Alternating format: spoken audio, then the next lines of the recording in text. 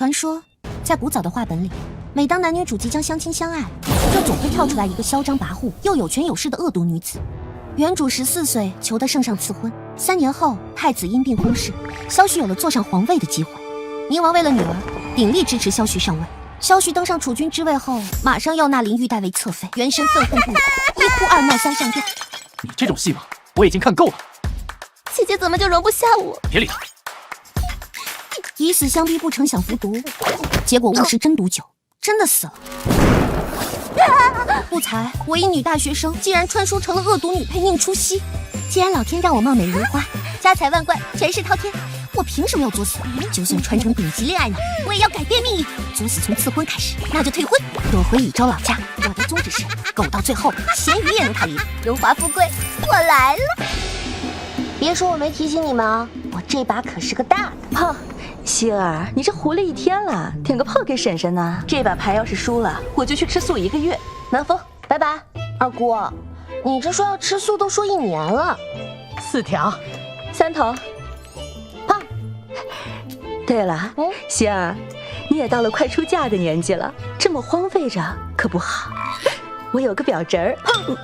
怎么，你表侄也荒废着？那可不是个事儿。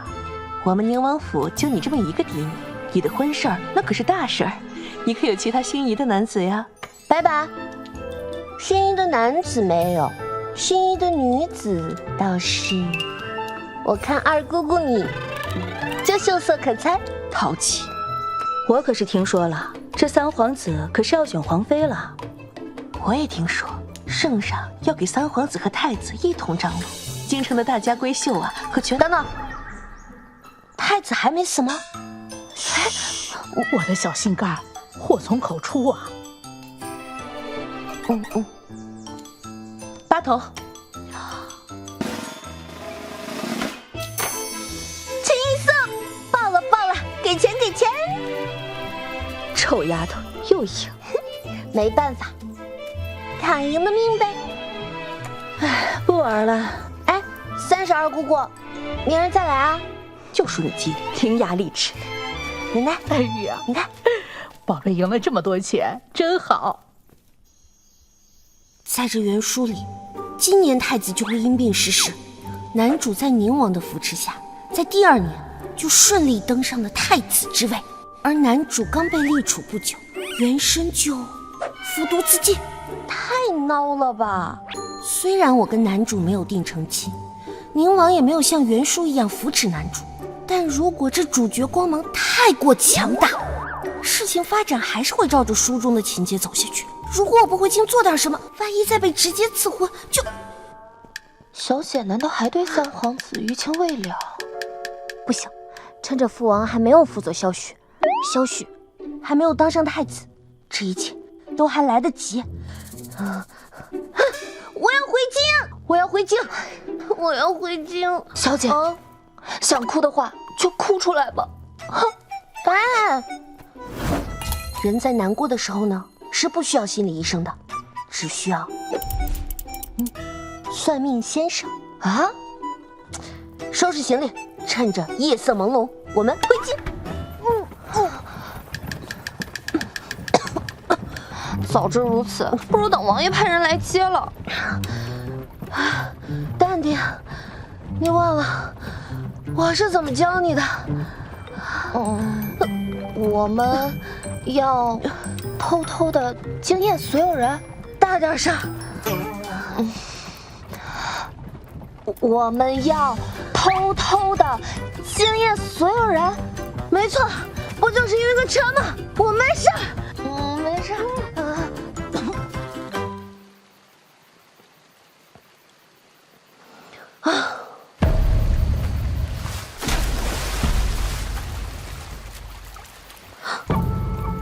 好诗。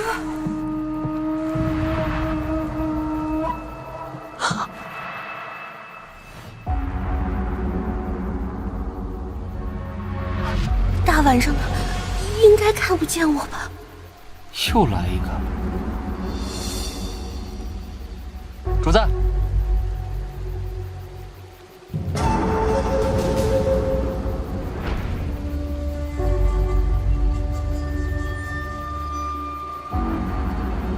完了，该不会是要把我灭口吧？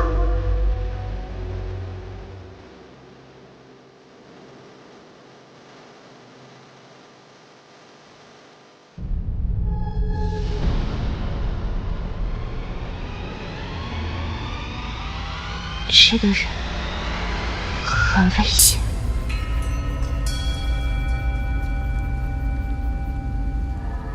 走吧。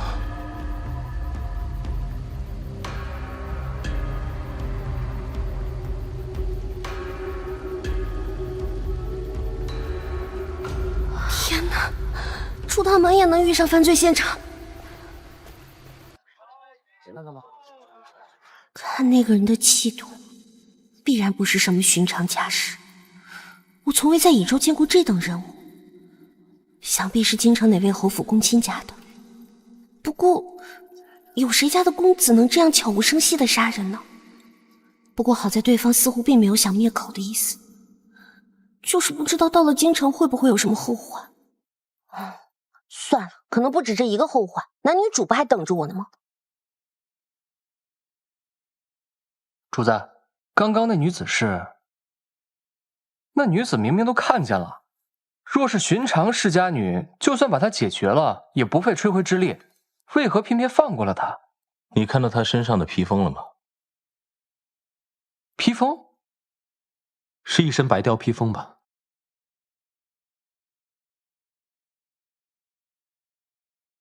那女子身上的白貂披风，通体雪白，没有一丝杂色。乙州虽然富裕，但是这种高品质的白貂披风，整个乙州也找不出几件来。乙州能随便穿着这披风的世家女，恐怕也只有那一位了吧？如果是她动了，的确会很麻烦。你们说了半天，到底是谁啊？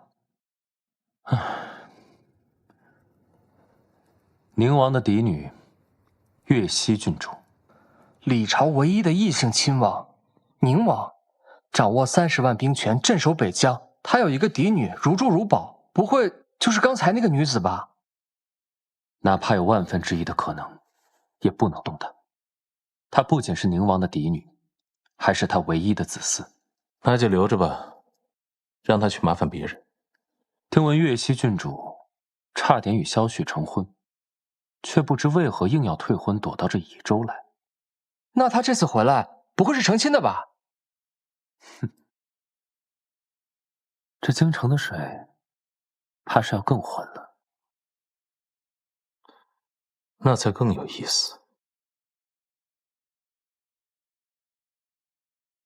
小姐，宁王府到了。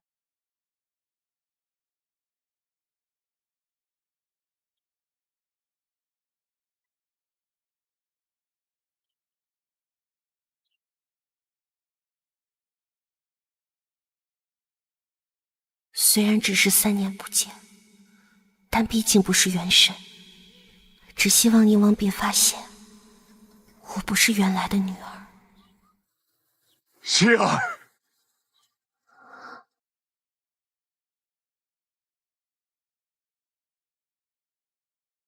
老臣宁浩接女儿回家。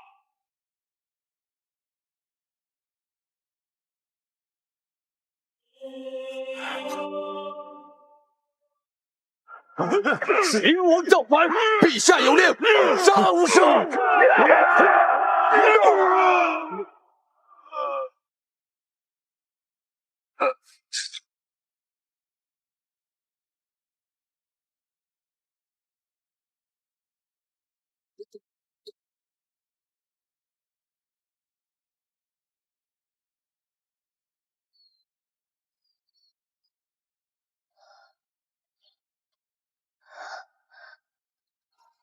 希儿，你回来了。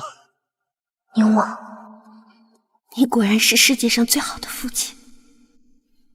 从今天起，你也是我的父亲了。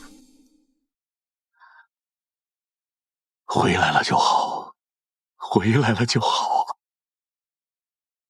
父王，我过得很好。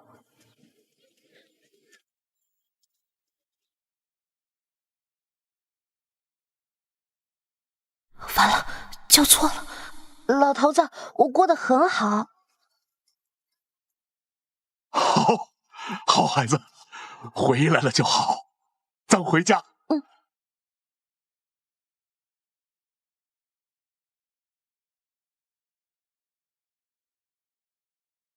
老头儿，你3年前还是身子挺拔，现在肚子都大了一圈，只剩油腻了。我油腻？我哪里油腻了？嘘，你有的幅度再大一点。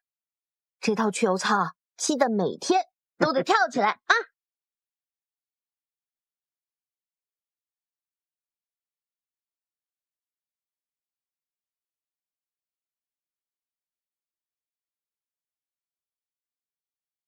贫道观殿下近日气运，看来这命定之人已经出现了。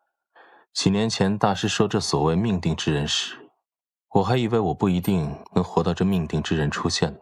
本来殿下气运加深，不听贫道妄言也无妨。只是殿下命中有此一劫，而这命定之人除了与殿下多有纠缠，最重要的能帮助殿下化去这一死劫。我从不将性命交于他人之手，他人也没有义务为我化解。我不信命运，我只信我自己。非也，不是义务，而是这人与殿下有缘。缘分这种东西，捉摸不定，我还不一定能活到与这人结缘呢。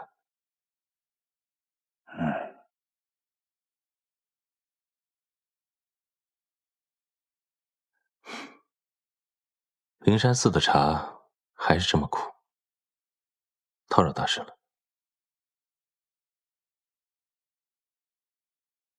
因果寻非天理，相识是缘至。信女愿一生荤素搭配，只求荣华富贵。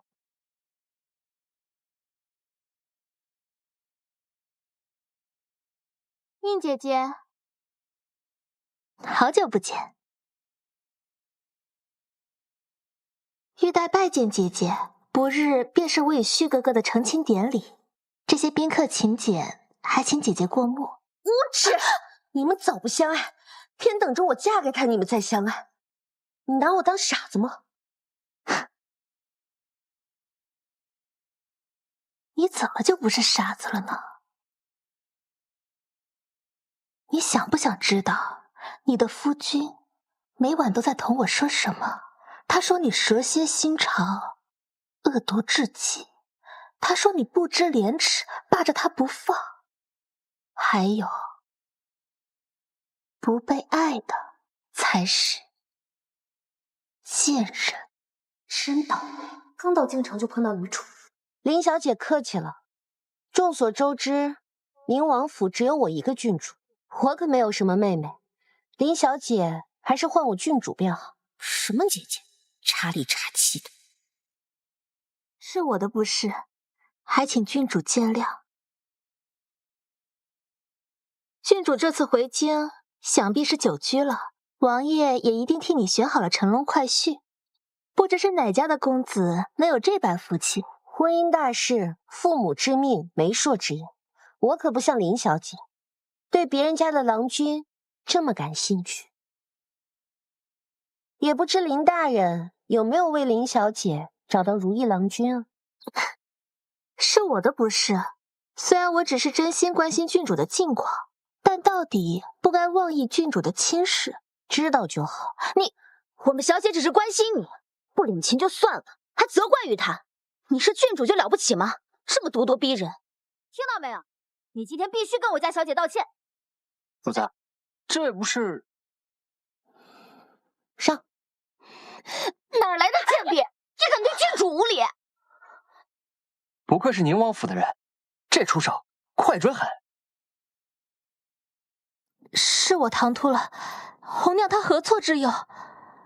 宁初曦一回京，就在灵山寺这种清静之地闹事，这消息要是传出去，想来孙贵妃也对他不会有什么好印象。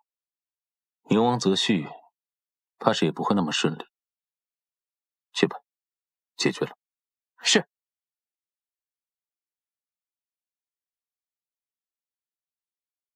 这人看着怎么这么眼熟啊？敢对当朝郡主大呼小叫，这叫何错之有？没有把他扭送到府衙，已是郡主仁慈。要是这位小姐有意见，我看不如就送到府衙，交给京兆尹审一审的好。这贴身丫鬟要是被送到府衙，无论是何种原因，我这名声也会跟着受损。我可不能陪着宁初熙发疯啊！是红娘的不是，还望郡主念在她护主心切，饶了她这次。看来林府下人规矩不怎么样，倒是挺忠心的嘛。还望林小姐回府后好好调教下人，不然下一次就不是一个巴掌这么简单了。还不谢过郡主？谢郡主宽恕。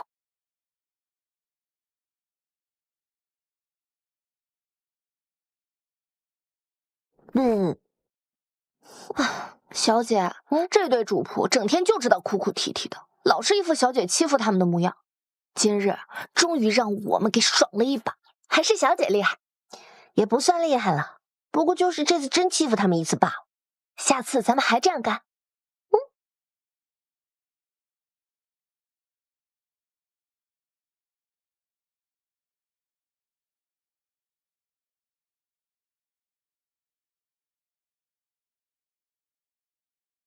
这不就是回京路上遇见的黑衣男子吗？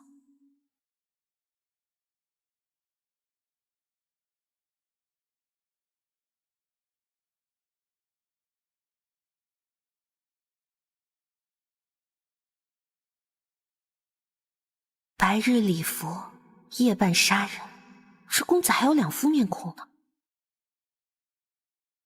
这还是去年寺里后山采的旧茶，今年刚刚春至，新茶尚需些时日才能采摘，施主莫要嫌弃。施主这次前来，心中是否也有难解之谜？哇，大师果然是大师啊！那您觉得如果，我是说如果既定的命运有可能会被改变吗？万事随缘，施主平心而为即可。平心？这话等于没说啊。可是我这心里全是荣华富贵。小姐，这是这些时日以来收到的请柬和拜帖，都是听闻您回京之后送来的。你闻闻，都是八卦味儿。都不去啊？可是小姐，您这回京许久，一直不见人，现在外面传的可难听了。难听？说来听听。这现在外面都说，小姐这次回来啊，一直纠缠三殿下，卯了劲儿要嫁给三殿下了。呸！咱们府里的绿茶还是不够味儿。外面还说了，说啊，这个宁王爷仗着劳苦功高，舔着个老脸，为女择婿，脸皮都不要了，女儿还是嫁不出去。哦，王爷还发话了。老头说啥了？你懒得在府里办什么接风宴也就罢了，但身为我宁王府的郡主，怎能缩在家里畏首畏尾的不出门，让人看清了去啊？对，不能让老头被人看清了。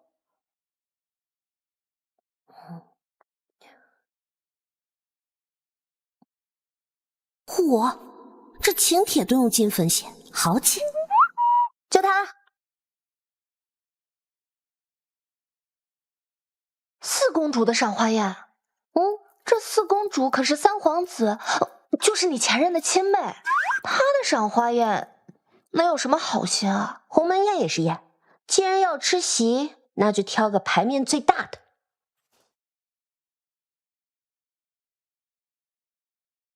这好看，真的错。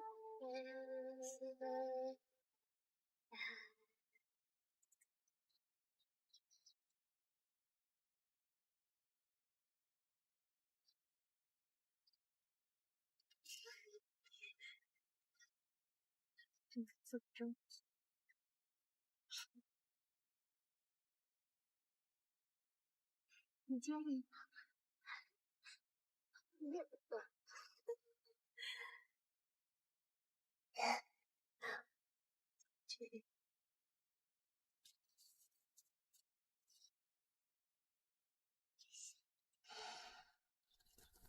好香啊！哟，这不是我们的月溪郡主吗？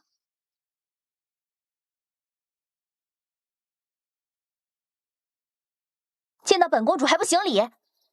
我就不跟公主见外了，省得等会儿公主还得还礼呢。3年未见，郡主除了变得更牙尖嘴利以外，倒是喜欢穿这等老气横秋的衣服。怎么，是这乙州的山水不养人？怎么衬得郡主生生憔悴了许多？是吗？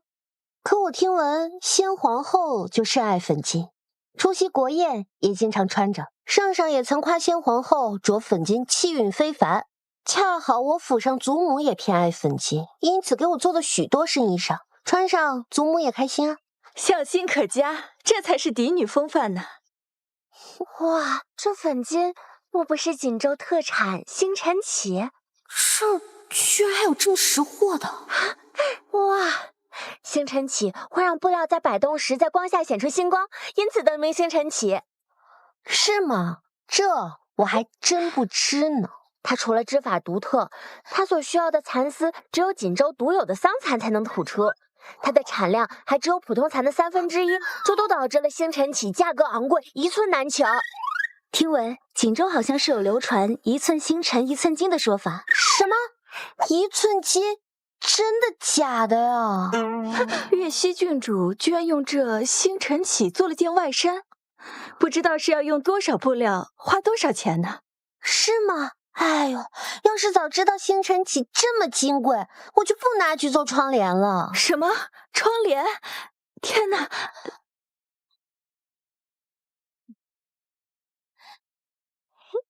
都散了吧，一群没见过世面的。一会儿见喽。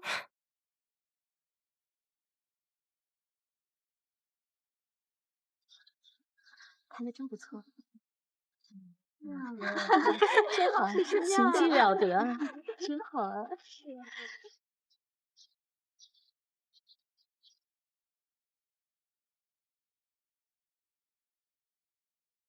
不愧是女主，果然够招蜂引蝶的。哎，你这七彩簪像是西域之物吧？你怎么又知道？京中竟然有你这么识货的小姐。过奖了，郡主。我平时喜欢研究一些旁支偏文，接下来俗世千优，知己难学，回头我都送你一套。这怎么好意思啊，郡主？叫什么郡主啊？不许跟我见外，以后私下叫我姐姐可好啊？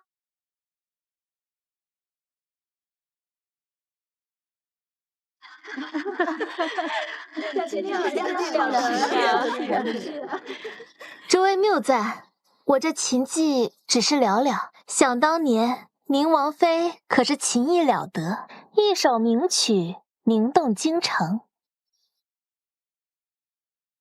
是啊，想当年宁王妃惊鸿一曲流传至今，郡主是宁王妃的爱女，肯定得了宁王妃的真传。不知我等是否有幸听郡主弹奏一曲呢？这话就有些扯了。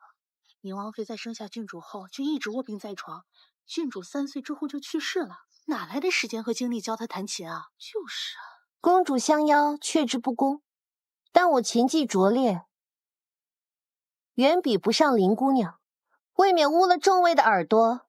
能否请林姑娘和我合音？郡主谦虚了，为郡主合音是我的荣幸。宁初曦，这可是你自己找上来的，到时候可别怪我让你出丑。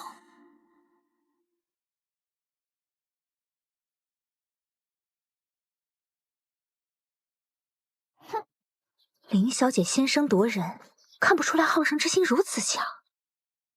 这是琴曲中技巧最难的曲子了。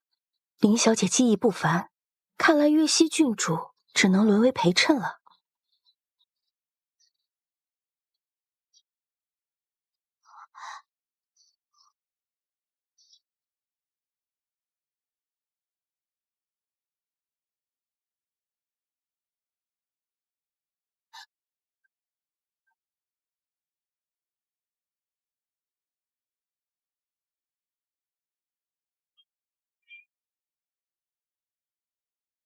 实在是看不出来，月溪郡主的琴艺竟然如此高超。这琴曲中包含的复杂感情，可不是一般的闺秀能弹出来的。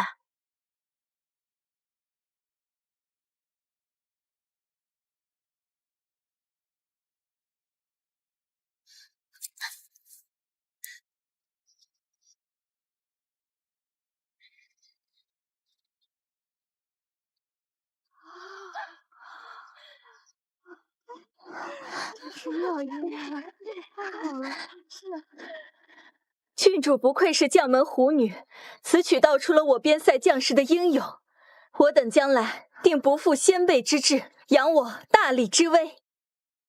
也不知道那活下来的将士最后回到他思念的家乡了吗？有没有见到他心爱的姑娘？家中仆从多是从军中退役的将士及家眷。此曲是听闻他们在边塞的故事后有感而发，遂作此曲。至于琴技，如公主所言，得家母真传罢了。我看此曲不过是卖弄情怀，无病呻吟罢了。是哥哥别冲动，是我不慎冲撞了姐姐，他罚我也是该的。你别妄想我给他道歉。不道歉，那就打回来。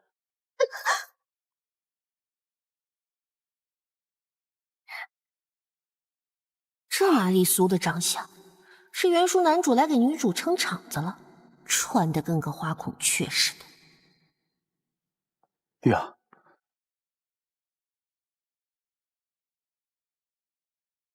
怎么这么不小心？为了这种班门弄斧、故作姿态的人受伤，不值得。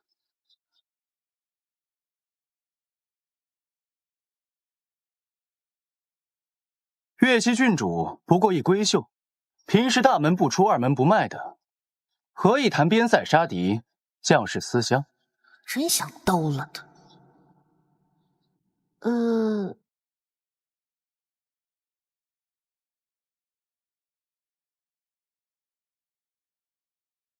阁下是？三殿下在那说了半天，人家月溪郡主压根没认出你来啊。小姐，这是三殿下，您有时见过。哦，原来是三殿下，失礼了。多年不见，殿下依然风采依旧哈。你出戏！三殿下恕罪，是我学艺不精，又不曾远至边疆，只能通过家中中仆口中，一窥我朝将士风采，未能展示边疆将士的英勇善战，污了殿下的耳朵。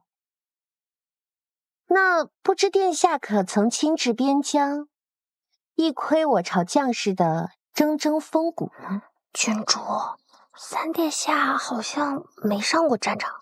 你们，宁初曦，你如果想以这种方式赢得我的关注，那我劝你死了这条心。你这简直是痴心妄想。这位三殿下，您虽然身份尊贵，但只有2只眼睛一个嘴巴，我实在看不出。您哪里值得我产生非分之想？与其在这与我多说无益，不如快抱着你怀中的林姑娘去包扎伤口，这大庭广众的，影响不好。你最好是这么想的。玉儿，咱们走。四公主，你还有什么节目吗？散了，散了！小姐刚刚好厉害啊，不愧是我家小姐。小意思，小姐真厉害，就该给他们点颜色瞧瞧，不然还以为我们宁王府好欺负呢。你好厉害呀，姐姐！殿下，玉儿，是我不好，今日有事耽搁来晚了，让玉儿受委屈了。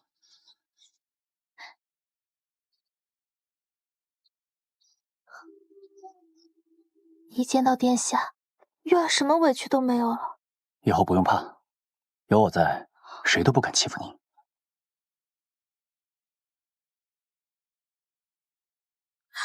谁？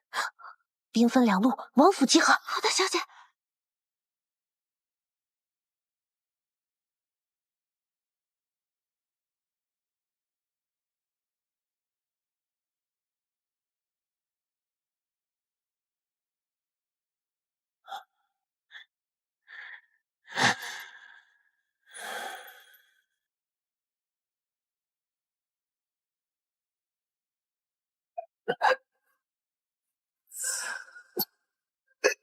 主子，走。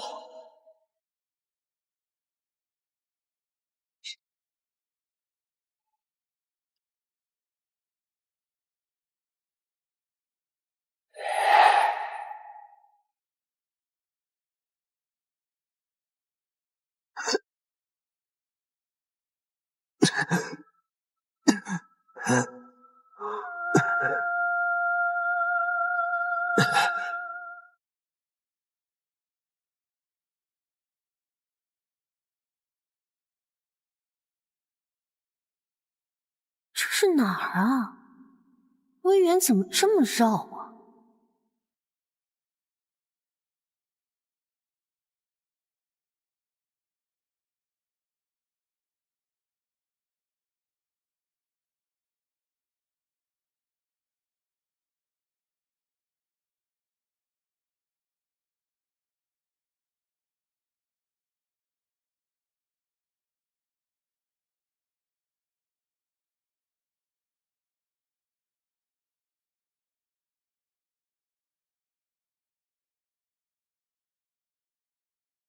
威远居然还有这么个地方！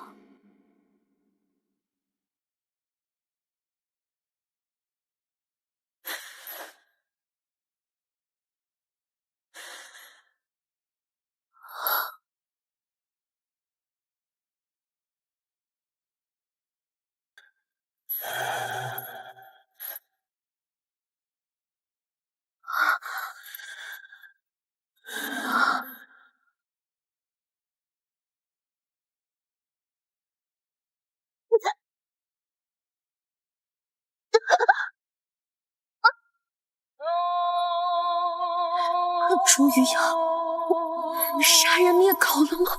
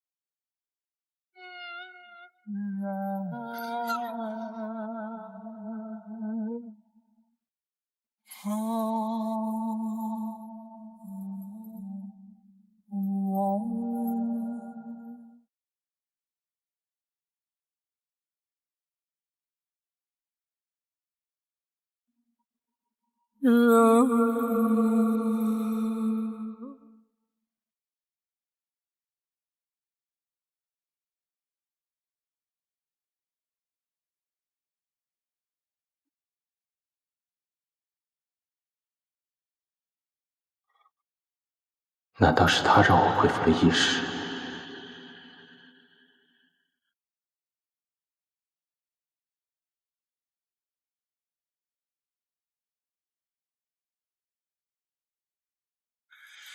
咫尺一眼，于是人间，山海万千，不再鲜艳。我们在不知不觉间系上了红线，时间的线一起直面，花落之间再爱一遍，将化作风和你缠绵，走过了四海八荒，穿越了人海苍茫，只叹这一生我们纸短情长。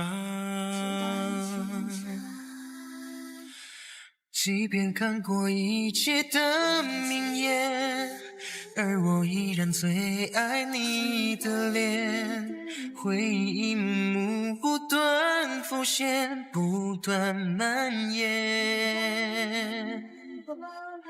无论坚不永恒或瞬间，不变改的叫做思念，想一直在你的身边到晚年。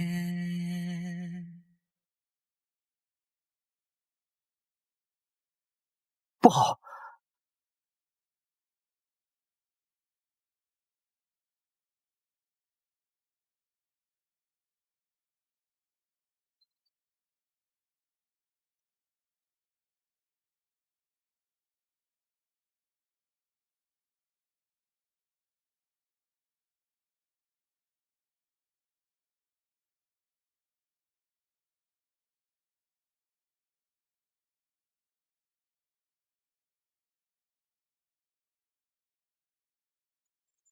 他们是。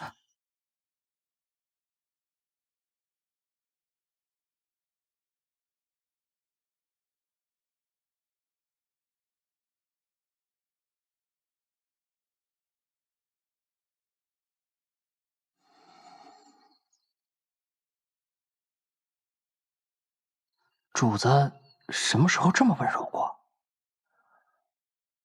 上一次，还是在上一次，又上一次。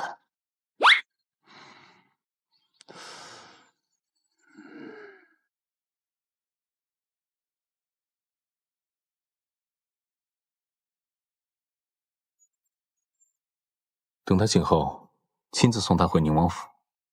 是。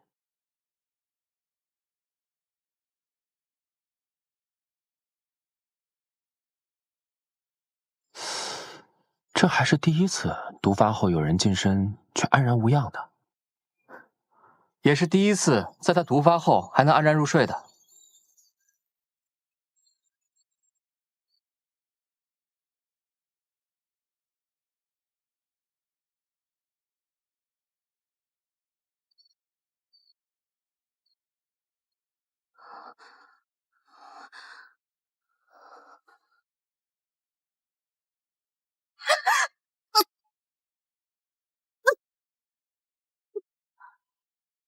能独自出现在魏远后庭，难道他就是太子？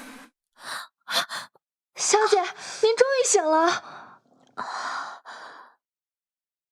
小美，你怎么在这儿？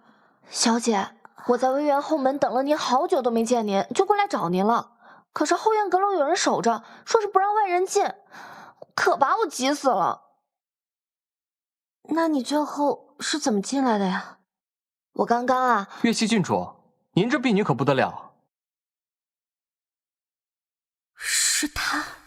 您这婢女在门口久等不见您，我们的人听命不让她进，她差点回去找宁王，派兵掀了整个魏园。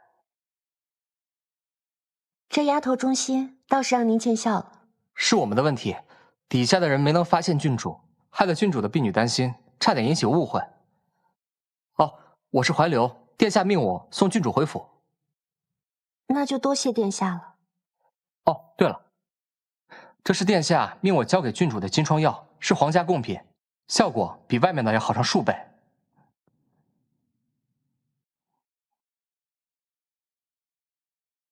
属下已指使魏园的管事在散宴前告知四公主，说郡主身体不适，先行回府了。这个太子府办事还真是滴水不漏。他怎么不问问主子呢？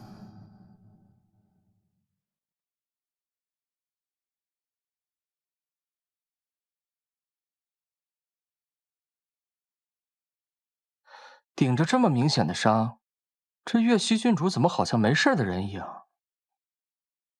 既不惊讶于太子的身份，也不问太子的去处，甚至连受伤的原因也不过问。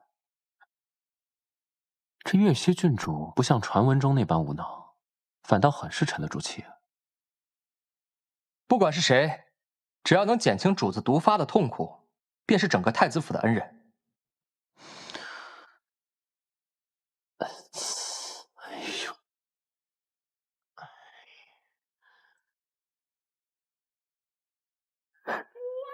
哎呦，疼啊！回去给你揉揉。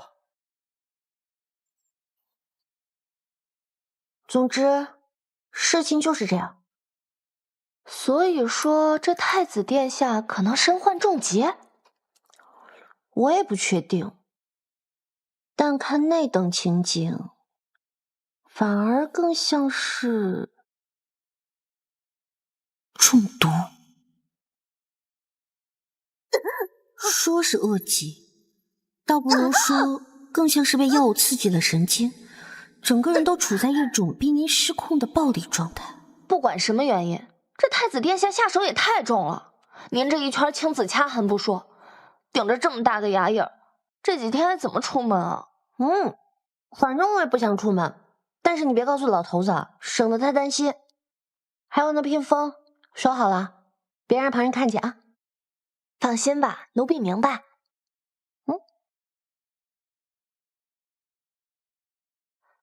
小姐，有人给您送了东西。给我？门房那边说是威远管事送来的，说是您昨日在威远丢了东西，今日找到后特地给您送来的。拿给我看看。哇，没想到这太子这么大方。小姐，这是昨日唐突郡主可否赏面一步威远，允我留表歉意？金子留下，帖子我再想想吧。该来的还真是一件都躲不掉。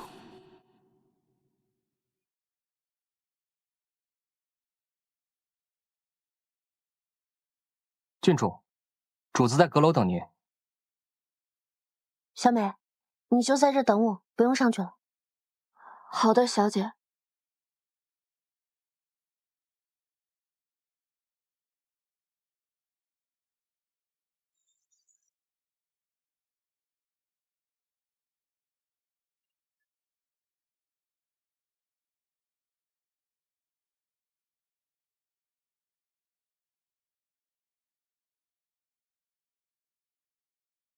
见鬼了，怼天怼地怼小白花怼萧旭都没怂过，怎么就是有点触这个萧星衡啊？不行，大佬虽然可怕，但好像该死的长在了我的审美上，这让我抵抗的有点艰难呢。郡主请。今日邀郡主前来，主要是想向郡主赔礼。昨日无意伤了郡主，本宫实在歉意不已。抱歉，你这家伙下口的时候可一点都没留情。殿下的赔礼我已经收到了。本宫也不知道郡主喜欢什么，只能送一些俗物，聊表歉意。殿下出手大方，我倒是喜欢，就缺之不恭啊。殿下今日要我前来，怕不仅仅是为了赔礼道歉吧？郡主聪慧，想必昨日情景，郡主心中也有疑惑。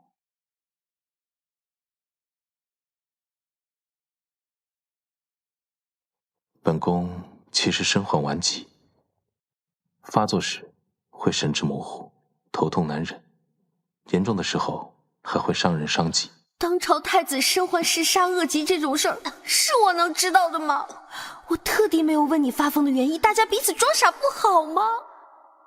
所以，本宫有事相求。虽然昨日无意伤了郡主，但本宫发现，郡主可以在本宫发作的时候使本宫安定下来，所以今日特请郡主来为本宫治病。啊，治病？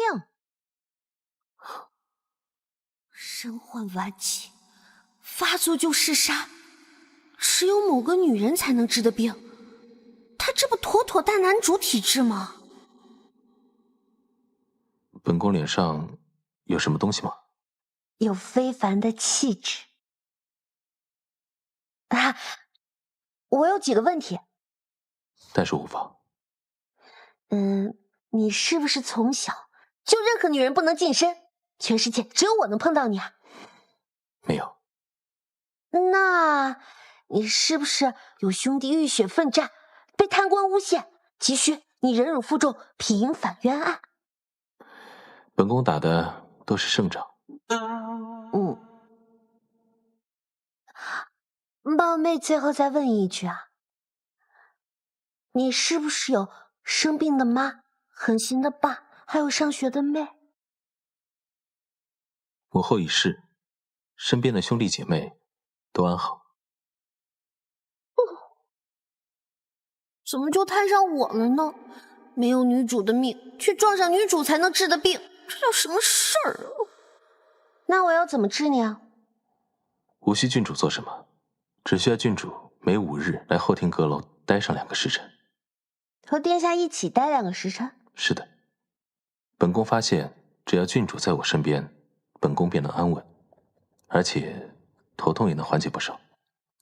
还真是俗套的玛丽苏设定。不过，昨天好像确实是在我靠近他之后，他的情绪才慢慢稳定下来。看来是有求于我。我为何要帮殿下？我可不是什么良善之人，虽每隔5日陪伴殿下2个时辰，并没有什么难处，但我出自宁王府，我父王兵权在握，让人知道我跟殿下来往甚密，对我宁王府可没什么好处。郡主想要什么？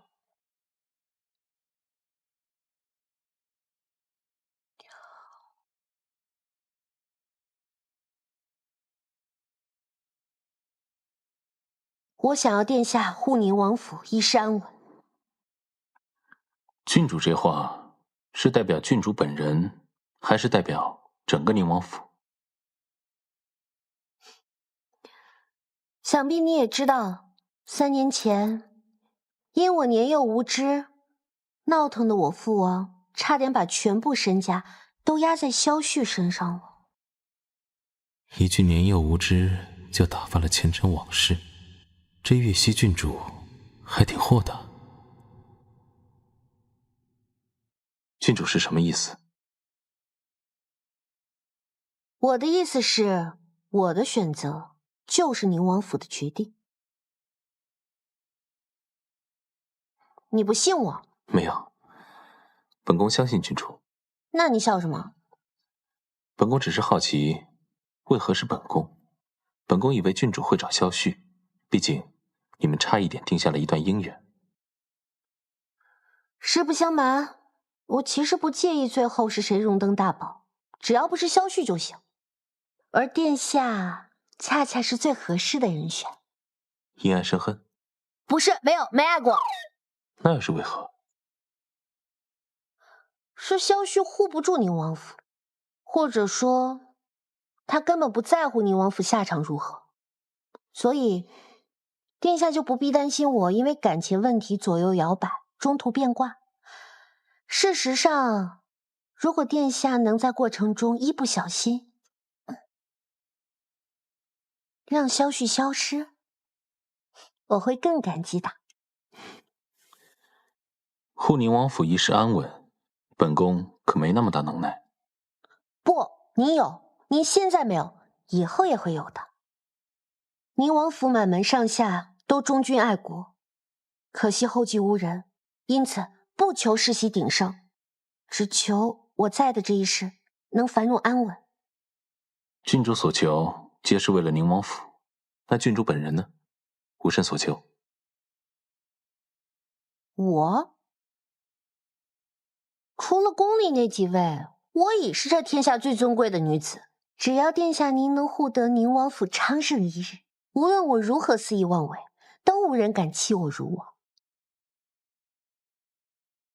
本宫定不负郡主所托。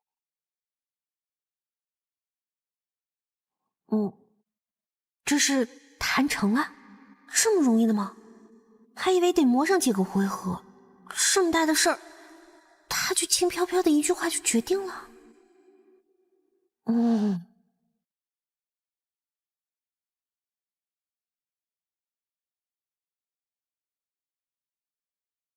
郡主，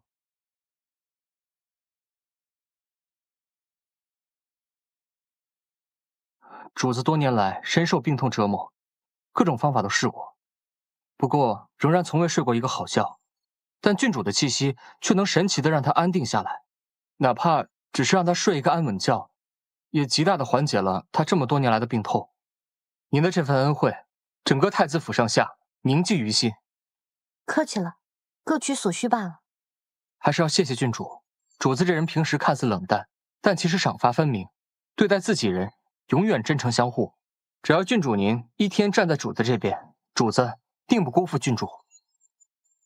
这话既是承诺，也是威胁。但愿如此吧。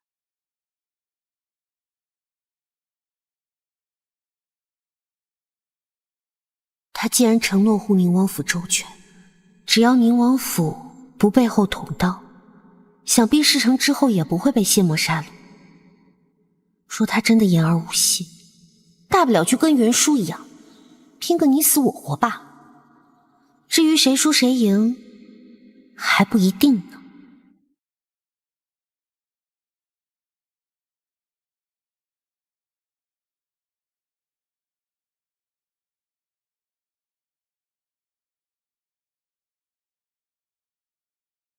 哎，没吃完早饭就走啊？今天还有琴棋书画、诗词歌赋课没学完呢。你堂堂宁王府的郡主，不会那些也无妨。娘走的早，现在京城里都传得沸沸扬扬的，说我没得一点娘的真传，难受，想哭。行吧，早去早回。知道了，老头子。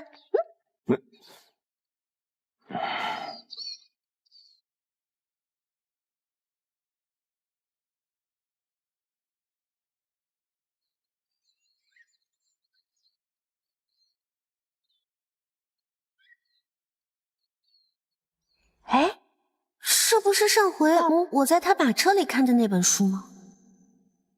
折起来，下次再看。这书怎么在这儿啊？猜到郡主喜欢，便都拿来了。贴心啊，殿下。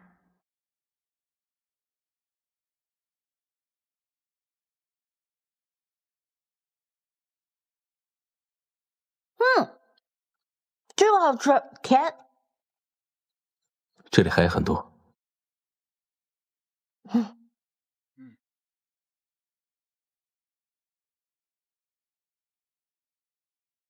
无聊，怎么打发时间呢？给你讲个故事吧。故事？好呀。在很久很久很久以前，有一个小王子，他每天独自吃饭，独自睡觉，独自看日出日落。忽然有一天，他的脚下绽放了一朵娇艳的玫瑰花。玫瑰花？是什么花？是一种代表爱情的花。小王子从来没有见过这么美丽的花，他爱上了这朵玫瑰，细心的呵护它，每天给它浇水、除虫，陪它聊天。后来学会了栽花？听我说，小王子觉得他的玫瑰是唯一一朵玫瑰，其他地方都不存在的。然而，忽然有一天，他走进了一个花园，在花园里，他看到了5000朵一模一样的玫瑰花。这时，小王子才知道，他的玫瑰花只是一朵普通的玫瑰花。怎么会是普通的玫瑰花呢？那可是在他孤独的时候陪伴他的玫瑰花，那是只属于他的玫瑰花。哇，殿下都学会抢答了，厉害！郡主的故事很有意思，我很喜欢。你书还没看完呢。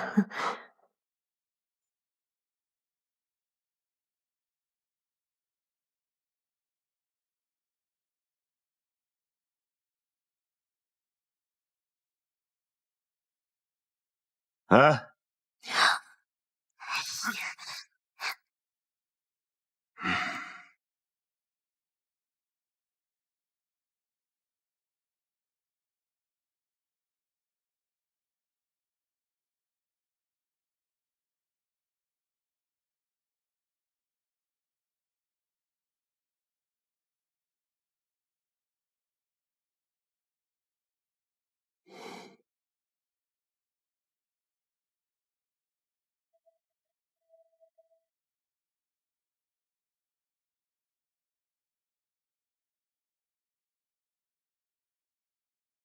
那一片忧愁又扰了情梦，都在不言中。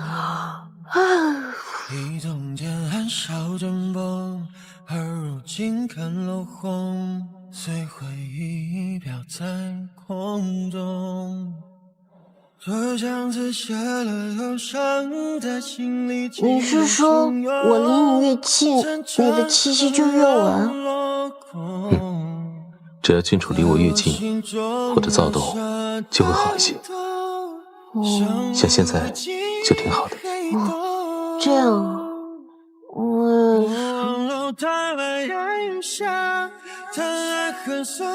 啊，这一生多少年光都付与牵挂，握住不到你的发，回忆像流沙，都无处振作吧。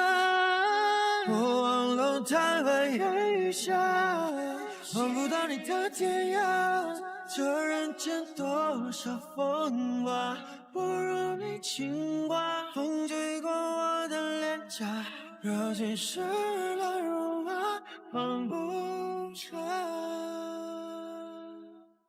像无尽黑洞。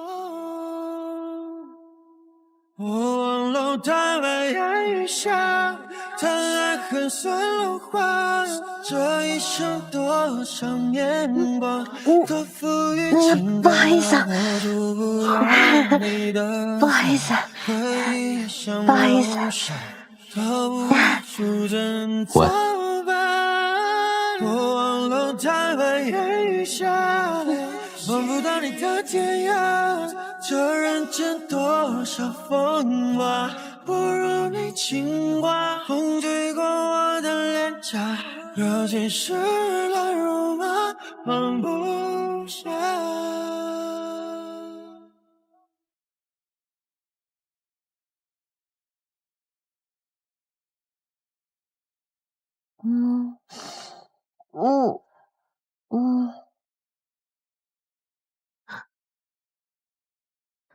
今天太阳是打哪边出的？已经跑来给我献殷勤了。姨母瞎说，我平日里都是很孝顺的。你呀，少给我惹麻烦，就是最大的孝顺了。不过今日姨母为何召见那宁出西进宫？你俩打小就不对付，这次是知道我召见了他，特意跑来看热闹的吧？他觊觎我三皇兄不成，还平白无故落我脸面。他这种人有什么好召见的？平白抬高了他。姨母，你不会真打算让宁出西做您的生媳吧？那我可是第一个不依。宁王府地位特殊，若是能结成亲家，对旭儿可是一桩好事。可他德颜容宫样样不通，而且三皇兄也不喜欢他呀。那都是其次，感情是可以婚后培养的。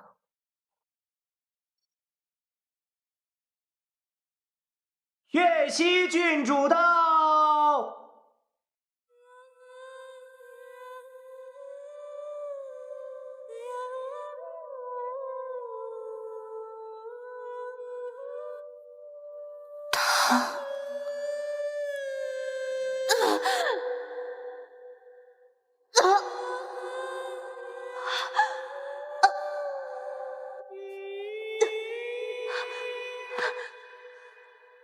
救我！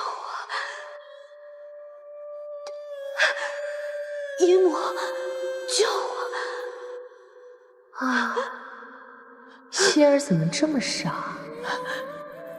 姨母，救我！姨母在呢，希儿别怕。他跟原主的死有关系吗？贵妃安好。呀，希儿，这几年不见，怎么与本宫生分了呢？快过来，来，快坐。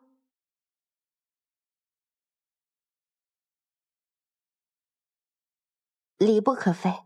小时候是娘娘疼我，现在跟从前不同了。希儿，这一眨眼变得如此水灵了，之前还天天吵着本宫要嫁给希儿呢。童言无忌嘛，娘娘才是容颜未改，反倒显得愈发年轻了呢。小嘴真甜。哦，对了，一会儿希儿过来请安，你们也很久没见了吧？上次在四公主赏花宴上见了一面，三殿下可是英雄救美呢。我三皇兄那是看不惯你仗势欺人。月儿，月儿啊，就这脾气，你可千万别跟他见怪。娘娘多虑了，四公主啊，是真性情。月儿，还不给你希儿姐姐倒茶去？一天天没大没小的。不用了，不用了。一会儿啊，你好好尝尝本宫的茶，可香甜了。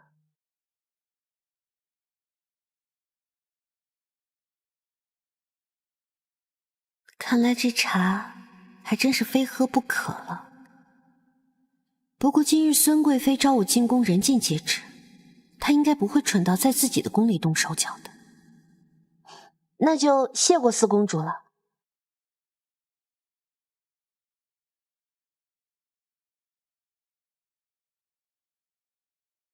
完了，孙贵妃不会那么蠢，不代表四公主不会啊。宁初夕，新仇旧恨，咱们今日一并算。这风月场所的软香伞效果应该很不错。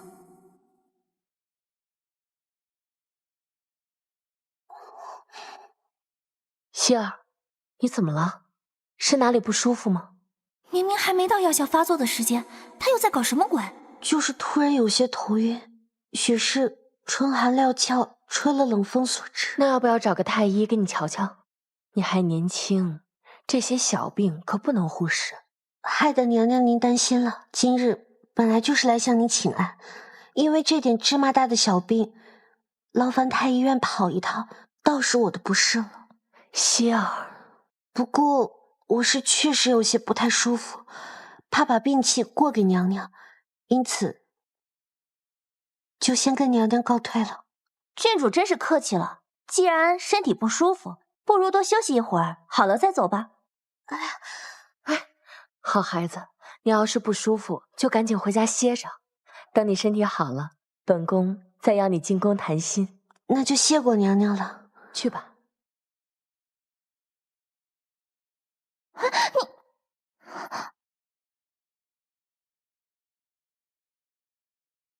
你好大的胆子！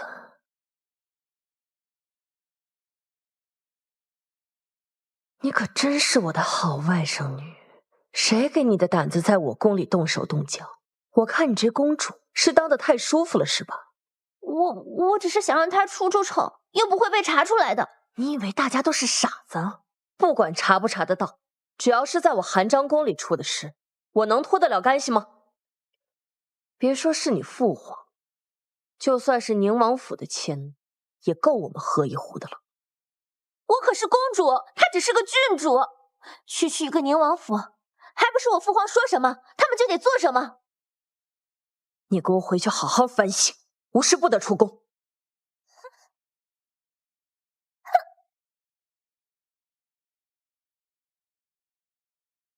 蠢货！小姐，你这是怎么了？没想到玛丽苏的下药居然让我碰上了。撑住，撑住，我可不能出洋相。什么苏？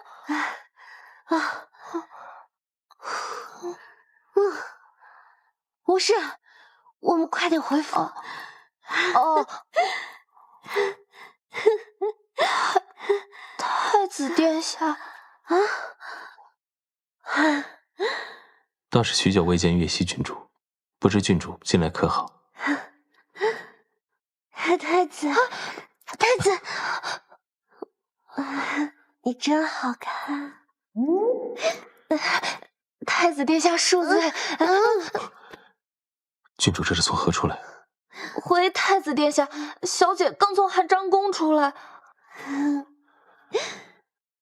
这里离本宫的灵华宫近，那里常年有太医待命。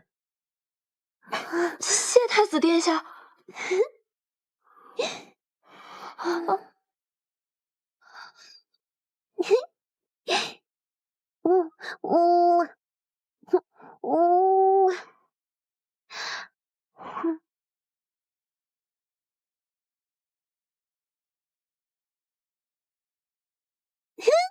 起飞了！起飞了！起飞，还要飞得再高一点。小姐，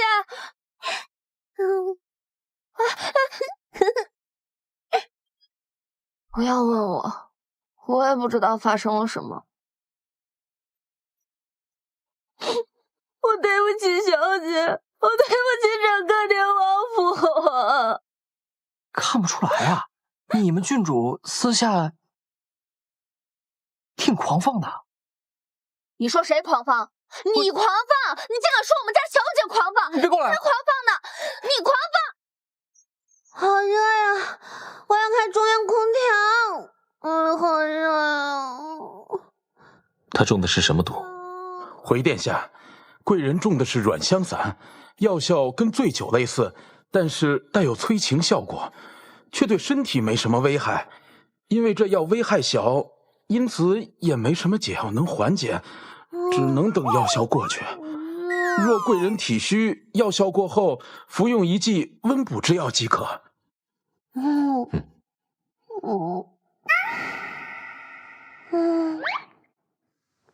睡觉吗？这贵人胆子是真大呀！虽然中了软香散，但是竟然敢调戏太子殿下。他这样子还会持续多久？约莫2刻钟，等药效散了就好了。下去吧。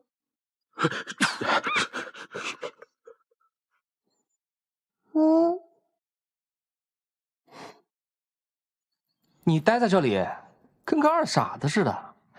你放心，殿下不会对郡主做什么的。你就守在这儿，有什么风吹草动都逃不出你耳朵。美人，你好美啊！你好美哦！我对不起整个宁王府。美人，你好凉快。你还记得你是谁吗？我是蘑菇。这么可爱的小蘑菇是什么品种？我是世界上最可爱的小蘑菇了。那你还记得我是谁吗？你是美人。为什么喊我美人？因为你长得好看呀。哪儿好看？哪儿都好看。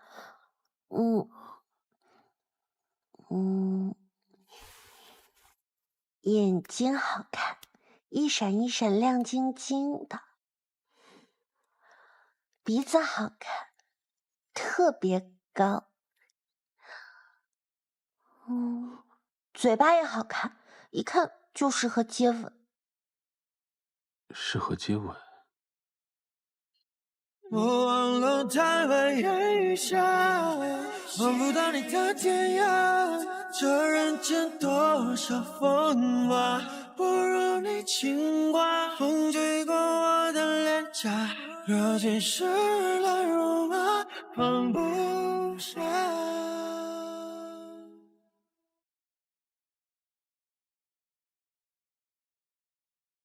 那一片忧愁又扰了清梦，都在不言中。一通剑寒烧阵崩，而如今看落红，随回忆飘在空中。就像是写了忧伤，在心里起落汹涌。它会动哎！辗转后又落空，在我心中留下的它又动了，真可爱，亲亲。我忘望楼台外烟雨下，谈爱恨算老话。这一生多少年华，都付与牵挂。我触不到你的发，回忆像流沙，逃不出怎作伴？我望楼台外烟雨下，望不到你的天涯。这人间多少风华，不如你情话。风吹过我的脸颊，热情湿了如麻，放不下。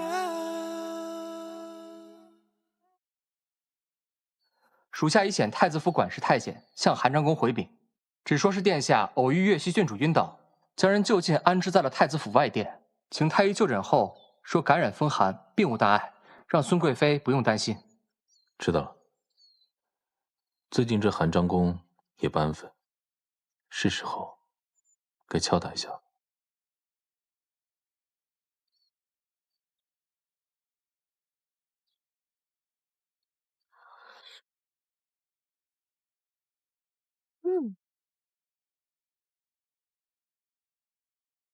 小姐，昨日的事您还记得吗？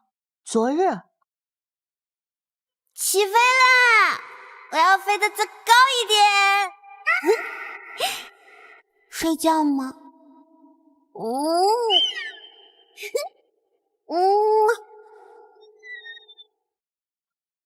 昨日完了，没有女主的命，却中了女主的药，丢死人了！您这是想起来了？让这个世界毁灭吧，让男女主赶紧杀了我吧！都怪萧玉儿给我下了这么上不了台面的药。小姐你去哪儿啊？还没梳妆呢，小姐。老头子，你闺女都被人家欺负了，你就说怎么着吧。谁敢欺负你呀？我还没说你呢，怎么人竖着出去，横着就回来？要不是太子府的人和太医的人再三保证你是风寒，我还以为你要翘辫子了呢。什么风寒？明明是那个慈公主，然后给我喝了什么？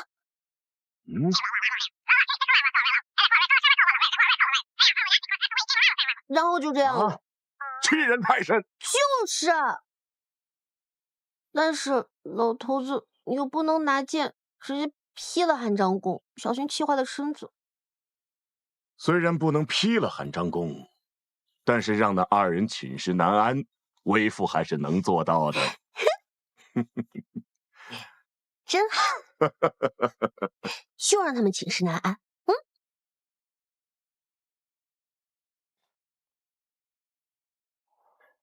臣有本启奏。讲。四公主月前与微园办赏花宴，花费甚大。不仅如此，10日前，四公主携孙家子弟踏青，为了方便玩乐，不顾农户苦苦哀求，纵马踩踏农田50余亩。臣因有事启奏，吏部员外郎孙威卖官鬻爵，获利1万两。这是臣获得的账目清单。吏部小小一个员外郎，区区从6品，只靠着兜售底部官职和考评调任之事，足足获利1万两之多，这可顶得上一些小县城1年的税收。好大的胆子！孙威，是你们孙家的人吗？是陈家的旁系，一出五服。虽然说在5服之外，但是明眼人都能看得出来，京城里这些孙家旁支都是依靠着孙贵妃和孙尚书才谋得一官半职。孙威卖官鬻爵，削去官职，发配到姚州。另外，买官行贿者一并查处。本来四公主的事儿啊，没有那么严重，谁成想赶上了孙威卖官被揭发，陛下这不就闹心了吗？顺带着孙贵妃也吃了瓜烙了。真是老天开了眼，下了一场及时雨。也怪啊，孙家最近太猖狂，碍了多少人的眼喽。还是父王厉害，言出必行。孙贵妃和四公主这段时间可有的寝食难安了。对了，你可记得去太子府登门道谢。太子虽然没有什么权势，但也是一国的储君，人家顺手又帮了你，该做的礼节还是要做到位的。他帮我什么忙了？老头，我可什么都没干啊！你紧张什么？不是太子好心看你中了毒，好心把你送回来的吗？啊，是，这件事儿确实应该感谢人家哈。那还愣着干什么？去呀！啊，现在？不然呢？我们宁王府哪有过夜的恩呢？赶紧的，早去早回。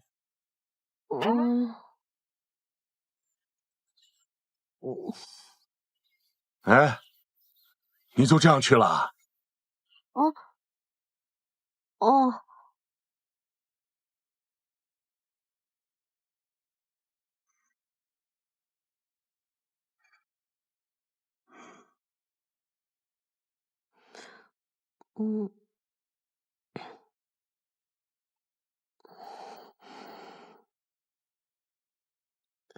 那个，那上次实在不好意思。郡主说的是哪件事？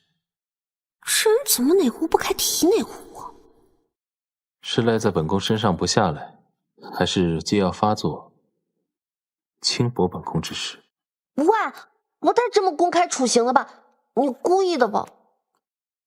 药效之过，郡主无需介怀。还是要多谢殿下解围。郡主，要不你还是直接住到太子府来吧。这不会太过显眼了吧？天天往太子府跑，这不昭告天下我们俩有一腿吗？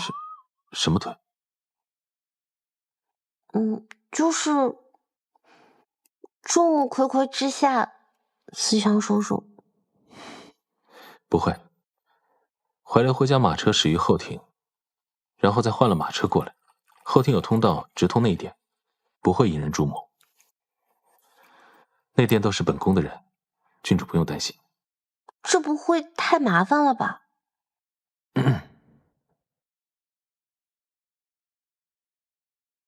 参见殿下。这两位是本宫从江南寻来的厨师，京城最好的厨师皆师从于他们。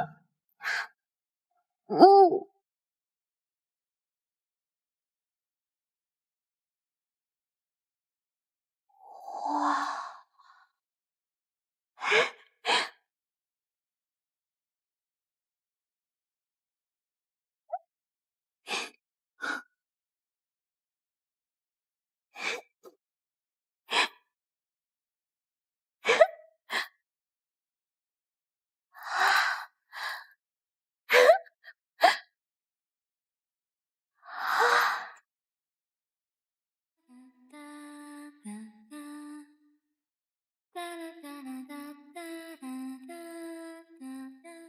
内殿的起居用度肯定要比后庭更精致。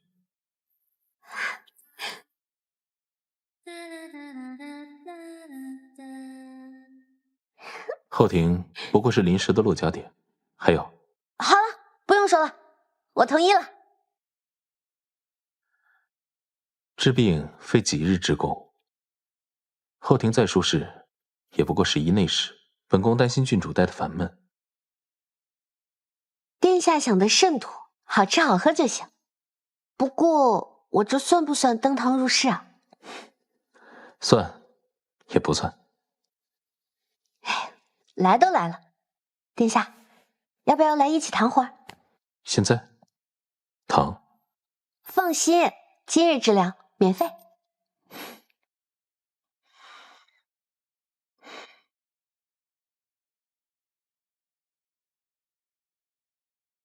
这床舒服吗？舒服的话，就说点正事。过几天可就是万寿节了。怎么，又有什么幺蛾子啊？本宫收到线报，萧旭近日跟驿站书信来往频繁，就是不知道他联系的是哪国的使臣。不管是哪国的，有什么阴谋诡计，来了就知道。不过这事算是机密吧？你为何要跟我说这些？本宫以为我们是同盟。没错。我的意思是，你别指望我给你出谋划策或者亲力亲为做些什么，我最多是在关键的时候动用宁王府小小的一点力量帮你一下。我没有想让你为我做什么，只不过在跟你分享本宫的情报。快睡吧，再过2个时辰我就要回家吃晚饭了，老头子看得紧。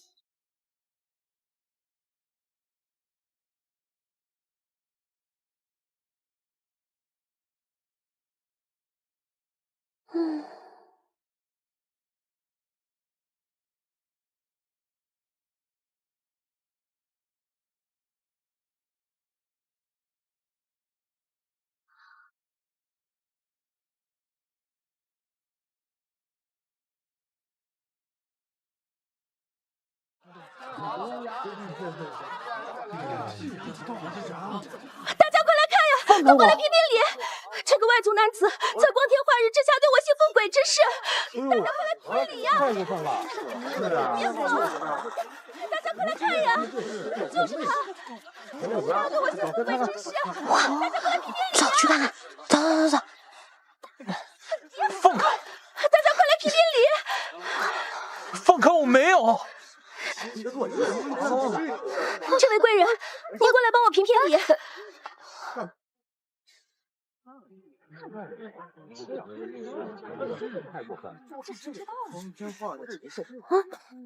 这个外族男子，他欺人太甚，请贵人替我做主。你撒谎，我根本没有碰你。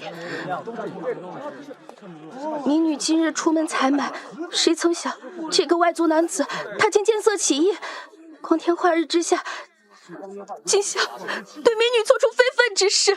你胡说八道！请贵人替民女做主。为什么不直接报官啊？我又不是金兆尹，又不能将此人抓起来绳之以法。他是个外族人，官府怕是不敢处置。不过幸好民女已无大碍，只是希望他可以赔钱了事。哦，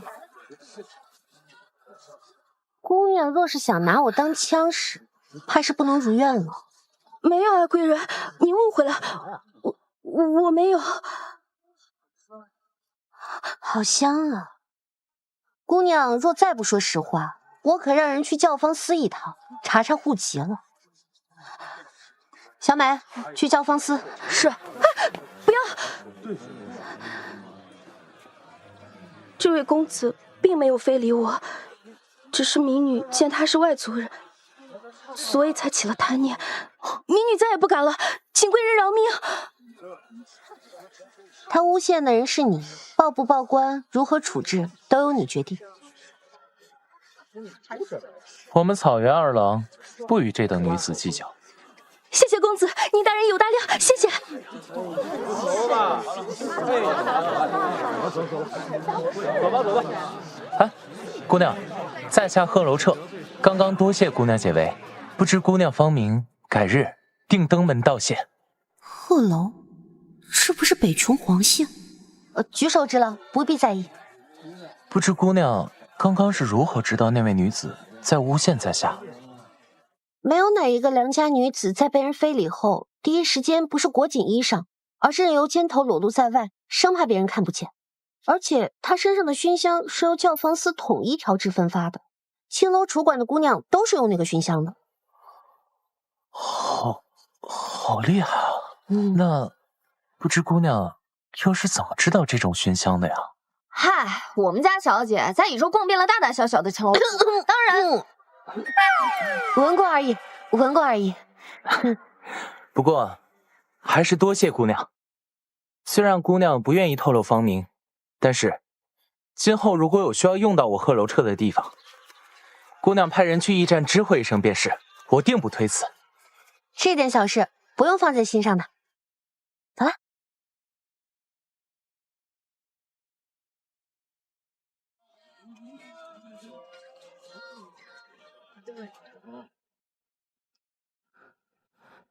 主子。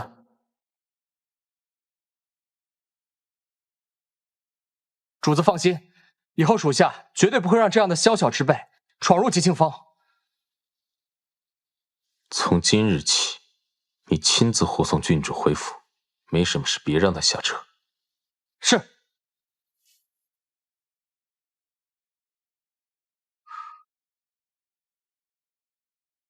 宣各国使臣觐见。那看什么看？没看过美女啊？这个灯真不错。哎，怎么忘了这号人？五皇子萧翰。我记得袁术后期，萧翰也算老谋深算，处处与萧旭作对，也不知道做了多少不为人知的险恶之事。不知道萧星恒知不知道他的真实面目？太子殿下到。参见父皇。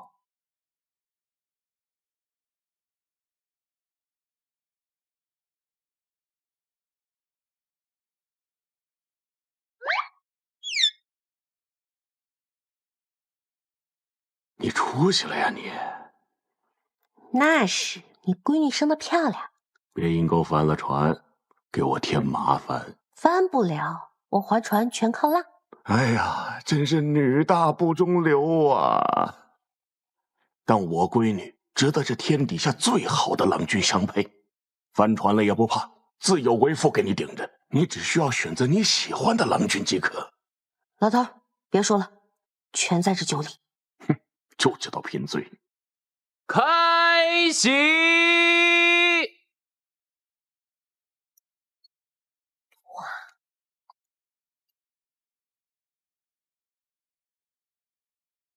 臣携结兰公主前来，特意向陛下祝寿。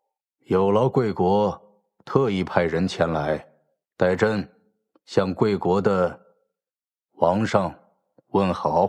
此次前来，王上特意嘱托臣带来了结兰公主，意欲能与大理永结秦晋之好。不知贵国王上属意我朝哪位宗室子弟呀？此事本应听从陛下您的安排，但贵国太子与我国渊源颇深。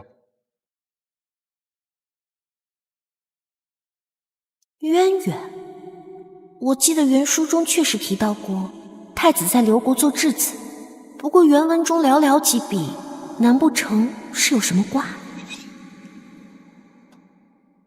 我可不想嫁给那个冰秧子，那冰秧子在刘国时畏畏缩缩的样子就惹人生厌，现在又缠绵病榻，我可不想一嫁过去就当寡妇。请陛下恕罪，结兰公主年幼无知，方才所说之话并无恶意，请陛下万勿见怪啊！结兰公主，你属意何人呢？那当然是不仅要身体康健、才貌英俊，还得文武双全，最重要的是得是陛下最宠爱的皇子。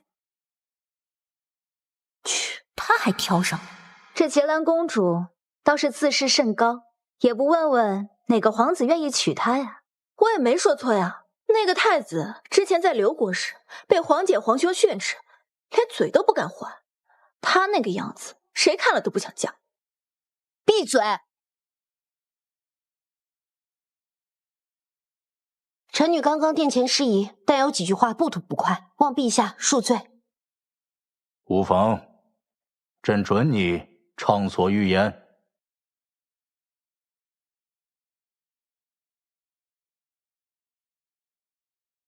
结兰公主，我刚刚近处观你容貌，论相貌，你不过姿色平平；论德行，结兰公主随意出口伤人，言行恶劣，显然德行有亏。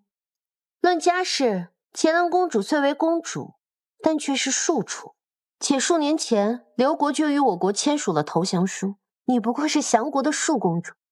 所以，是谁给你的勇气，有胆子对我国储君指指点点？挑三拣四，照照镜子，你配吗？说得好。你说我不配，你们陛下都没说什么，你一个女子凭什么数落我？你又配吗？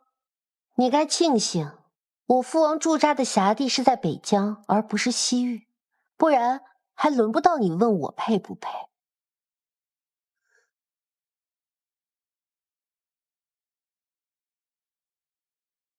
结兰公主说岳西郡主不配，不知道我镇国公府配不配？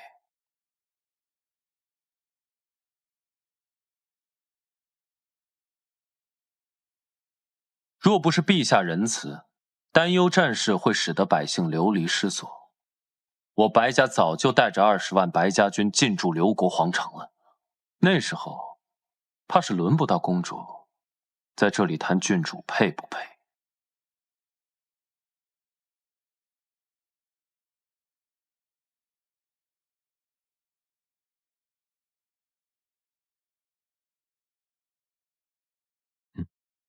你小子干得漂亮！我大理儿郎皆英姿雄武，何患无妻啊？贵国王上的心意，朕领了。联姻一事，就此作罢。是。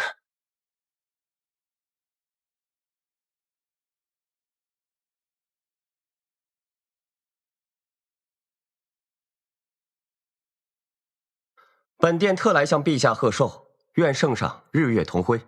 免礼。时机虽有些不妥，但本殿还是要向圣上说明。父皇前本殿来时特意交代，若圣上应允，希望我国皇子能在大理觅得良缘。刚打发走一个，又来一个。皇帝的白菜都被人拱完喽。真是。皇子可有属意之人呢？听闻岳西郡主蕙质兰心，还望陛下和王爷割爱。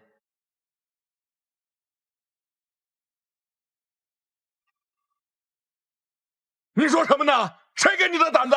你是不是找死啊你？我息怒，你不至于不至于，息怒我，息怒我牛郎，真是有趣。别拦着我！听我，我踢不死你！你给我过来！什么？舍不得？放心，且不说北琼和大理关系紧张，一旦开战，嫁过去的宗室女都会成为人质。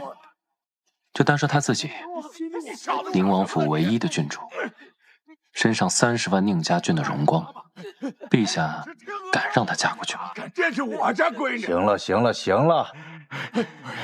这臭小子！岳西郡主乃我朝明珠，即为珍宝，理应珍之藏之，哪有让其流落在外的道理呢？你们2位属实是没有缘分。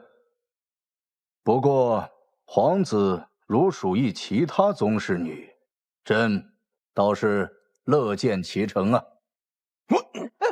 你给我等着你！谢过陛下。那这太可恶了！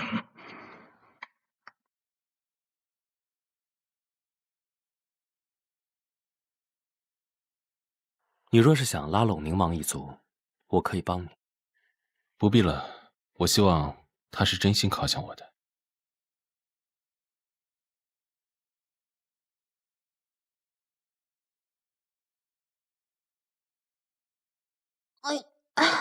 这种局就不该了。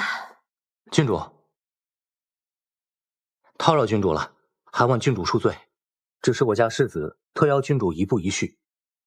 你家世子是？府上姓白。姓白？镇国公白世子？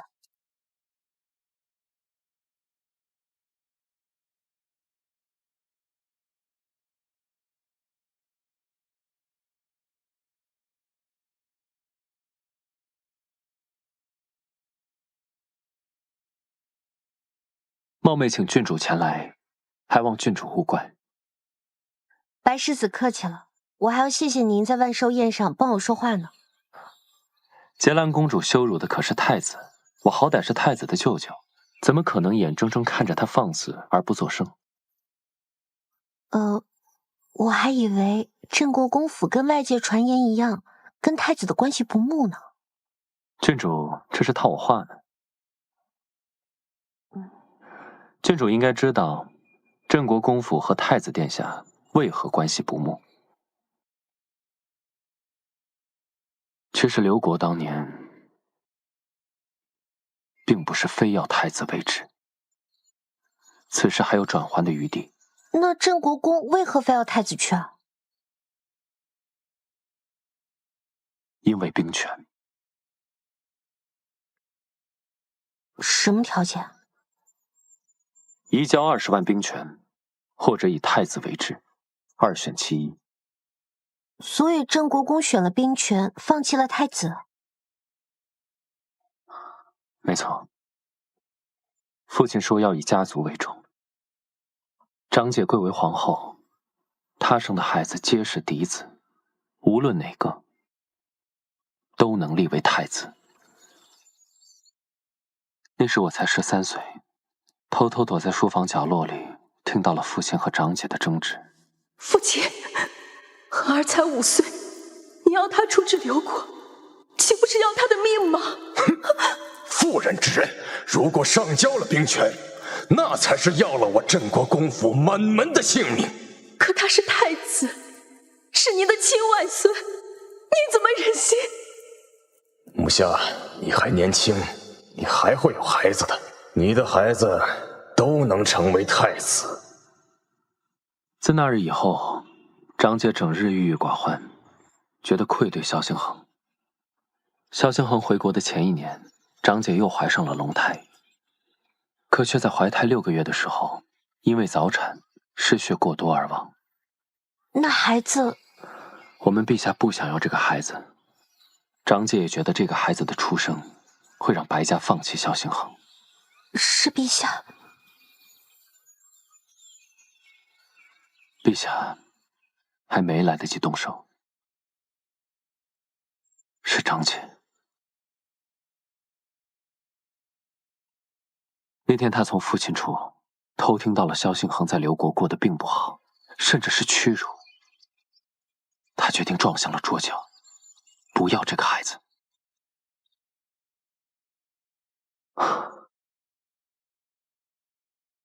多讽刺！张姐生前循规蹈矩，不敢违抗父亲，放弃了萧星恒。临了，却勇敢到想用死的方式保护萧星恒。原来萧星恒出职和回国的背后，还有这么多鲜为人知的事情。世子为何与我说的这般坦诚？那天万寿宴上，萧星恒给我使眼色让我帮衬你的时候，我就知道他待你不一般。那你应该也知道萧星恒中毒的事情吧？他说是救急，但也没掩饰。我猜可能是中毒了。那你知道他是为何中毒？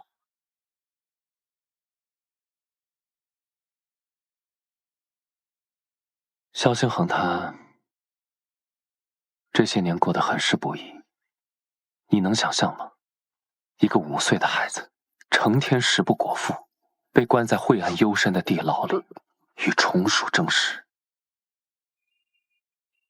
他本是我大理金尊玉贵的太子啊！父皇，儿臣不要走，儿臣不要走，儿臣以后会更加认真读书习武，儿臣不会再偷懒了。父皇，儿臣知错了，儿臣不要走。他就是那个被误国抛弃的太子啊，难看死了，又瘦又小，长着就一副卑贱样，怪不得爹不疼娘不爱，送到我们这儿来当杀猫。看他这个不敢还手的样子，真是胆小。哼，看着就来气，就说还是太子呢。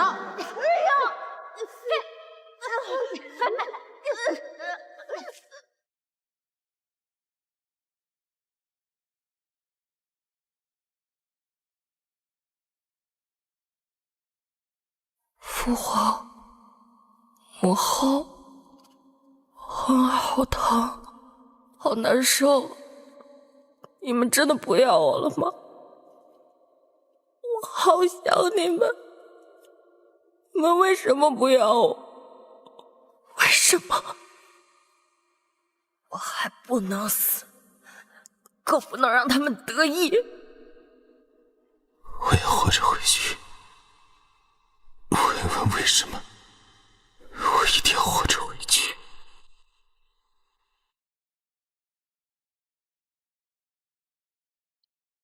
嗯。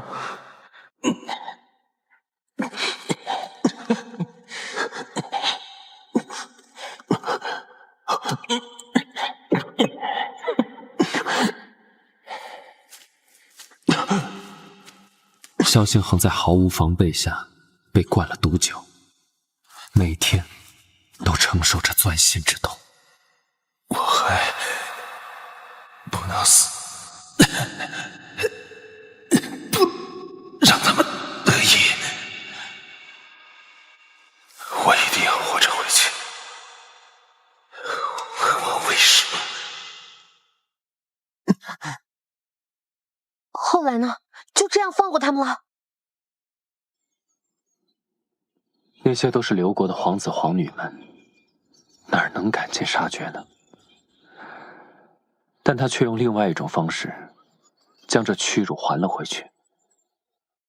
后来，在刘国的战场上，他凭直觉砍杀，从尸山血海中挣扎而出，交织成一幅幅血腥的惨烈画面。他的每一寸皮肤，每一根骨头都在被撕裂、缝合、再撕裂，如此反复，痛不欲生。在无人的角落，独自承受每一次毒发。他的眸中愈发冰冷嗜血，仿佛一个来自地狱的修罗，要将这世间的黑暗与阴谋一一撕裂开来，一路攻向刘国7座城池，逼得刘国不得不求降，并甘愿成为大理的附属，向大理纳税进贡。殿下，殿下，您清醒一点，您怎么了？殿下，殿下，您怎么了？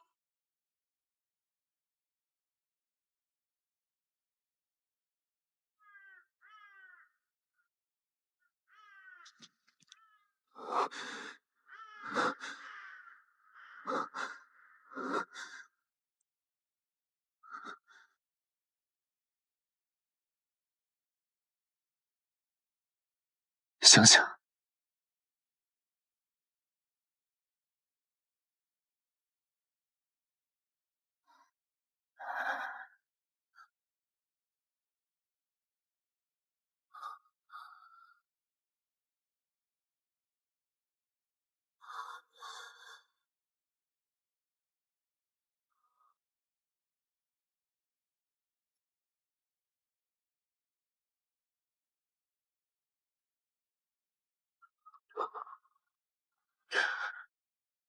没事了，没事了。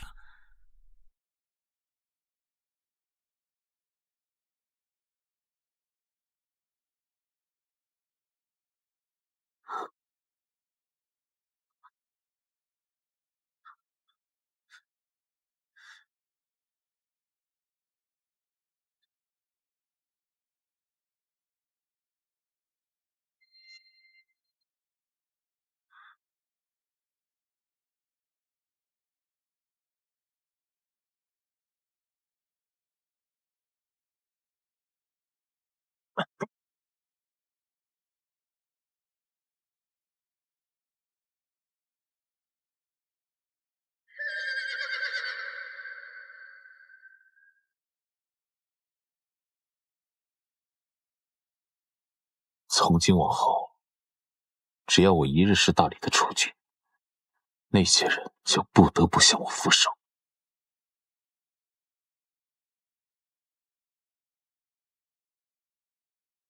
他用自己的方式完成了这场复仇。他是个天赋卓绝的人，无论是作为将领，还是作为储君。所以，太子殿下的确同郑国公府关系不睦。可我这个舅舅和我外甥的关系却还不错。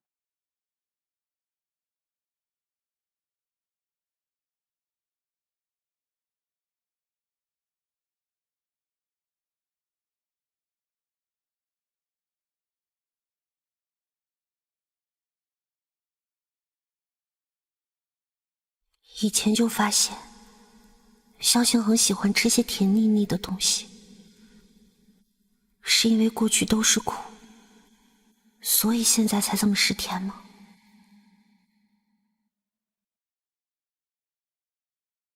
这些年，萧星恒吃了太多苦，忍了太多痛。我这个做舅舅的，再是尽力弥补，也没办法还给他一个意气风发的年少。但我看得出来，他对你不一样。希望你可以让他今后的人生多一点甜。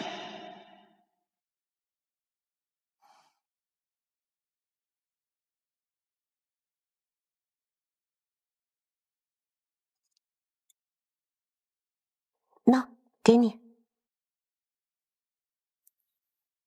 送给我的。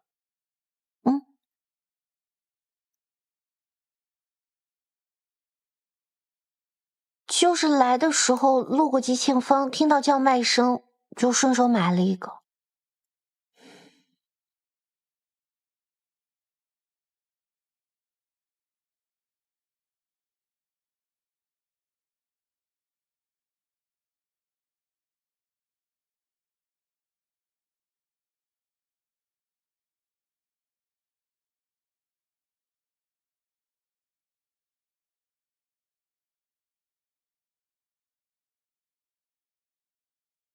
很甜，谢谢，我很喜欢。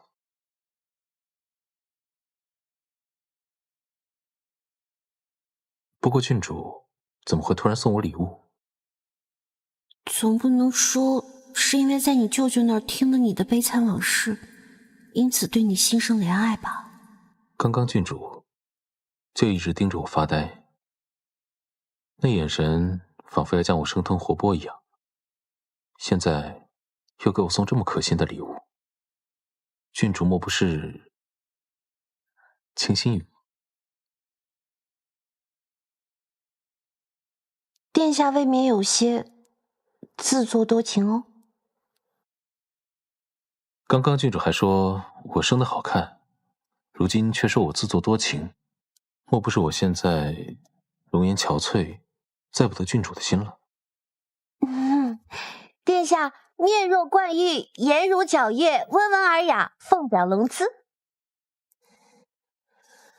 原来我在郡主心中如此美好。好了，不逗你了，别忘了后天的宴席。怎么，你答应圣上搞什么欢送会了？你身子骨好了？病了太久了，也是时候该好起来了。否则怕是臣子们都快忘了大理还有个太子了。明天记得早点来。为什么要早点过来啊？早点来就对了，别忘了。迟到啦。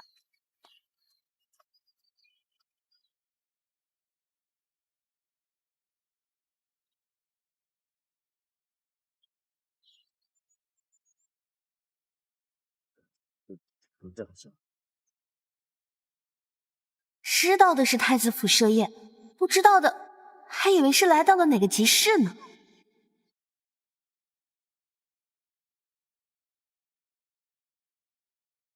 郡主，你怎么才来？哪有压轴先来的道理啊？从开始殿下就一直派人来问，这都问了10几遍了，我们都替殿下干着急。行了行了，不是说宴请使臣吗？怎么来这么多人啊？姐姐，你不知道，因为殿下病情，太子府已经好多年没有设宴了。这次好不容易接着送别使臣设宴，好多家府上都送来了拜帖，殿下没办法，只能都发了请柬。苏妹妹，你真是无处不在哈！姐姐哪里的话都是姐姐教的好，为了营生，哪里有热闹去哪里吗？哎，这也是陛下近些年第一次让太子府代行设宴吧？哦，对对对，外面还有传言说，陛下这次让太子府设宴，为的是让皇子和各位殿下选妃呢。哦，怪不得门口来了那么多五颜六色的闺秀呢。要我说，这些闺秀哪里比得上姐姐呢？嘘，低调点。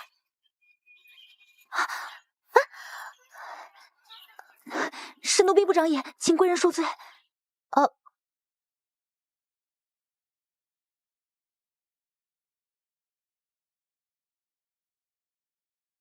郡主，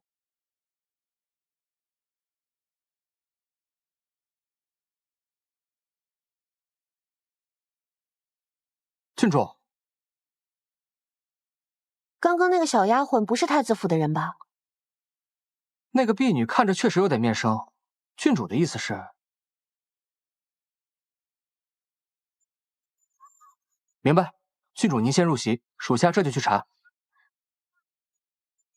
我也去，说不定有料啊！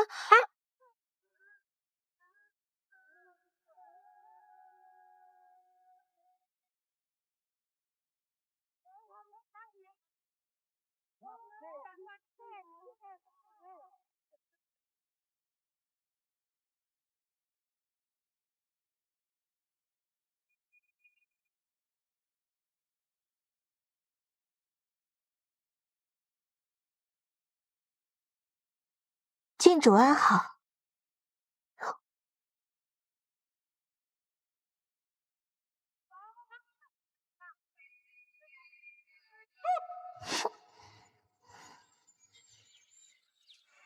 请。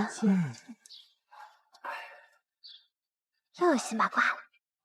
我真是错。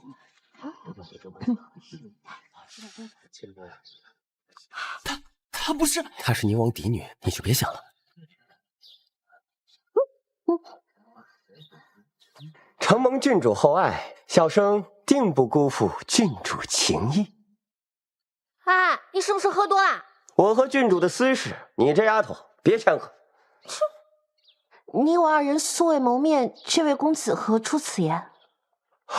刚刚郡主还与我鸿雁传书，倾诉衷肠，现下却翻脸不认。月溪郡主居然看上了滦阳伯家的公子，还私下传情，这什么禁军密文呐？这密文有点刺激啊！传的什么书？有证据吗？郡主虽未与我亲笔书信，却让婢女将手帕送来当作信物。那些倾慕于我的话，也都是这婢女亲口所说。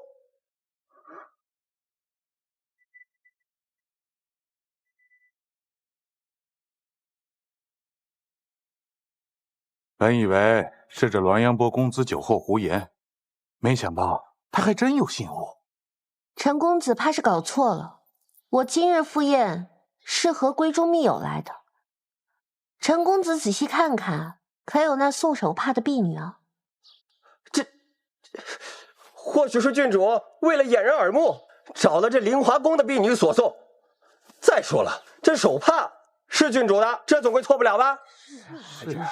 陈公子说笑了，且不说如此私密之事，我为何要在太子府找一个素不相识的婢女送信？何况我不像陈公子这么的单纯。你怎么证明那帕子不是你的？那上面可绣着你的名字。因为这个手帕才是我的。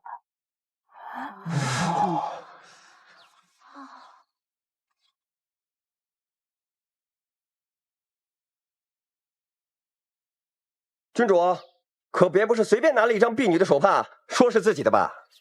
是星辰起，上次姐姐在赏花宴穿过的，是双面异色绣，这技法简直巧夺天工。这才是平时我惯用的手帕。陈公子手上那张绣工一般，我可是瞧不上眼的哦。可万一郡主是准备了2副手帕呢？这所谓的信物都已经蠢到将名讳绣上去了，还用得着额外准备1副手帕吗？哦，对了，林小姐若是还有疑问的话，不妨请太子殿下将太子府进出口全部封了，好好找一找那个送手帕的婢女，看看到底是谁家的。我也想知道到底是谁这么的诬陷我呢？这是太子府宴请各国使臣的宴席，为了这事儿封锁太子府，就为了寻找一个婢女，怕是有些不妥吧？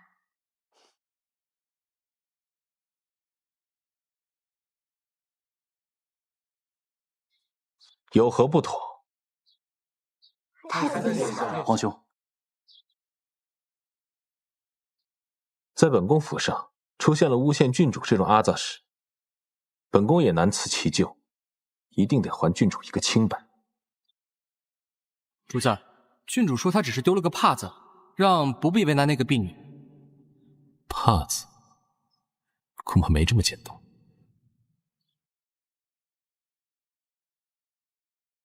怀流，将太子府上的所有的门都给堵上，带人查一查各婢女，看是不是混进了什么歹人。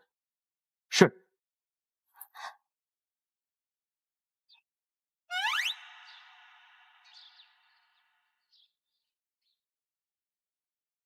皇兄，我认为此事不宜大张旗鼓，现下众人皆已知道岳西郡主是被诬陷的了，所以对岳西郡主的名声不会有什么损害。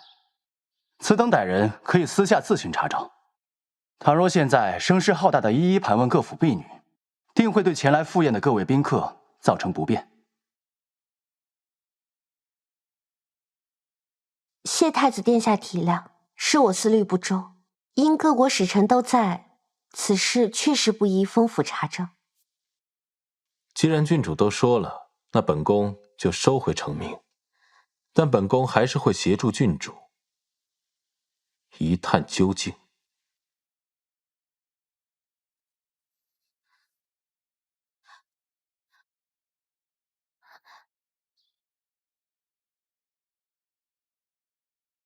小生受人愚弄，唐突了郡主，还望郡主大度，不与小生计较。小生改日定随家父登门致歉。公子言重了。岳西郡主遇事沉着，条理分明，且气度不凡，并不斤斤计较个人利益，反倒是颇识大体。这样的女子要娶回家做主母，必会带领家族繁荣兴盛。这倒别讲，我恐婚。既然都没事了，诸位随本宫到前厅去观景。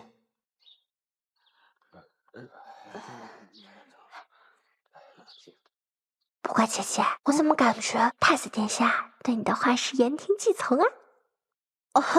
有吗？没有，你想多了。郡主，苏小姐，吃糖，淋浴袋，快！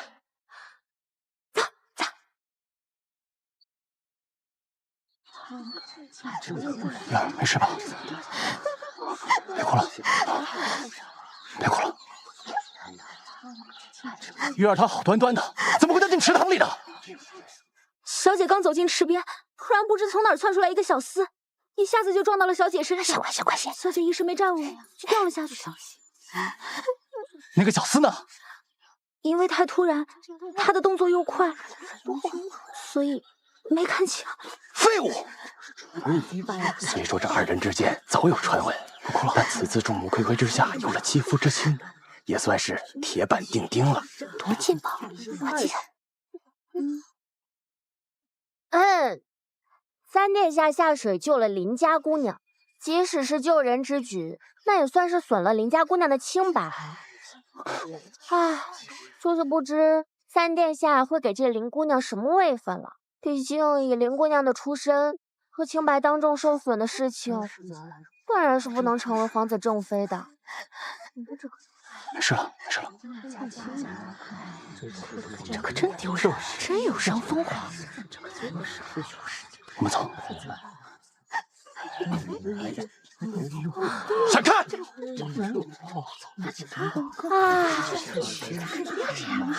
这正妃还没进门，就已经多了一个糟心的小妾了，头疼。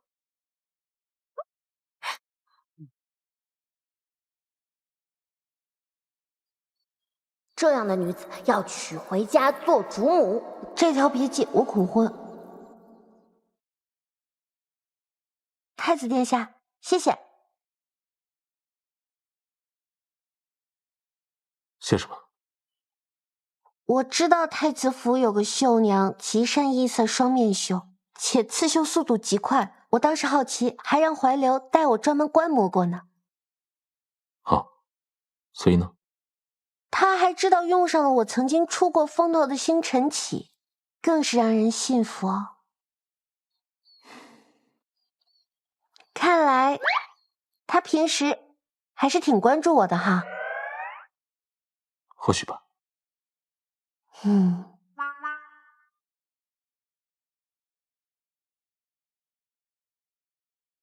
看来他平时还是挺关注我的哈。或许吧。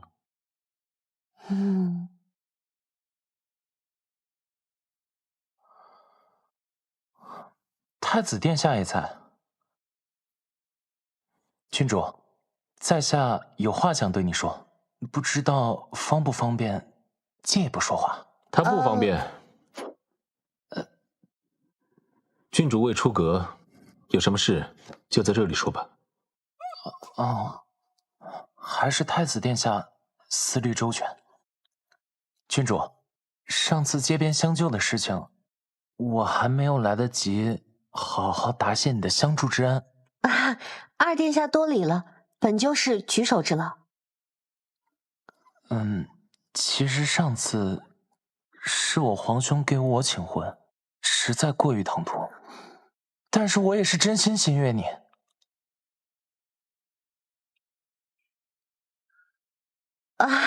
承蒙二殿下青睐了，可是你也知道，你我二人身份悬殊，此番情谊怕是要辜负了。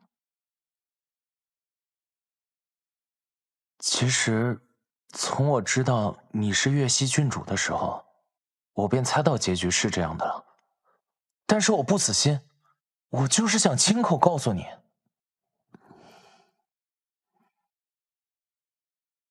虽然做不成恋人，但是至少应该还可以做个朋友，对吧？过几日我便要回北琼了，还未好好逛过京城，不知在我走之前，郡主可否有时间带我好好的游玩一番啊？没问题，我本应尽地主之谊。郡主，宁王府的车已经在太子府门口恭候多时了。我没叫郡主请。估计犯病了。好吧。二皇子，你不是有事跟本宫商议吗？太子殿下不是说择日不如撞日，请吧。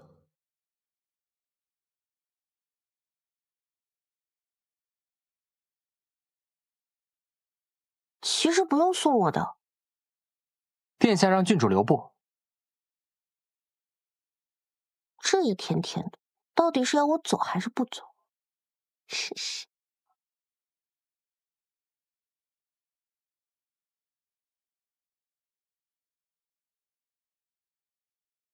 郡主请坐。这不是萧星恒常用的书房吗？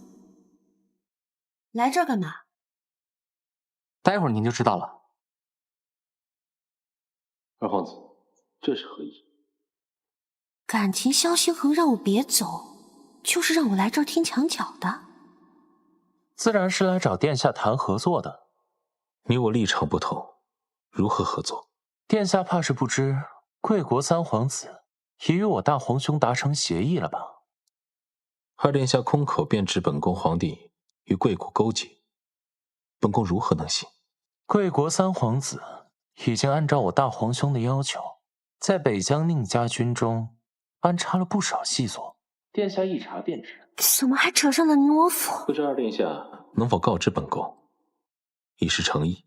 贺楼清承诺帮助萧旭夺得宁家的军权，只要萧旭能提供情报，北琼便可屡战屡胜。到时候宁家军伤亡过半，少元帝定会对宁王失去信任，另派将领。若是宁王不放权，萧旭就联合贺楼清，给宁王扣上了通敌叛国的罪名。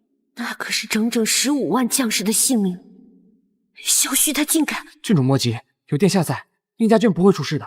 萧雪，你敢动宁王府分毫，我必让你10倍偿还。将士们应该马革裹尸，战死沙场，而不是死在上位者的争权夺利中。此举有违天理，本宫定不会坐视不理。虽为敌国，但是此举过于狠毒。我大皇兄做事从来不留后路，若他坐上王位，我在北穹怕是再无立足之地。因此，于公于私，我都不想他得逞。那二皇子为什么会选择与本宫合作呢？殿下贵为太子，乃是大理的储君，必然不惧三皇子。想必殿下即使不是才德兼备，也一定有过人之处。而我相信他的眼光。二殿下至情至性，本宫倒是沾了岳西郡主的光了。不知二殿下与本宫合作有什么条件？我并不想与大理开战，以生灵涂炭来换取资源。我希望在你登基之后，能够开放北疆边城互贸，能让我北穹的子民在边城上和大理的子民享有同样的权利，不被驱赶。成交。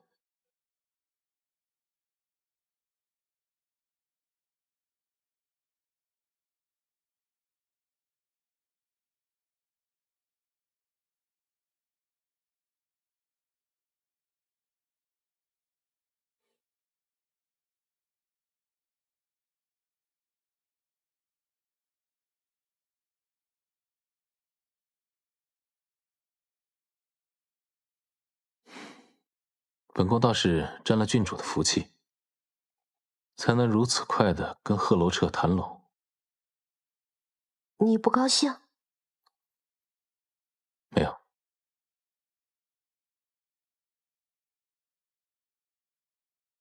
我回去会让我父王在军中仔细调查，那些细作隐患实在是太大了。你别担心，我这边也会从萧旭入手，派人去查。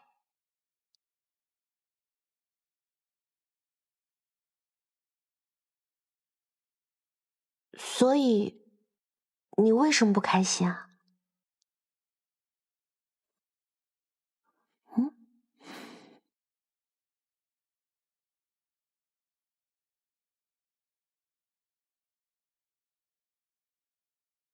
大佬的心思果然难猜。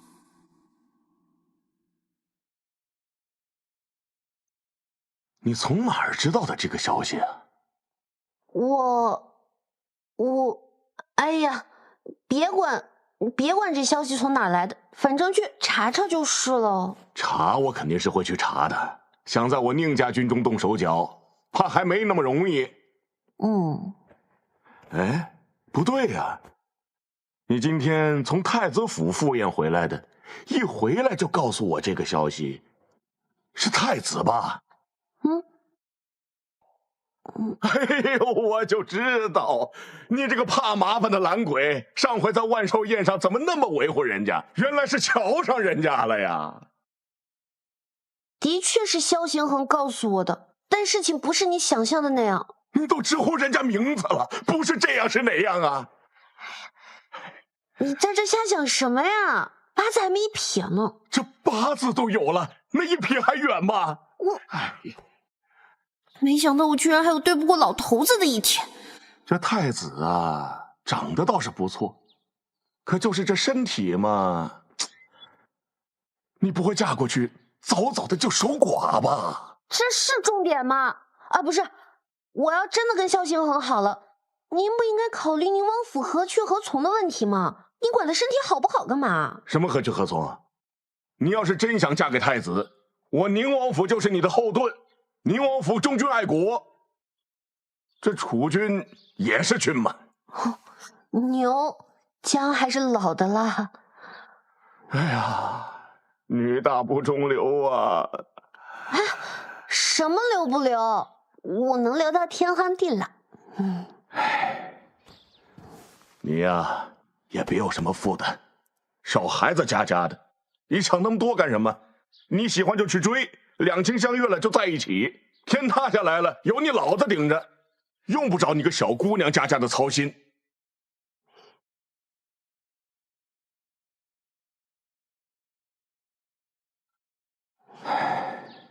哎，你现在肯告诉我，你们俩现在到哪一步了吗？您赶紧去查正事儿吧。再见。哎，你这孩子，细作。我低眉顺目了这么多年，怕是有些人忘了本王这个亲王位是怎么来的了。那个偷你帕子的婢女，你打算怎么处置？他招了吗？你想的没错，是林玉带。那婢女的证词怕是没什么大用，萧旭怕是将陈芬那边打点好了。萧旭还找我要这个婢女呢。他是要把这件事抹平啊？那你给他了吗？这不是等着郡主吩咐吗？少来，这么大点事儿也不能把林玉带怎样。给他算了。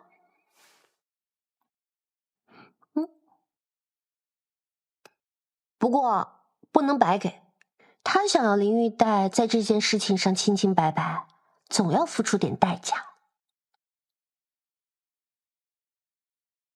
对了，我抓到了萧旭安插在北疆军中的细作。这么快？他在押运粮草去北疆的时候，还没出城就被发现了。这速度，不愧是大佬。这么好奇，要不要一起审呢？我一起审？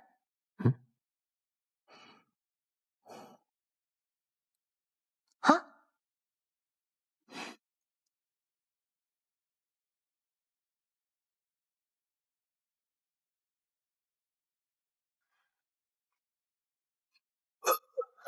说，还有哪些人收到了卧底的命令？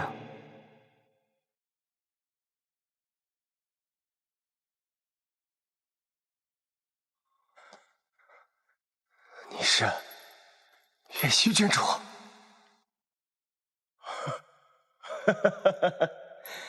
原来你竟和太子勾结在了一起。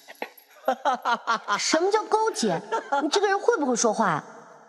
岳西郡主，你知道你身边的人是什么人吗？他看起来温文尔雅，实则却是一个杀人狂魔、心狠歹毒的疯子。口出狂言！你知道吗？在这座富丽堂皇的太子府下，居然还藏着一个暗牢。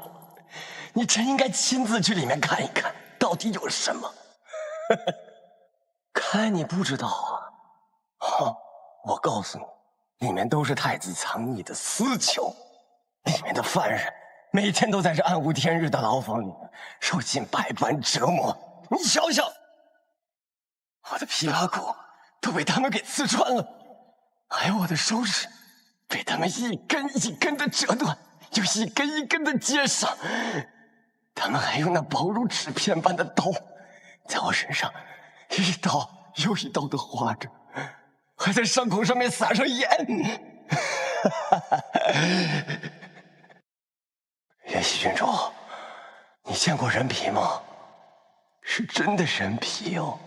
就在昨天，你的太子殿下亲手将一个犯人活生生的剥下了皮，一大张血淋淋的，还透着光。够了！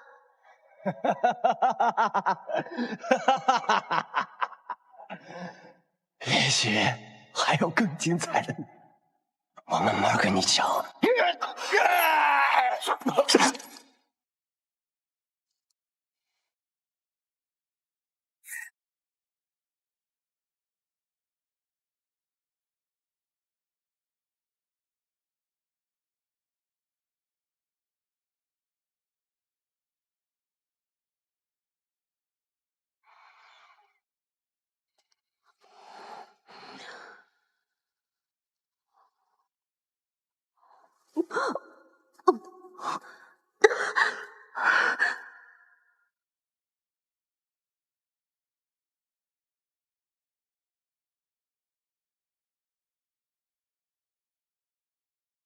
主子。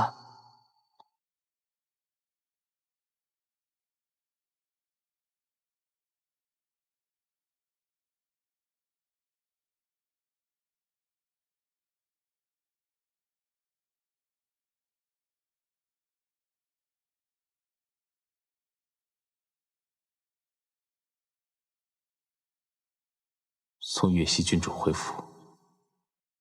是。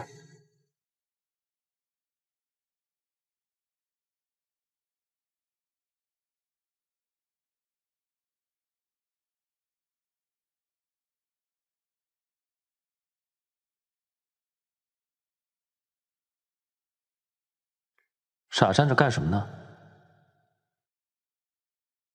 主子明明可以审完后再告诉郡主的，为什么要放那个细作出来，还要让那个细作告诉他这些？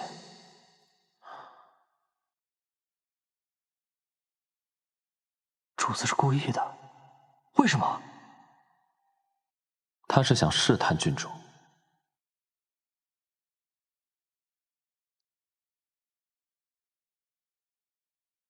只可惜赌输了。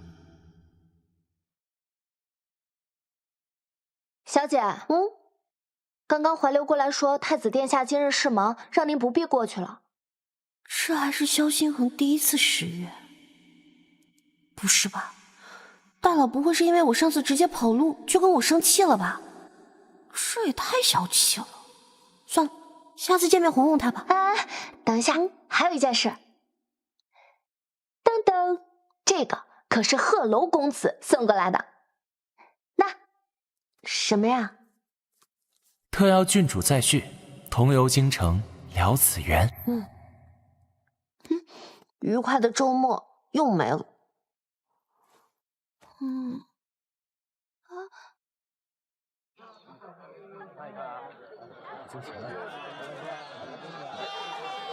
我第一次见你，就是在这条街上，那时我还不知道你的身份，但是当时我就觉得，这个女子眼光不错，一眼就知道我是被冤枉的。你当时看起来可怜兮兮的，很难不让人相信你啊。说出来你可能不信，其实我第一次见你的时候就心悦你了，虽然那时候不知道你的名字，也不知道你的身份。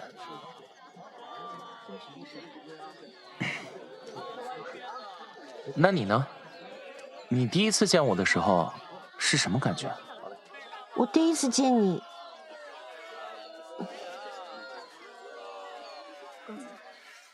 放开，放开！我没有。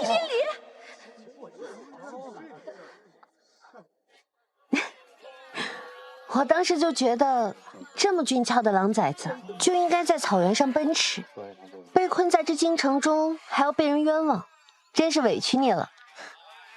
我可不是什么狼崽子，我们北琼的儿郎，个个都是孤傲的狼。卖蚂蚱嘞，卖蚂蚱。哎，小姐，来个蚂蚱吧。我买个这个。哎，好。给。哎，郡主真客气，居然给我买礼物。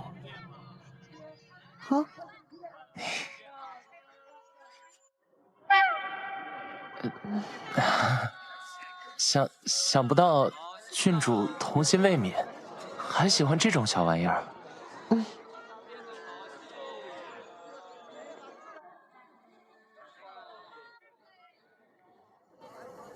郡主，若无缘，这怕就是我们最后一次见面了吧？是啊，大理和北琼相隔千里。其实，我一直想问你，若你不是月溪郡主，不是宁王独女，若你们陛下让你联姻，你会选择嫁给我吗？会跟我回北琼吗？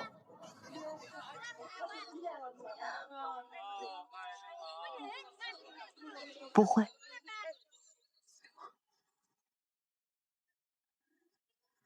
为什么？因为不爱罢了。我不过是你年少时路过的一处风景，你可能现在会因为无法停留而感到伤心难过，但当你遇到对的那个人，你就会觉得还好自己当初没有停留，不然怎么看到今后更美的景色呢？这一切啊，都是最好的安排。不会了，像你这样惊艳我人生的人，以后再也不会有了。得君青睐，是我之幸。我以茶代酒，祝君往后鹏程万里，康健无忧。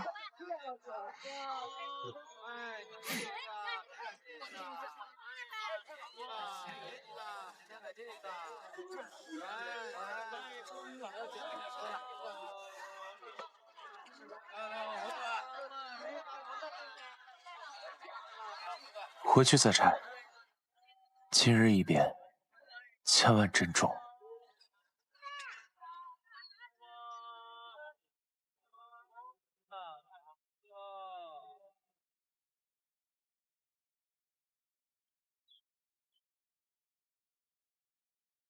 虽然细作的事儿已经从萧星河那里听到了，但后楼彻这份人情还真是欠下了。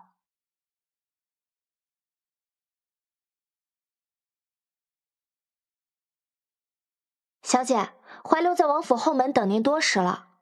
昨天不是说有事儿不用去太子府了吗？今天怎么又来接了？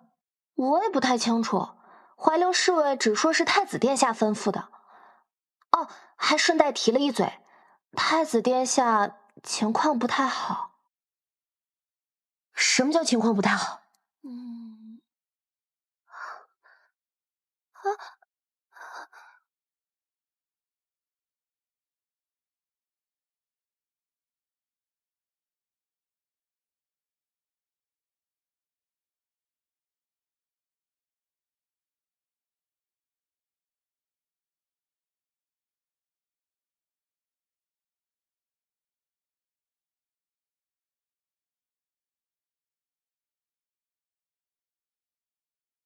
你怎么了？你来了。你熬了几天没睡啊？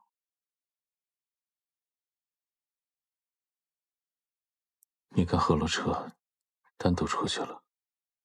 你怎么知道？你派人跟踪我？你找人跟着我干嘛？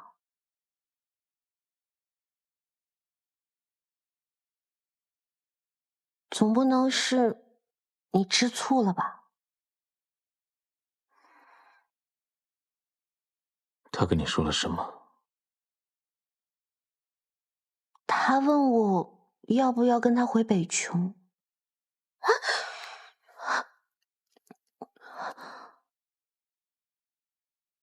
你要跟他私奔？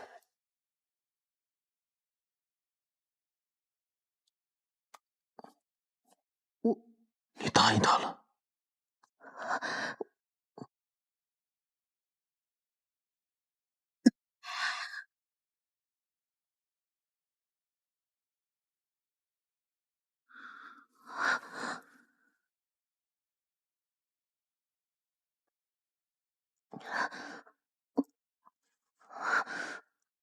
我不准。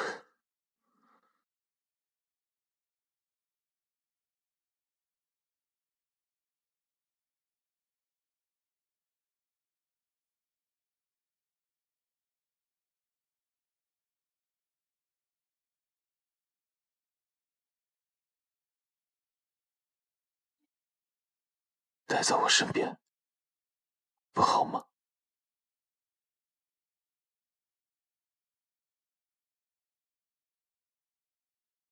不能一直陪着我吗？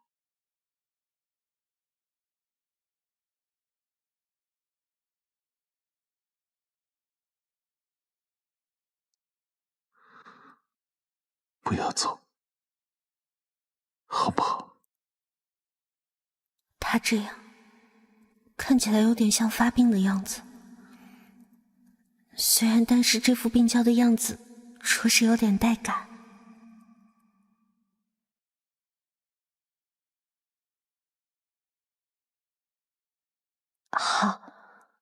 我会一直陪着你，直到不能再继续下去，好不好？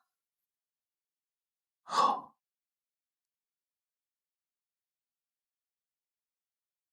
这就是萧星恒啊，他狠戾无情是真的，对我百般纵容也是真的，他从不欺骗我什么，亏我以前只把他当纸片人，看来我得好好想一想了。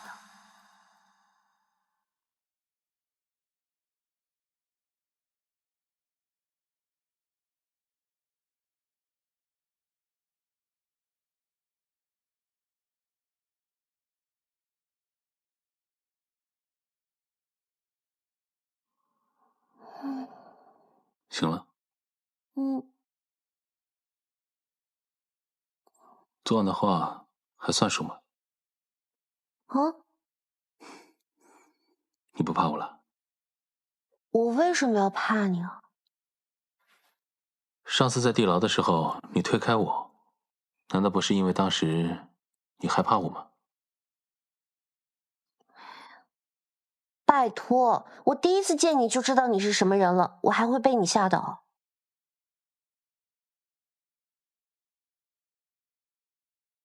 那你为什么推开我，一句话都不跟我说就走了？大佬，你搞清楚啊！我就是一个没见过什么血腥的女子，任何一个女子看到一个人死在自己面前，都会是这个反应的好不好？大佬，哎，这个不重要，重要的是恶心的我整整3天没有吃肉。我们打个商量好不好？下次你要再在我面前动手，能不能尽量伤口少一点，血也少一点，稍微照顾一下没见过世面的我。好，都听你的。不过我有点好奇，你是真将暗牢里面那个囚犯剥皮了吗？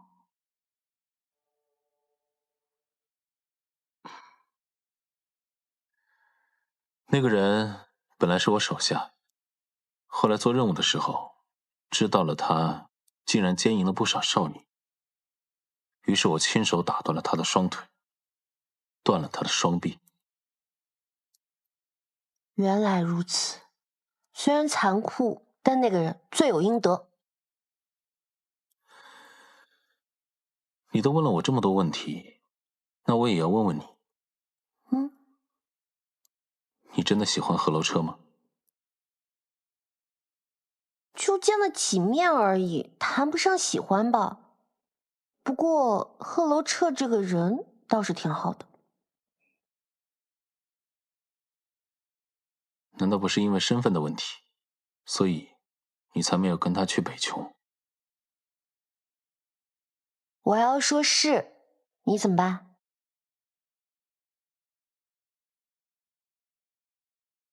哎呀，我放着好好的郡主不当，去北琼受气做什么？他们那边虽然有大草原能骑马，但哪能有现在的荣华富贵啊？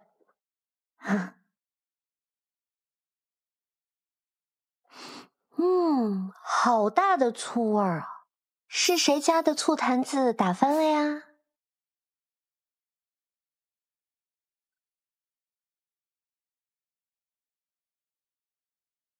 那，专门买来哄你的，别生气了。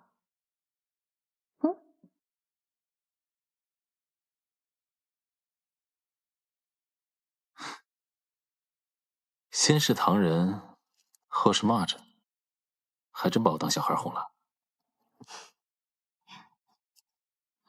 谢谢，我收下了。贺楼车也有吗？这怎么还攀比上了？没有没有，就你有。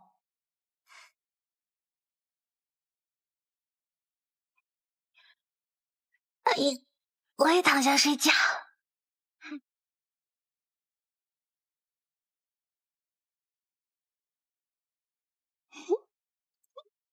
对了，你喜欢骑马吗？你会骑马吗？会起，但是不惊。问这干什么？真可惜。还想着过2天在狩猎会上，我还可以教你骑马。你初学骑马的样子一定很可爱。等等，皇家狩猎。除了描写男女主你侬我侬以外，好像还提到了太子于此。还有就是狩猎会不久之后，太子就因病薨逝。啊，怎么办呀？这种玛丽苏小说，作者的专注点肯定也是男女主在狩猎时的情情爱爱。这太子遇刺的事太过潦草了。韩非怎么说来着？这丫头最近怎么神神叨叨的？狩猎之后就是太子下线，接着就是原男主上位的水剧情。我总不能跟他说，喂，你马上就要死翘翘了，你可长点心吧。谁？谁死翘翘？你给我说清楚。那个萧星恒约我参加狩猎比赛，我不会，我感觉要给我们宁王府丢人了。原来是这样，你骨子里流的可是本王的血，上场狩猎那可是信手拈来。这你怕什么呀？可别怂，快去吧。快去吧。我去了。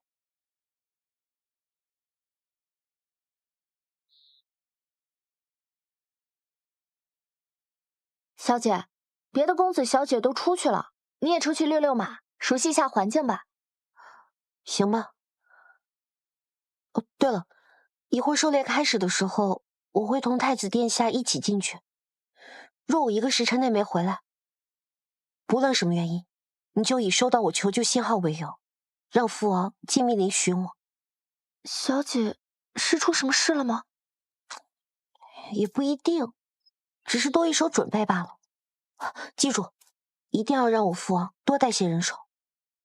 我记住了，小姐小心。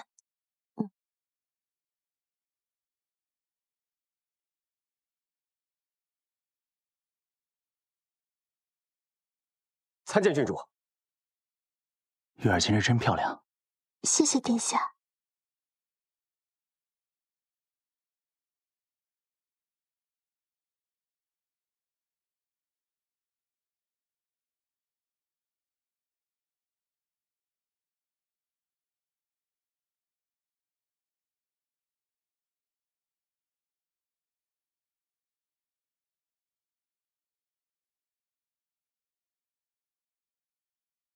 月溪郡主这一出场，不知道多少儿郎要被勾了魂去。先前对我三皇兄痴心不改，现如今要用这一套勾引其他男人对他刮目相看，真是个草包。之前一直说心悦于我，转眼却态度大变，如今还如此招摇过市、招蜂引蝶，不知廉耻。他把我当什么？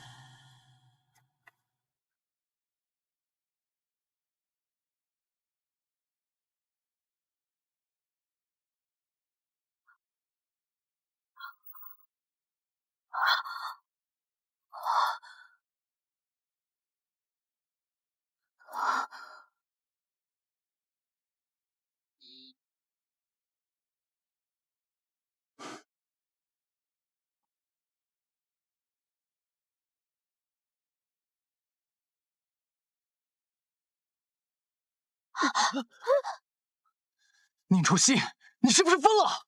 我看你才是疯了。你可知鞭打皇室是什么罪？那你可知射杀当朝郡主是什么罪？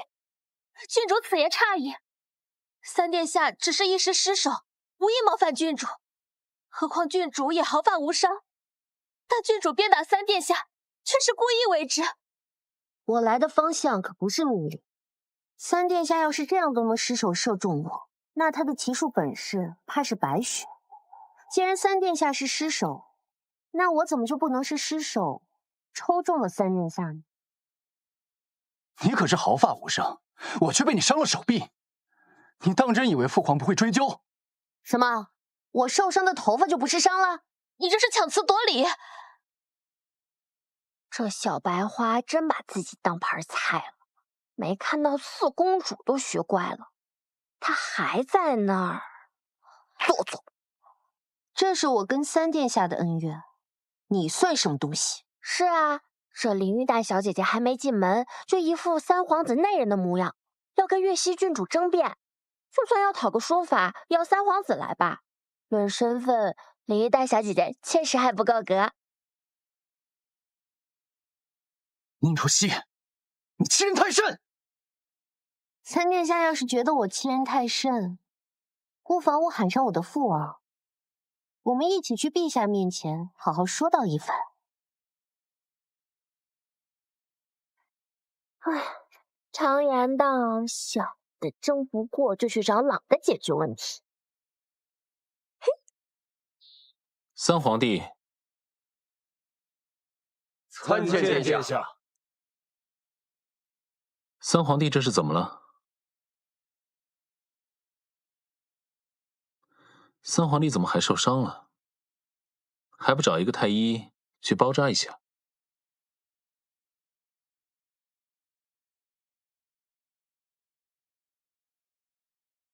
我看郡主这模样，恐怕是与三皇帝有什么误会。别以为我没看到你站在旁边吃了半天寡，是有点误会。三殿下失手伤了我，我也失手伤了三殿下。既然说了是失手，那大家都别放在心上。三皇帝，赶紧去找个太医瞧瞧吧。你这伤势拖久了，怕是要愈合了。本宫与郡主顺路，送郡主回营。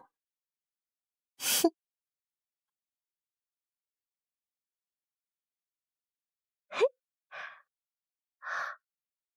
哎，三殿下伤势如何呀？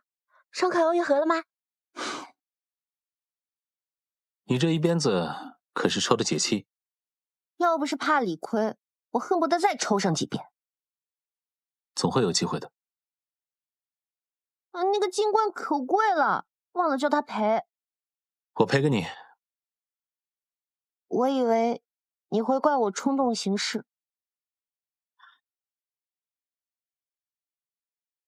你记住，从今往后，再发生这样的事情，直接打回去便可。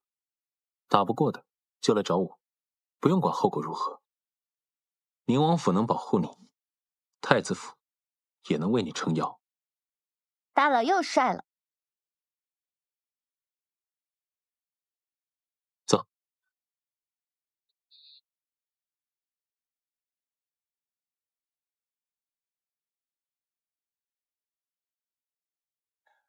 陛下，不好了，陛下！有话直说。陛下，三皇子和岳西郡主打起来了。三皇子射了岳西郡主一箭，但是没射中。然后岳西郡主给了三皇子一鞭，然后那个太子殿下不知道怎么够了，下去吧。诺。果然虎父无犬子，没想到闺女这么勇，不错不错。不对，小女顽劣伤了三皇子，还请陛下恕罪。爱情多虑了，原本就是小孩子之间的一些小矛盾，啊，何罪之有啊？谢陛下体谅。无需多礼，坐下。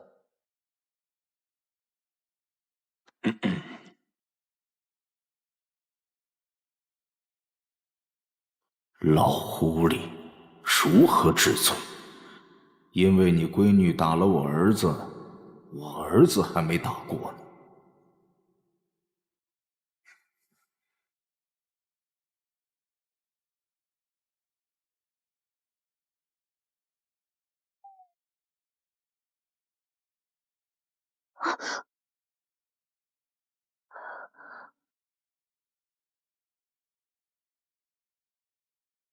我怎么感觉你今天十分紧张。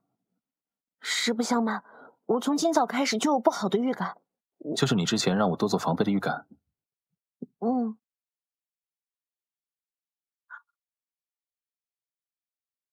怎么了？看来你的预感还挺准确。虽然听你的话做了些防备，没想到对方的手笔还挺大，来的人比我想象的多。那怎么办？没事，我让怀流先送你回去。他们的目标是我，对拦住你没有太大的兴趣。你脑子有病啊！本来对方人就多，你还想分散人手把我送出去？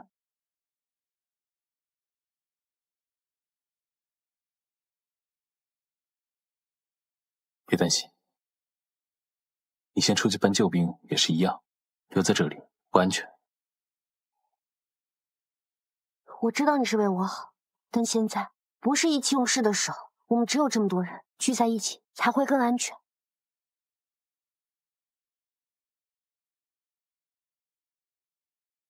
我给过你机会，以后无论生死，都别想再离开我身边。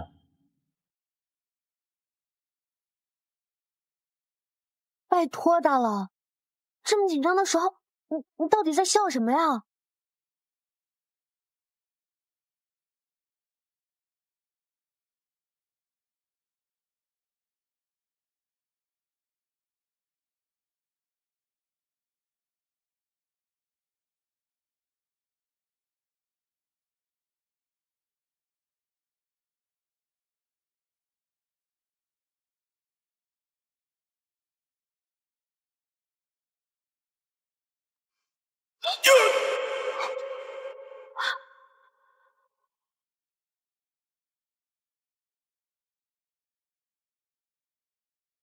怀流，保护好郡主！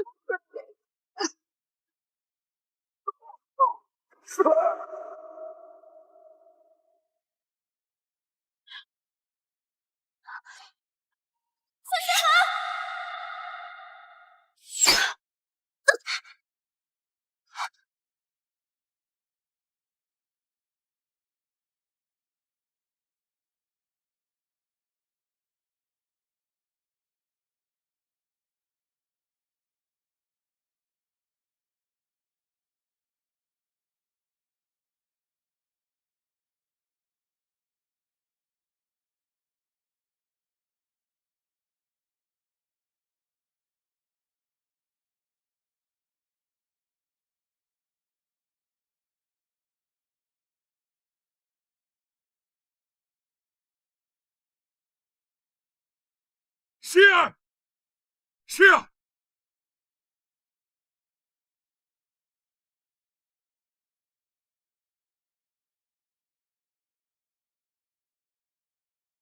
这床上躺的可是宁王府唯一的郡主，为太子殿下挡了一剑的救命恩人。上次还见他中毒后娇滴滴的唤殿下美人，可见与殿下关系匪浅。幸好，伤势虽重，却只是虚惊一场。这要是出个好歹，我怕是无颜……不对，没命面对太子殿下。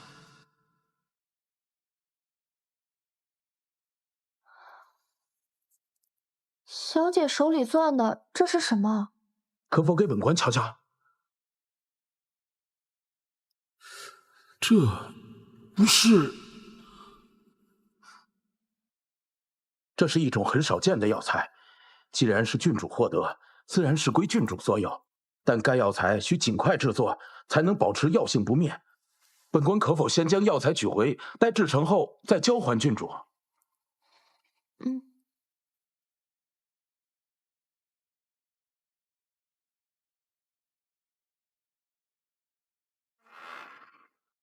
说，郡主左胸口的剑石已经拔出，万幸的是，这剑差了3分，没有命中要害，加上郡主身体一向康健，因此并未酿成大祸。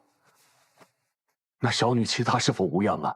会不会留下后遗症啊？郡主今晚有可能会发热，但只要明天一早温度能降下来，也就没什么大碍。后续只要注意调养，不会留下后遗症的。太子殿下，请回吧，让太医也给你瞧瞧伤势。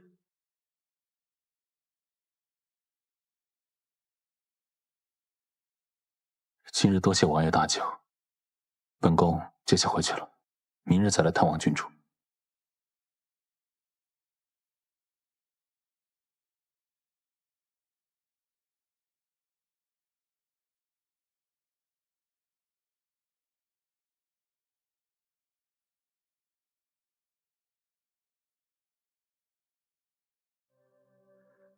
臣发现射中郡主的那支箭矢上虽然无毒，但却涂了一种复合的药汁。药汁？对，这种药汁是用各种草药研磨而成，对常人无害，但却会引发梦里醉的毒性。对手显然是有备而来，即使刺杀失败，只要殿下被这涂了药的箭伤到分毫，也会因梦里醉的毒性发作而死于非命。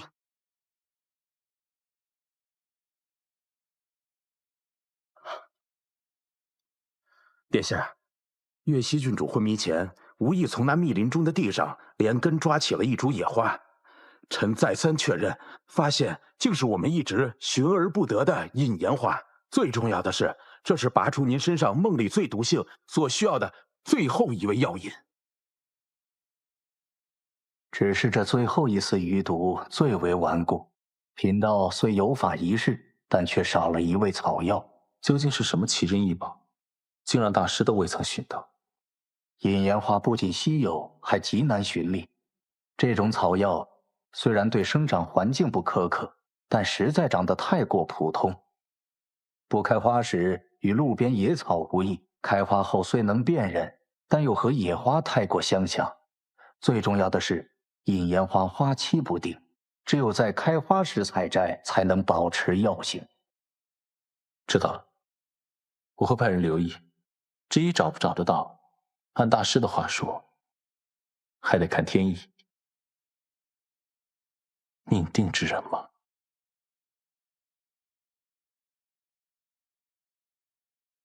主子，陛下召见。宁王，朕很好奇啊，太子遇刺一事，众人皆不知。宁王是从何而知啊？还带了那么多护卫前去救人，莫非这是巧合？哎呀，不瞒陛下呀，这可不是什么巧合。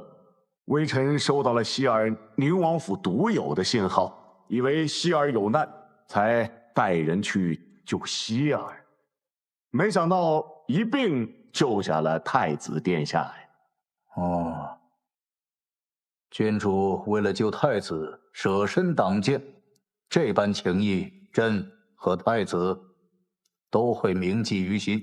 哎呀，陛下言重了，太子殿下乃是我国的储君，关乎着我们国家的根本呐。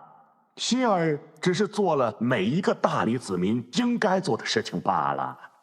郡主和宁王府都立了大功，但是爱卿已经是封无可封啊，朕都不知道该如何赏赐你了。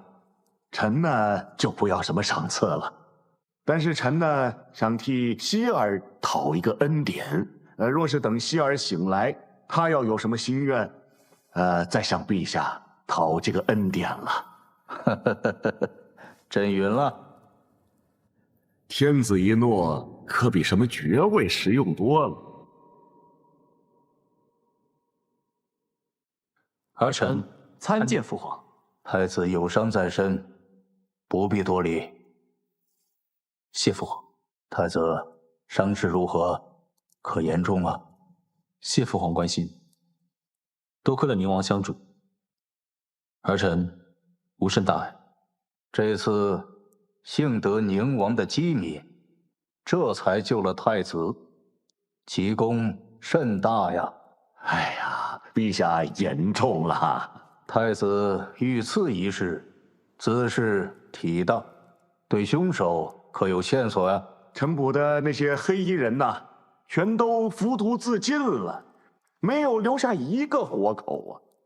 可是，爱卿但说无妨。可是从为首的黑衣人身上搜到了这个。这是三皇子府的令牌。父皇，儿臣冤枉。给老三看看。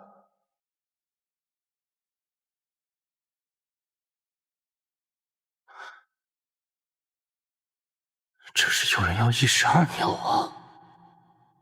父皇，这令牌的确是儿臣府上的没错，可是儿臣向来敬重皇兄，绝不会做此等行刺之事。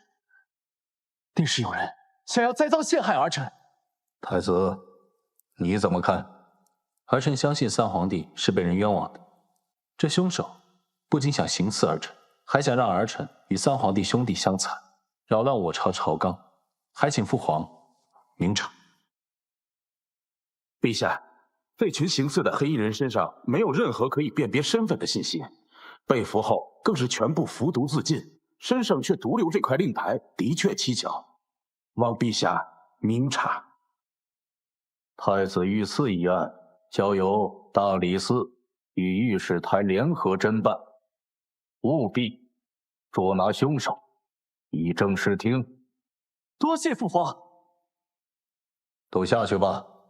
太子留下。儿臣告退。为人告退。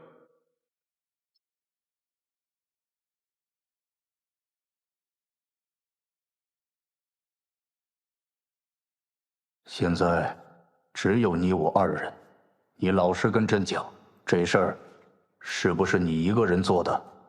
父皇不信儿臣。岳西郡主现在还昏迷不醒，若不是他舍命相救，想必现在躺在那里的便是儿臣。儿臣的确妒忌过三皇帝得宠，但也犯不着拿性命去诬陷他，还连累了岳西郡主。是不是儿臣就应该生死一项，不该回来徒惹这许多是非？你胡说！朕只是随口一问，哪有不信任你的？遇刺一事让你受委屈了，朕一定还你一个公道。谢父皇，儿臣相信父皇，但是儿臣还有个不情之请。讲。岳西郡主对儿臣有救命之恩，如今还尚未脱险。若是她有任何的损伤，儿臣想求取岳西郡主以报恩情，还请父皇恩准。此事容后再议吧。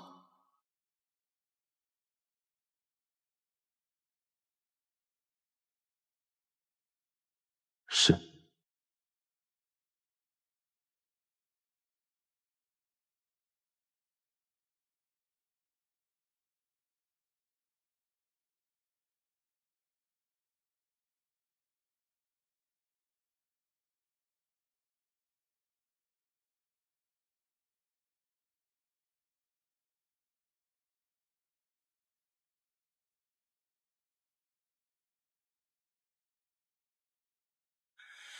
只是一眼于世人间，山海万千不再鲜艳，我们在不知不觉间系上了红线，时间的线一起直面，花落之间再爱一遍，像化作风。初见他时，我只觉得他的气息能让我安宁。穿越了人海苍茫，他的一颦一笑能让我感到愉悦。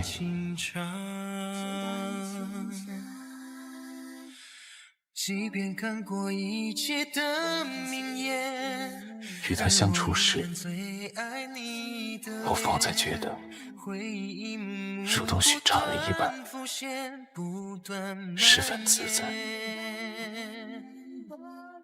无论千古永恒或瞬间，不变改的叫做思念，想一直在你的身边到万年。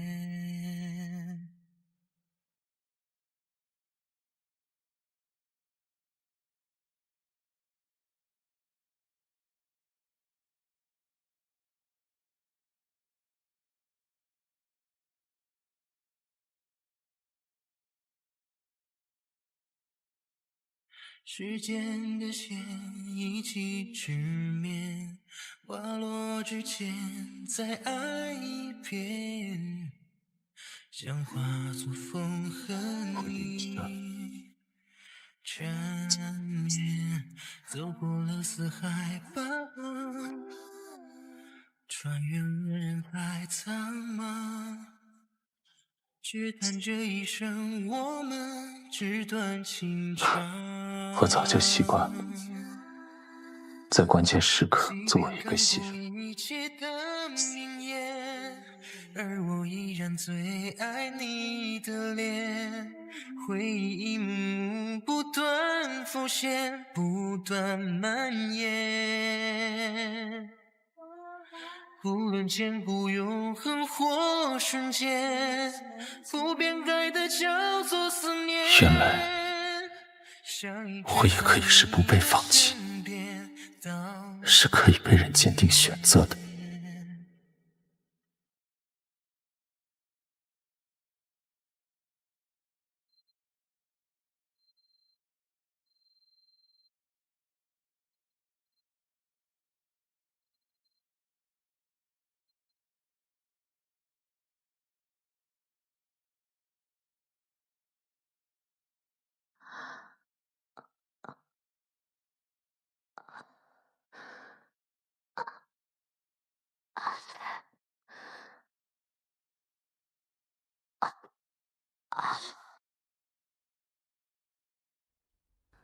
喵的，早知道中箭这么痛，说什么我都不会冲上前去的。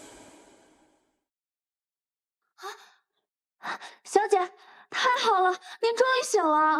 哎，温度也降下来了。我没事。太子疼，奴婢啊，现在就去告诉王爷。啊，小美。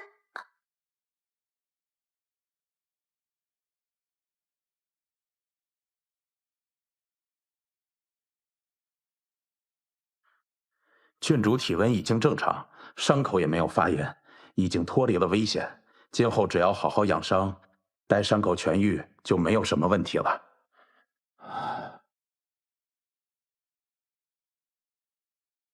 小兔崽子，你出息了是吧？都会给人挡箭了，你还要不要命了？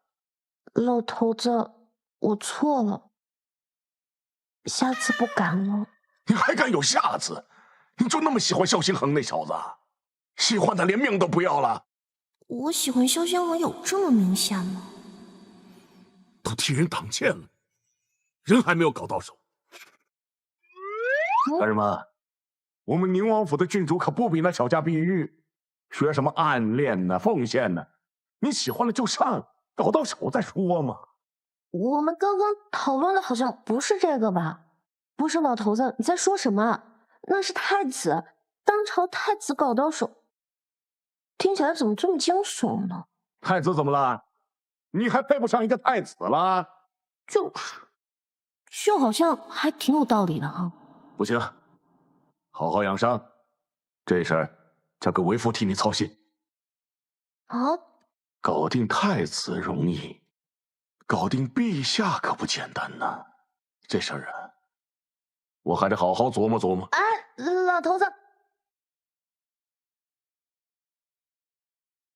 小美，太子那边什么情况？你遇刺之后，陛下召集了大臣们，结果发现事情大概就是这样。那些刺客虽已都服毒自尽，不过王爷还是从一名刺客身上搜到了三皇子府的令牌。看来这次刺杀里面的水浑得很呢。对了。太子殿下昨夜可是绕过守卫，来小姐这里整整守了一夜，这箭没白打。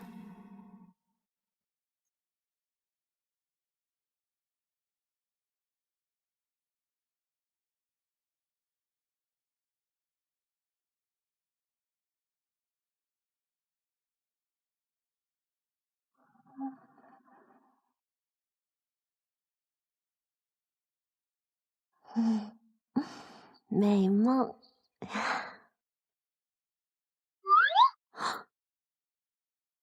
你怎么进来的？翻墙进来的。啊？梅子，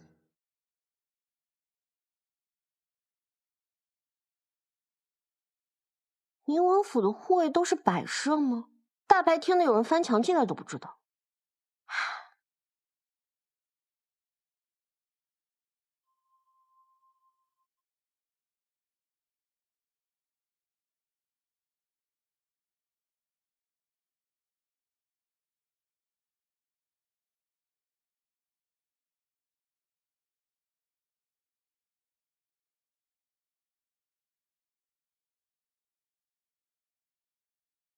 小美呢？那丫头又被你收买了。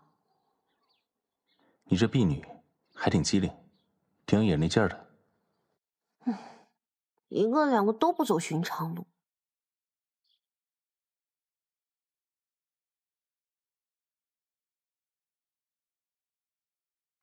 怎么了？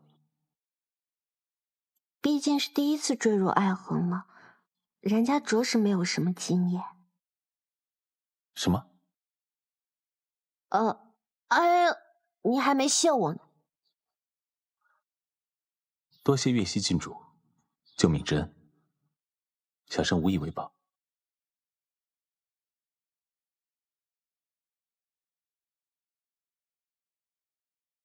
唯有，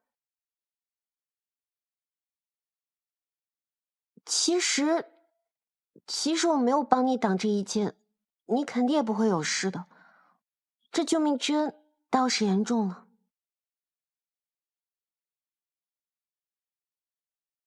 那可不行，这可是实打实的救命之恩。如今你也知道，我并非身患宿疾，而是中毒了吧？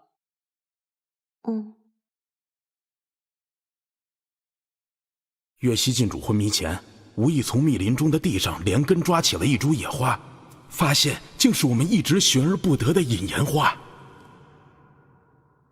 哇，这是神之手吧？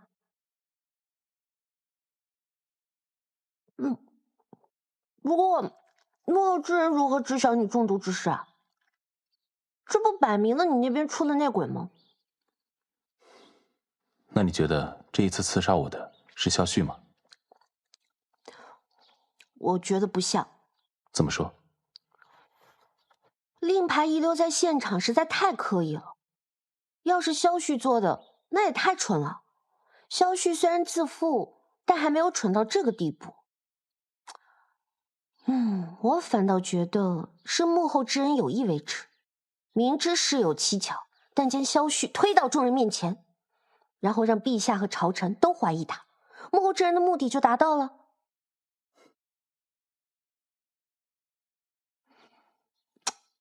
讲真，要不是知道这场刺杀是真的，我都怀疑是你做的。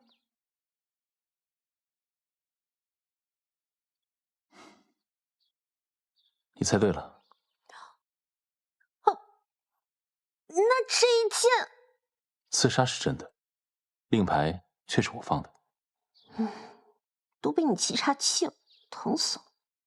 扯到伤口了，我看看。我没事，我开玩笑的，我已经好了，真的。好。不过你什么时候放的？怀留在解决案中的弓箭手时，放在一个为首的弓箭手身上。萧旭现在被直接怀疑成幕后凶手，令牌遗落在现场，其他人也难免会怀疑是否有人在栽赃嫁祸。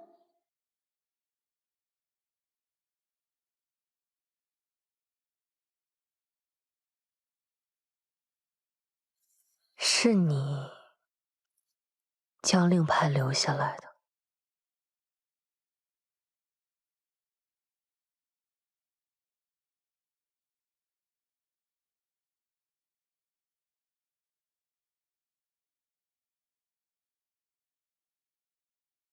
你为何总是不信我？本宫只是不相信任何人罢了。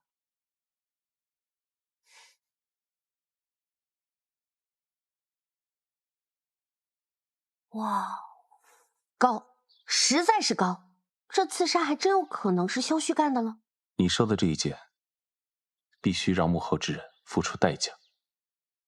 这话说的，跟个终极大反派似的。不过这世纪大乱斗的时候，反派们也都顾不上我了吧？我怎么觉得你心情好像挺不错？知道幕后凶手当然高兴了。不过你是有多招人恨啊？那两人居然不约而同的都想取你性命。所以要多谢月溪郡主，若不是你舍命相救，恐怕我已经命断魂销于此了。好说好说。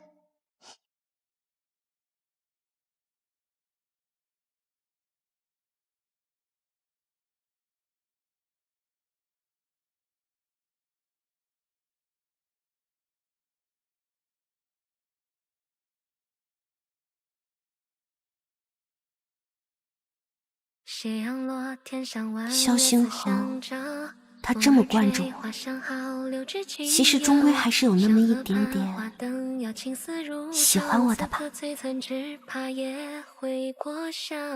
抬头望萤火飘，心会皎皎，垂手看他轻笑，模样正巧，胡青草在耳边几句悄悄，纷乱了心跳。言说此间相思正好，把你我萦绕，烟火绽开，映入瞳眸，温柔眼角眉梢。谁说年少余生共度，相约白头到老，这无边风月，不敌你一笑。言说此间相思正好，无求也醉倒。谁中原鸟双双对对，唱曲缱绻的谣。谁赠红豆，漫漫人间，相约暮暮朝朝。而我绯红了，双儿风月不敢笑。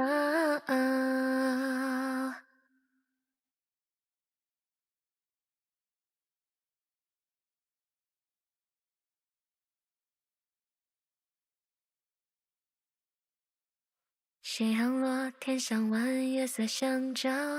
风儿吹，花香好，柳枝轻摇。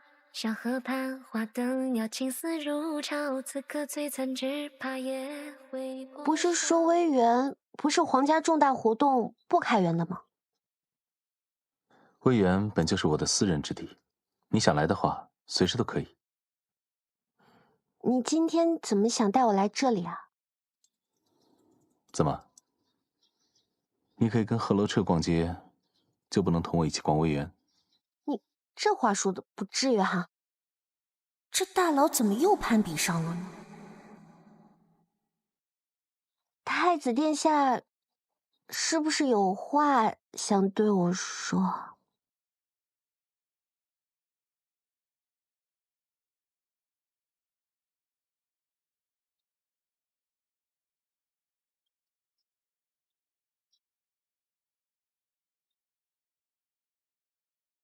希儿，表哥，妾月见过表哥。想必这位就是月溪郡主了吧？你怎么知道我在这儿？这微园是赏花的好去处，我想表哥定不会辜负此美景，便想偷偷来试试运气，看能不能偶遇表哥。果然，我今天运气不错。是吗？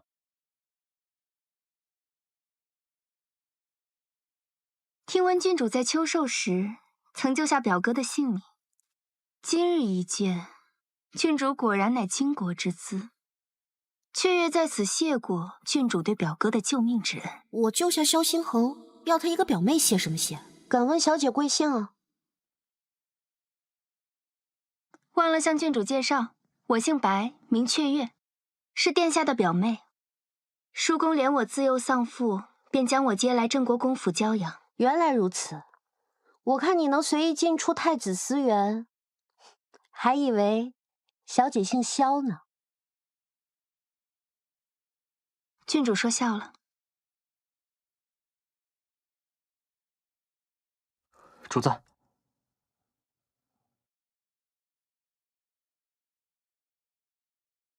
我先出去，你在这里等我。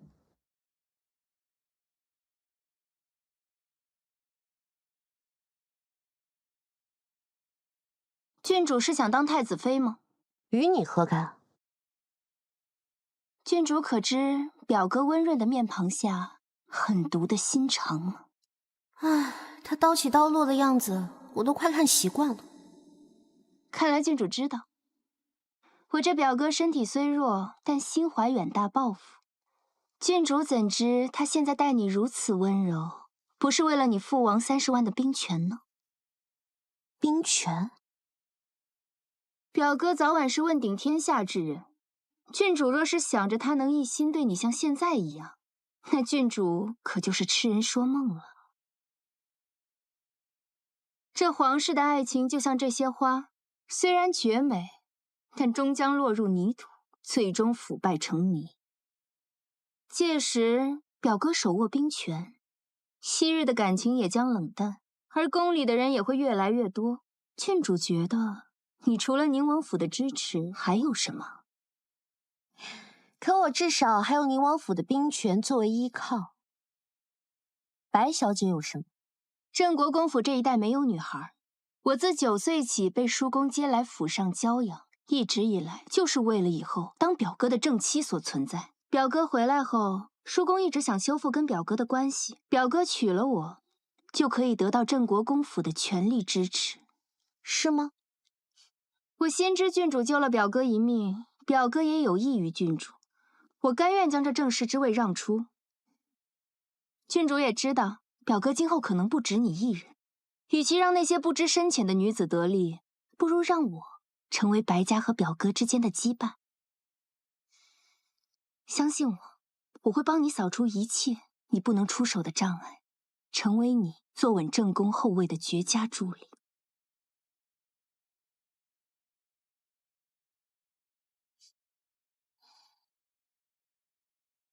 谢过白小姐的好意，不过我不太需要。我都不与你争这正室之位了，难道你还想一生一世一双人不成？我不像你，我呢不为别人而活。他若做不到，我便换一个。别说表哥继位之后做不到，就算现在他能为了宁王府的兵权娶你，也一定能为了镇国公府的信任而纳了我。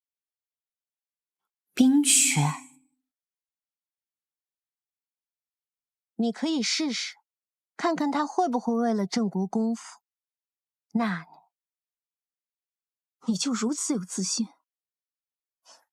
我不是自信，我说了，他若做不到，我便换一个。邹是天子，君若无情，我便休。你疯了！这样看来，你是真的容不下我。那这正室之位还是换我来做吧。哼。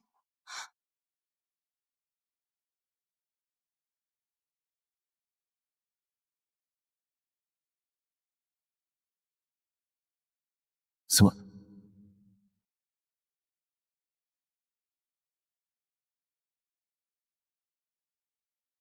希儿，表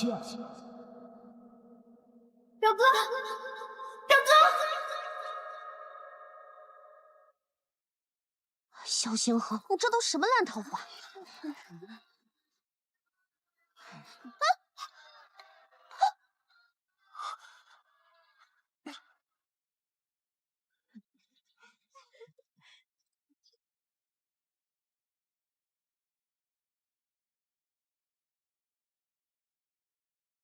扭到了。脚。没事，我们马上恢复。什么烂桃花，真的是！嘴里嘟囔什么？萧星河，你混蛋！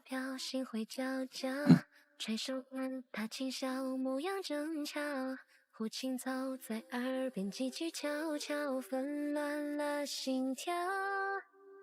别说此间相思正好把你我萦绕，烟火绽开，映入瞳眸，温柔眼角眉梢。谁说年少余生共度相约，白头到老，这无边翻越，忽敌你一笑。这里疼吗？疼。这里呢？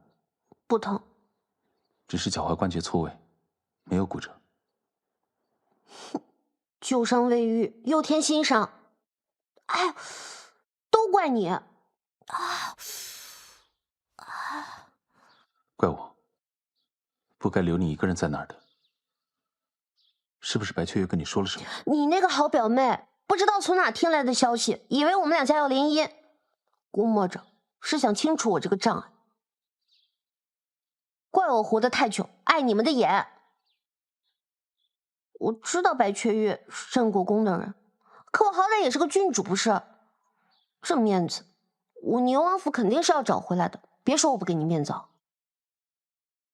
你放心，这件事我一定会给你个交代。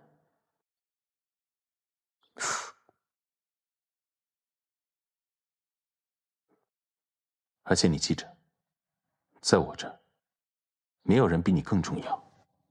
镇国公没有，镇国公府也没有。这话听着，怎么这么像告白来着？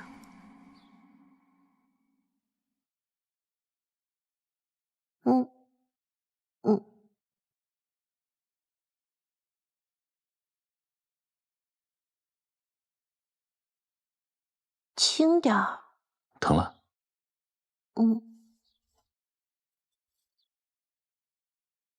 你安插在太子府的所有眼线，我已经全部处理了。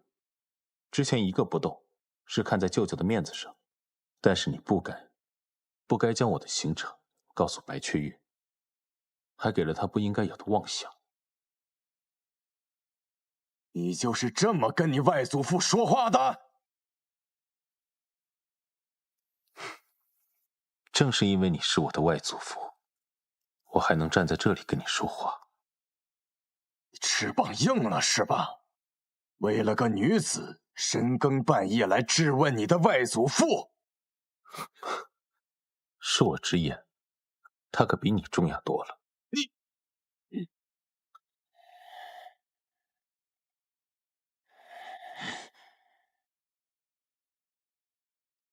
岳西郡主背后有宁王府支持，又救了你一命，我不反对你娶她。但雀月本是白家为你准备的正妻，从小悉心教养，最适合你不过。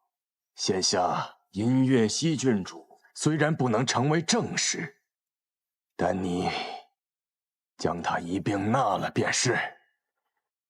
本宫的婚事，外祖父怕是做不了主。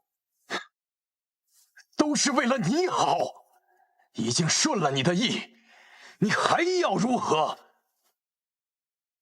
为了我好，为了我好，送我去刘国；为了我好，对我不闻不问。究竟是为了我好，还是为了你自己？为了镇国公府好？说到底，你还是怨我当年送你去刘国为质，可我从不后悔当年的决定。那时的镇国公府没有了兵权，就是任人宰割的羔羊。是，牺牲一个外甥，简单了圣上对你的猜忌，换来了镇国公府多年的安稳。这确实是一笔不错的交易。可是，母后的死，你也不后悔吗？你母后太过柔弱，她不适合那个尔虞我诈的地方。她不适合，别忘了，是你亲手将她送到那个吃人的地方。你还是在怨我。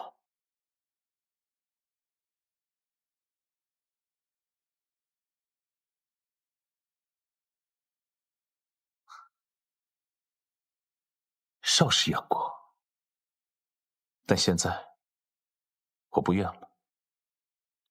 如果你害怕我因此报复郑国公府，那你大可放心，只要你郑国公府安分守己，看在母后和舅舅的面子上，您最在乎的那些东西不会改变，郑国公府也会荣光不倒。但是其他的东西你就别想了。白家不会再出一个皇后，皇室也不可能再出一个白家血脉的孩子。你别妄想了。表哥，表哥，你是不是跟叔公说了什么？是不是月溪郡主说了什么？我没有，表哥，我真的没有。你不该挑衅他的。表哥，我从9岁的时候就知道将来要嫁给你，这些年我也一直为可以做好你的妻子而努力。我听叔公说你要娶月溪郡主，我没有想要跟他争什么，我可以不要名分的。在我这里，至始至终都只有他一个人。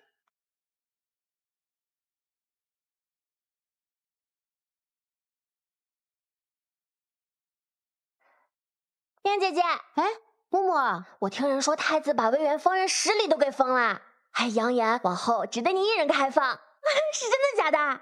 哼，好你个木木，借着探病的幌子来挖料的吧？宁姐姐，你有所不知，我们京城往事距离萧关还差点火候。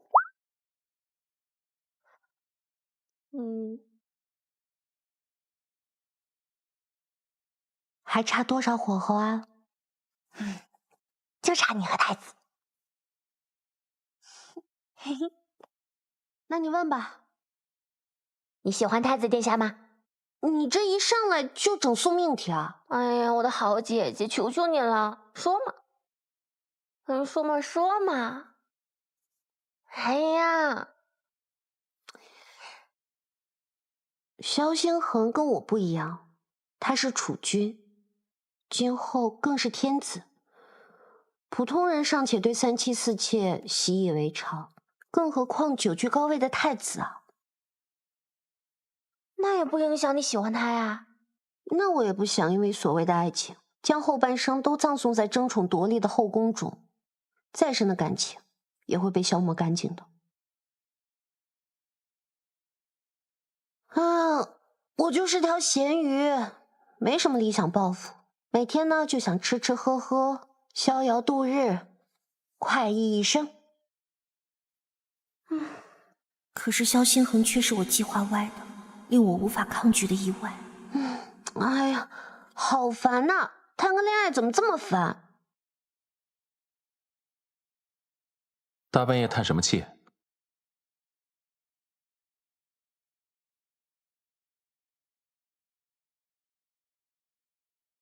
哎，真是个塑料闺蜜。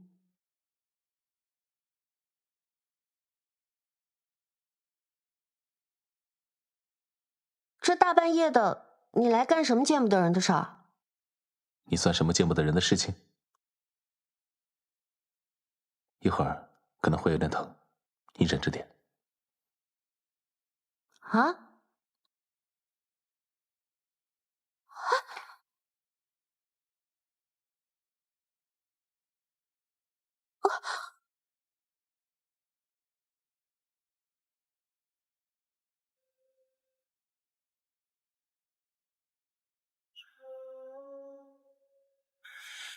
咫尺一眼，于世人间，山海万千，不再鲜艳。我们在不知不觉间，小友，你疯了！系上了红线，时间的线一起直面，花落之间再爱一遍，将化作风和你缠绵。走过了四海八荒，穿越了人海苍茫，你到底想干什么？只叹这一生我们纸短情长。即便看过一切的名言，而我依然最爱你的脸。回忆一幕幕不断浮现，不断蔓延。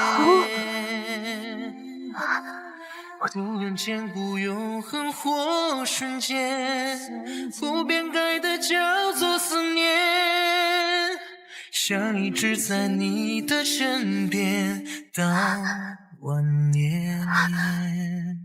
时间的线一起直面，花落之前再爱一遍，想化作风和你缠绵，走过了四海八荒，穿越了人海苍茫，只叹这一生我们纸短情长。即便看过一切的名言，而我依然最爱你的脸。回忆一幕幕不断浮现，不断蔓延。无论千古永恒或瞬间，不变改的叫做思念。想一直在你的身边到晚年。这几天胸口不要沾水，免得伤口发炎。这是什么花？鸢尾花。鸢尾？所以你大半夜过来，就是强制给我闻了一朵鸢尾，什么意思啊？你知道鸢尾的含义吗？我怎么知道？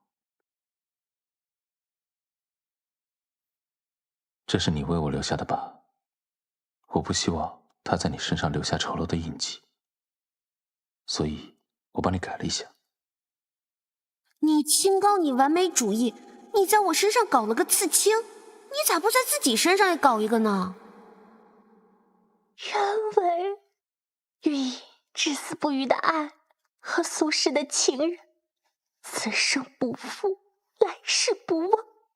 他是他命定的爱人。发了，之前的小官非我莫属。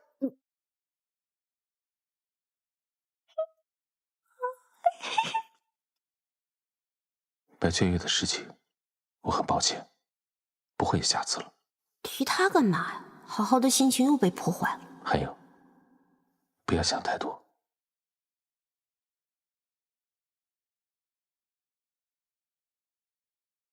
在我这儿，你是最重要的。结局如何，走下去就知道了。半路纠结，不过是徒增烦恼。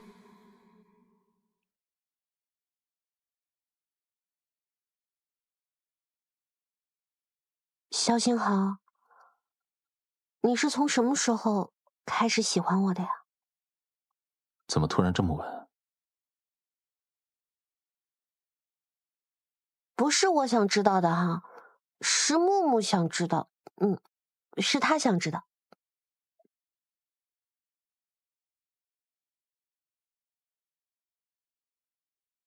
你闭嘴，姬兰公主！我刚刚进出观你容貌，论相貌，你不过姿色平平；论德行，显然德行有亏。你不过是降国树公主，是谁给你的勇气，有胆子对我国储君指指点点？你照照镜子，你配吗？啊，没了，就这。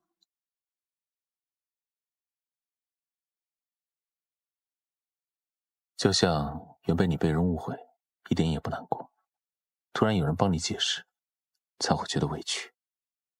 这时候，你就想告诉全世界，你看，其实有人知道，你没有错。肖星豪，你永远胜过别人，至少在我这儿。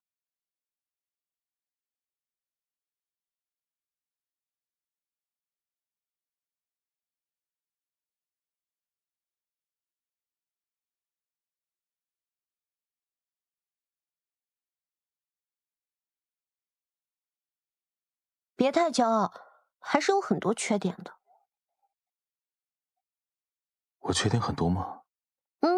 多啊，像天上的星星一样多。那优点呢？像太阳一样少。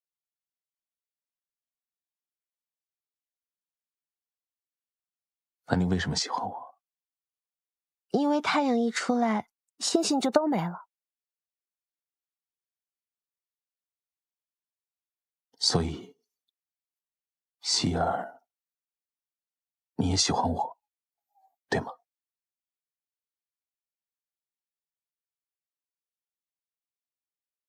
这题超纲了，下次聊。慧虎大师说，明日梦里醉的解药便可以做出来了。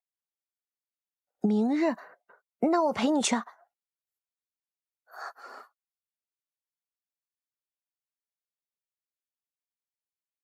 好。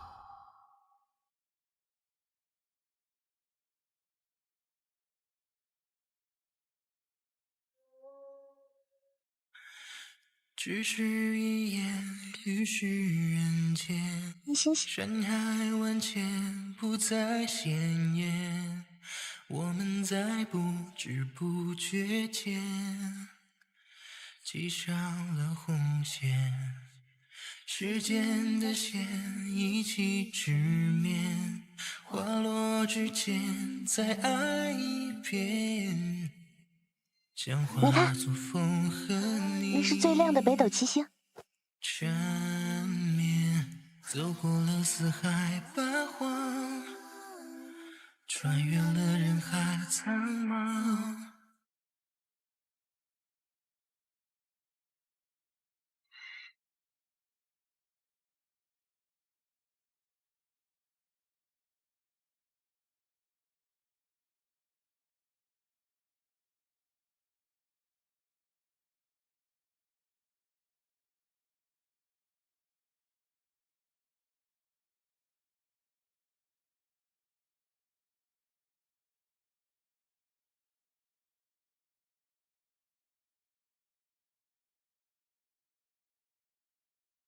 疼吗？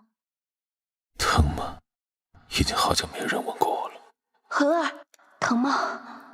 疼。没事儿，以后小心点。来。从那以后，便再没有人关心过我疼不疼了。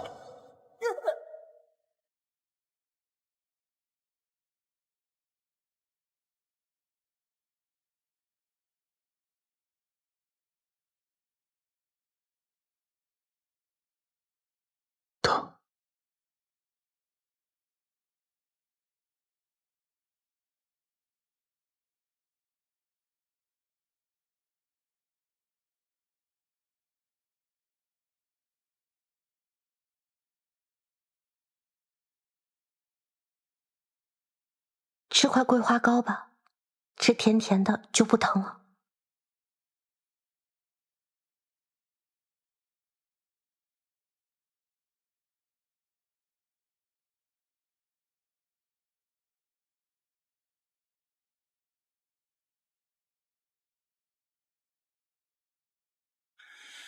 你知道吗？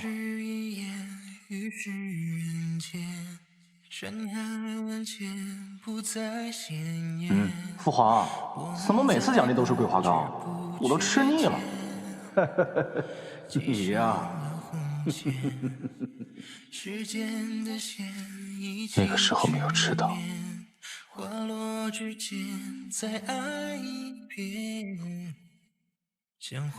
没关系，即使没有陛下的教导，你现在的字一样是方圆兼备，风骨天成。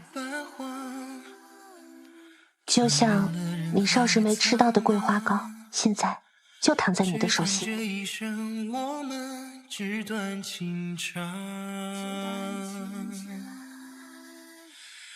即便看过一切的名言，而我依然最爱你的脸。回忆一幕幕不断浮现，不断蔓延。无论千古永恒或瞬间，不变改的叫做思念，想一直在你的身边。我从不遗憾少时那块求而不得的桂花糕，但你给我的这块，却是我一生中梦寐以求的甜。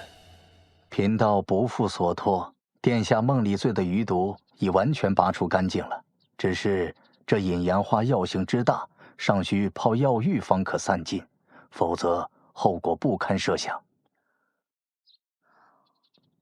之前郡主问过贫道的问题，不知道郡主找到答案了吗？这既定的命运有可能会被改变吗？萧星恒还活着，这不就是最好的答案了吗？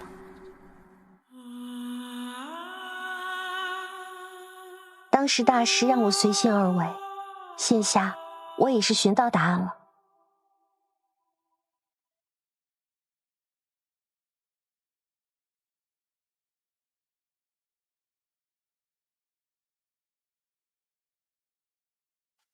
娘娘，可消气了？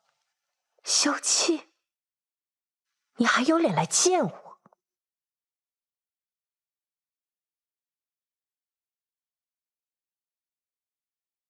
什么事值得娘娘这么生气啊？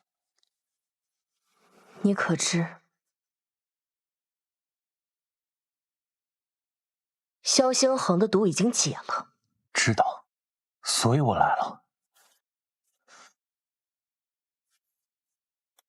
你的人就是这么办事的？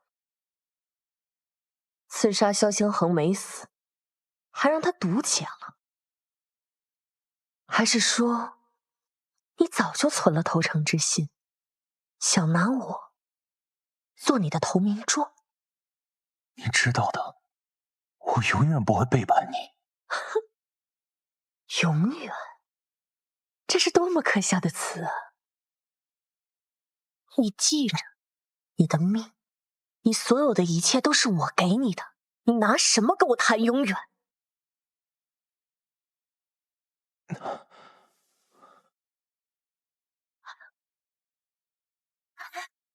你不敢！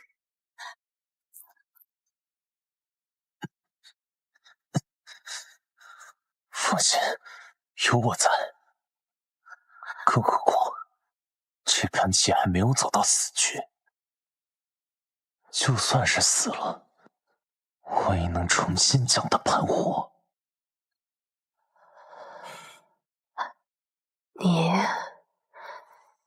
你连刺杀萧星恒这么简单的事都做不到，你还能做什么？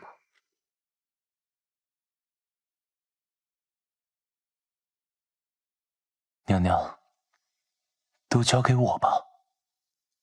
你只需要看着，好戏登台，等着坐上你该坐的位置。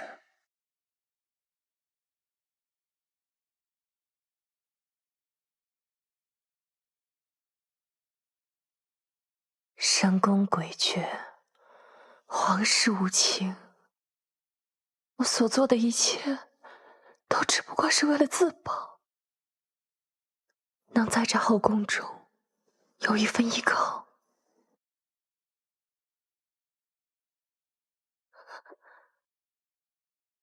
萧寒，我如今能相信的只有你了，你不能背叛我。一把刀永远都不会背叛它的主人。我是你亲手锻造的利刃，我若失主，便天诛地灭，死无全尸。那好，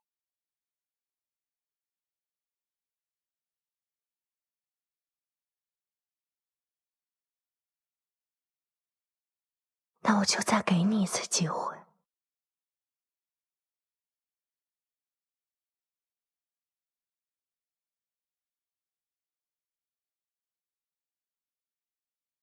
弄疼你了。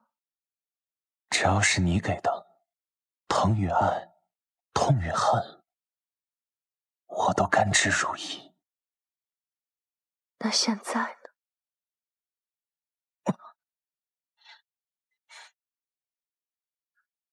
疼吗？疼，疼就对了。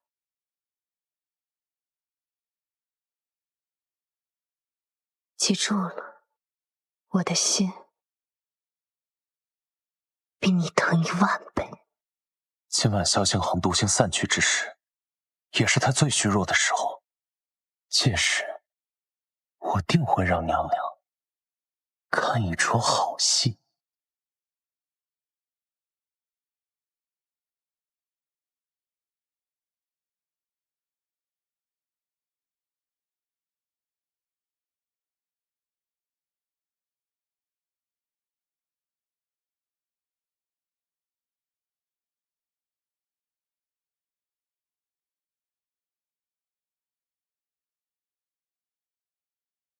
你们干什么？这是岳西郡主的私堂，你们还想硬闯不成？三殿下处出了刺客，有人看到刺客往这边来了。我们也只是奉命搜查。郡主还在里面，说了不让进，就是不让进。萧星恒现在是关键时期，这个时候千万不能出什么乱子。三殿下，那刺客刚刚赶到本宫处行刺，未必就不敢挟持岳西郡主。进殿检查也是为了确认郡主的安全。况且，如今父皇也在这云泉宫中，若是放走了刺客，威胁到圣驾安危，你们谁能负得起这个责任？不管那刺客有没有进入云泉殿，只要三皇子带人闯入，那宁初曦的声誉必然受损。到那时，为了宁初曦的声誉，父皇和宁王也必会将宁初曦嫁给三皇兄。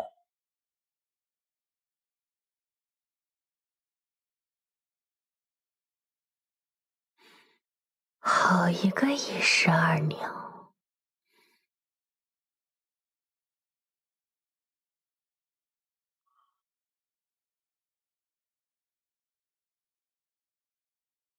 萧雪，你今日敢踏进这玉泉殿半步，我整个宁王府必与你势不两立！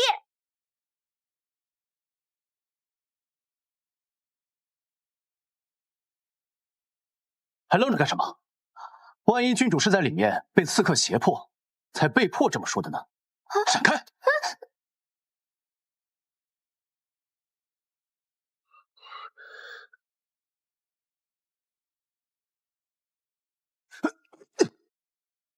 三殿下这样怕是不妥，若是损害了郡主的清誉，您手下的这些侍卫们怕是担不起宁王的怒火。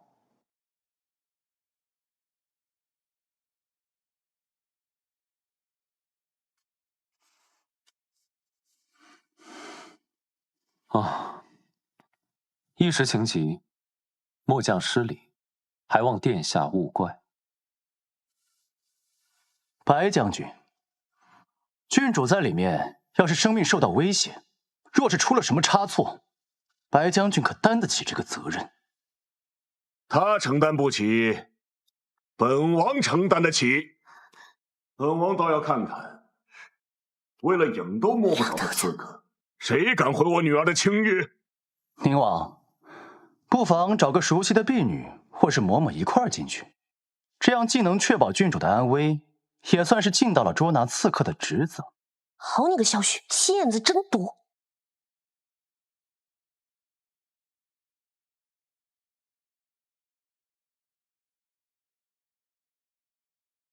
郡主，奴婢带着嬷嬷进来了。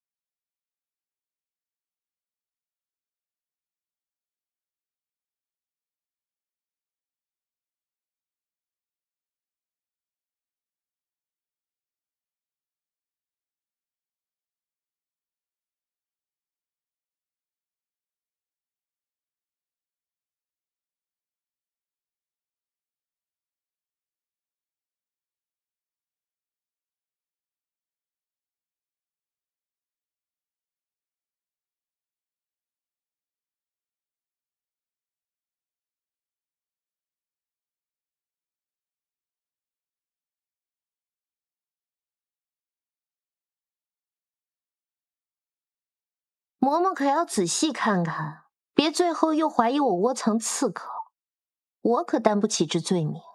郡主说笑了。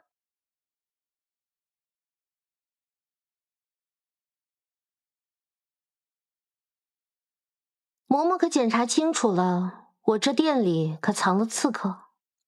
回郡主，奴婢检查好了，确实无人。那就赶紧出去向你主子汇报，省得在这惹我心烦。是。一会儿把我换洗的衣裳拿来，这些人这会儿搞得我也没有了泡汤的兴致。是。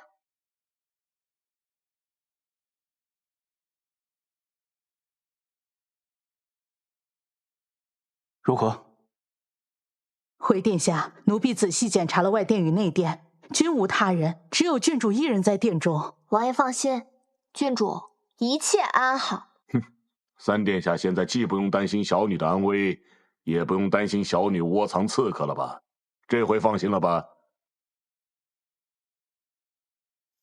宁王严重了。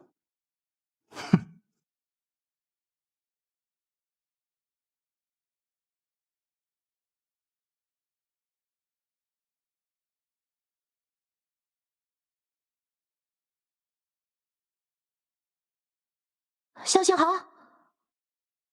萧星豪，萧星豪，萧星豪，萧星豪，萧星豪。郡主，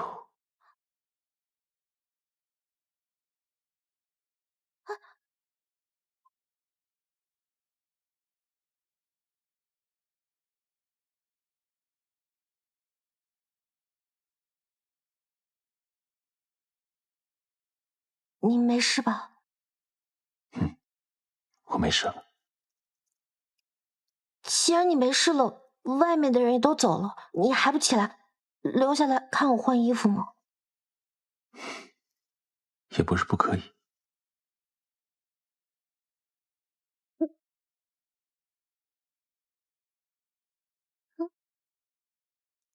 之前郡主对我舍命相救，如今又帮我解了生死之劫数，如此恩情，无以为报。不如我以身相许。那一片忧愁，许你个大头打扰了清梦，都在无言中，一动间燃烧着梦，而如今看落红，随回忆飘在空中，就像是写了忧伤，在心里起落汹涌，辗转后又落空，在我心中留下的洞，像无尽黑洞。我望楼台外烟雨下，贪爱恨算落花，这一生多少年华，都付与牵挂。我触不到你的发，回忆像流沙，逃不出怎作办？我望楼台外烟雨下，望不到你的天涯。这人间多少风华，不如你情话。风吹过我的脸颊，如今湿了如麻，放不下。萧星豪，你个登徒子！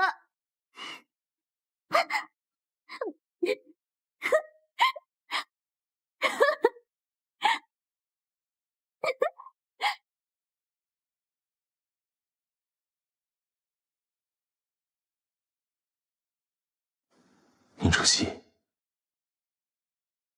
你愿不愿意嫁给我？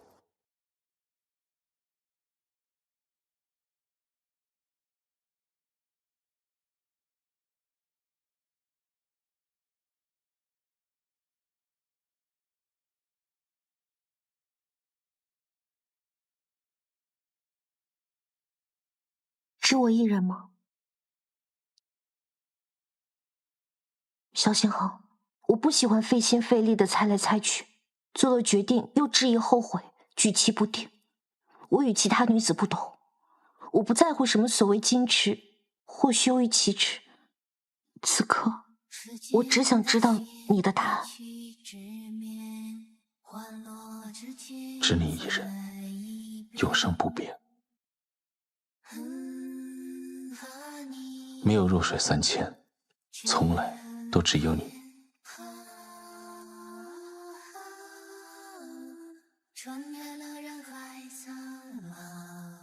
我从不信什么永远，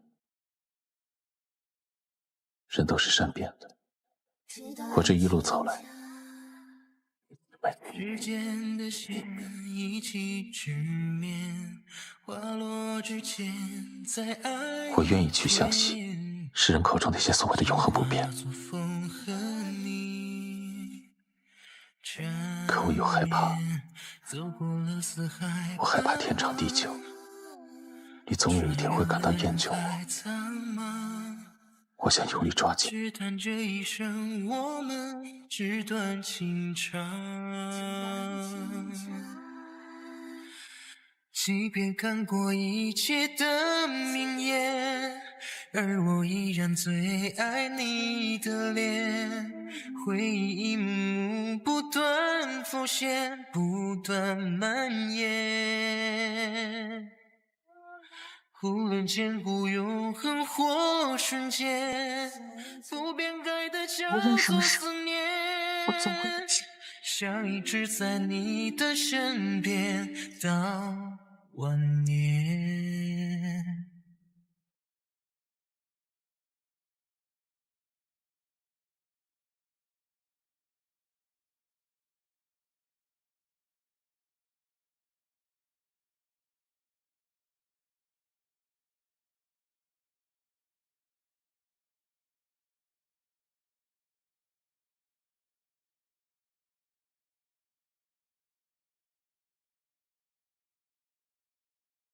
听闻昨日云泉宫进了刺客，险些毁了郡主的清誉啊！臣怎么不知道此事呢？行了，朕也不跟你绕弯子了。郡主的婚事，爱卿作何打算呢？臣自是以希儿的喜好为主，但若问臣的打算，臣倒是希望希儿能嫁给一个普通的富贵之家，就算地位低一点儿也无妨，这样微臣可以护她不受欺负嘛。爱卿爱女之心，真是令人动容啊！朕观岳西郡主灵秀大方，朕甚是喜爱，也不知道朕这些儿子当中有没有她中意的。殿下们若是能看上希儿，那是希儿的福气呀。你觉得老三怎么样？三殿下文武双全，甚是良配。不过不知怎么着，与希儿不太对付啊。那太子如何？太子芝兰玉树，可是，爱卿，但说无妨。臣说这些话可是冒犯了天威啊！请恕老臣爱女心切。上次希儿无意间替太子殿下挡了一剑，他虽不说，但臣知道，小女心悦于殿下。但是殿下一直身体虚弱，臣担心，臣恐怕小女以后孤苦无依。臣有罪，臣有罪呀！看样子是岳西郡主本人喜欢太子，但这老狐狸又担心太子早夭，因此不太放心呢。你说父皇真的会准太子娶了宁初曦？在父皇眼中，镇国公府跟太子是真不和还是假不和，我们尚未可知。但如今太子失弱已是事实，宁王府和镇国公府，一个驻守北疆，一个驻守西域。如果岳西郡主加入太子府后，便可以拿太子牵制宁王府，三方势力制衡，何乐而不为？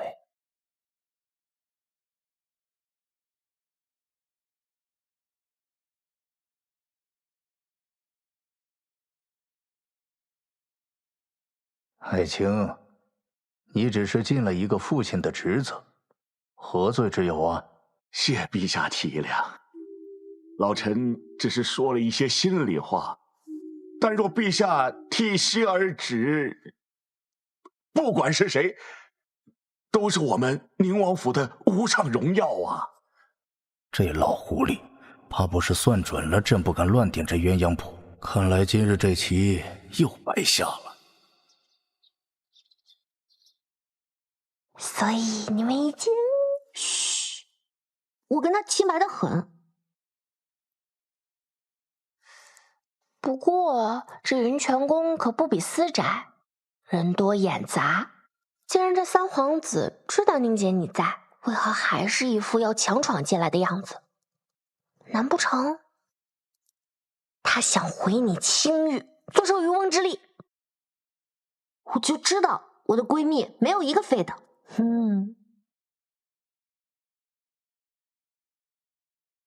那我们这样，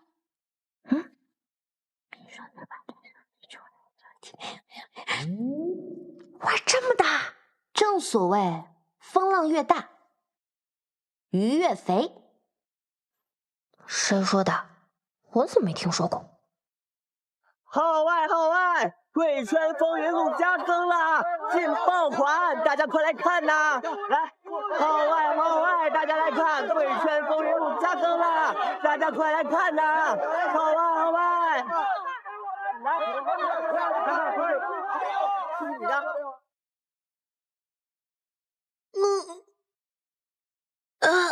小姐小姐，您真的太神了！谣言真的愈演愈烈，现在五花八门，说什么的都有，上热搜啦！怎么说？是这样的，今日苏小姐在贵圈私塾发布了她的新话本，洋洋洒洒数十万字，分析了京城贵人圈里不为人知的暗心往事。就是，现在那些人几乎都被牵扯进去了。搞这么大，估计某些人要坐不住了。希儿的身子可痊愈了。谢娘娘关心，已经都好全了。希儿马上年过18了吧，也到了该成亲的年纪，对未来夫婿可有什么心仪人选呀？我其实已心悦一人，不过不好意思跟娘娘讲，但我父王知晓后也是同意了。啊，不知哪位少年郎能得希儿青睐呀？哎呀，娘娘别问了。希儿，这姑娘家的就要多挑挑，多看看，总是没有坏处的。再说了，我家旭儿也不差嘛，希儿多考虑考虑。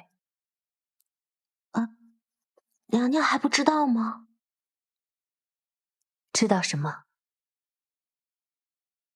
大家都说他们二人已经是私定终身了。没有的事儿，希儿从哪里听说的？可外面的小姐们都这么说。唉，这希儿啊，千万不要听外面的胡言乱语。这林家只不过是一个庶女，即便是旭儿看得上她，也不过是一个儒人，无需介怀的。看来小白花在孙贵妃这儿混得不行啊。哎呀，本宫最近事务有些繁杂，有些累了，那咱们改日再聊。是。你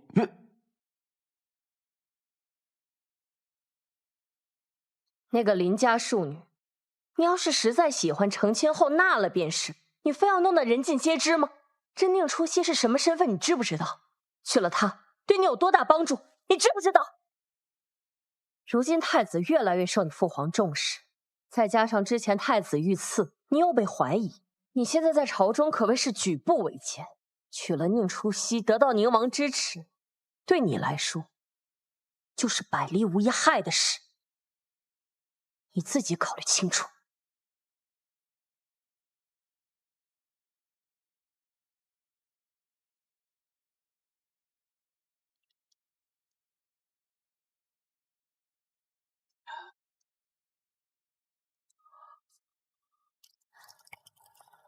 旭哥哥，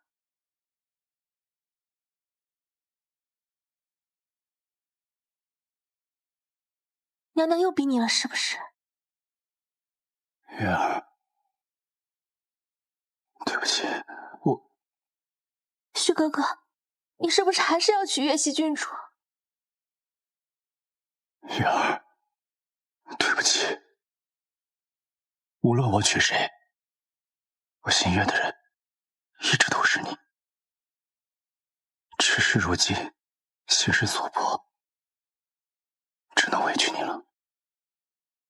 我都知道，不怪旭哥哥。玉儿只要能和旭哥哥在一起，玉儿不委屈。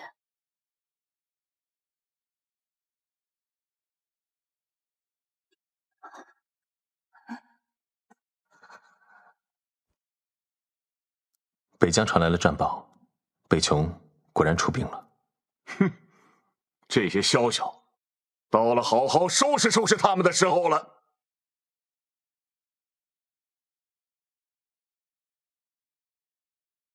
为父不在的时候啊，你要万事小心。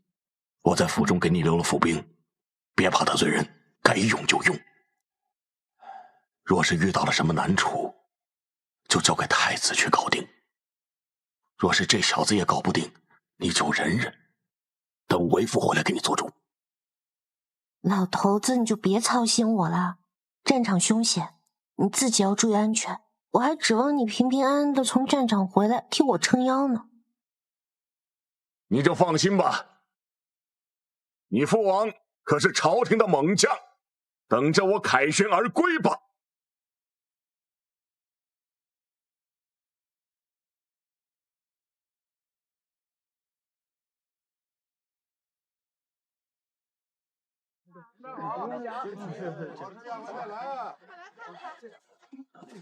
小美啊，再过2个月就是年关了，咱们府的年货该置办起来了，衣服也该做起来了。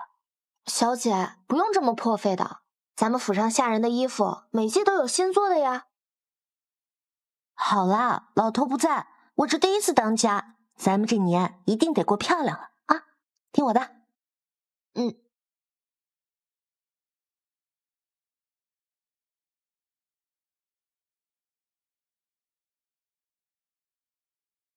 还真是晦气，哪哪都有这小白花。想来不久后，我就有幸叫郡主一声姐姐了。哼，笑话！你我既非姐妹，又非密友，你哪来的资格叫我姐姐？哼！等到郡主入主三皇子府，我可不就是有幸能唤郡主一声姐姐了？你瞎说什么疯话呢？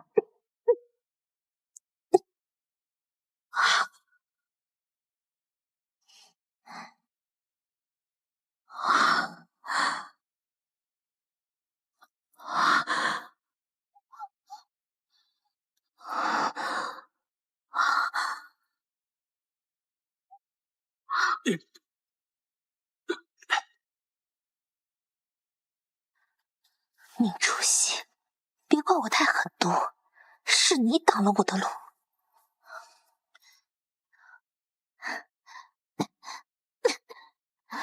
来人啊！有坏人劫走了郡主，月喜郡主被劫走了，快来人啊！嚷什么？我家小姐呢？不知道是谁闯了进来，直接就冲着郡主来了。他们掳走了郡主，我想拦没拦住。来人！你们几人给我将这宇昌阁围住，任何人不得进出。你们带人给我全城搜，人不够就回王府调动所有府兵，城外也不能放过。还有，派个腿脚最快的去通知太子府。是。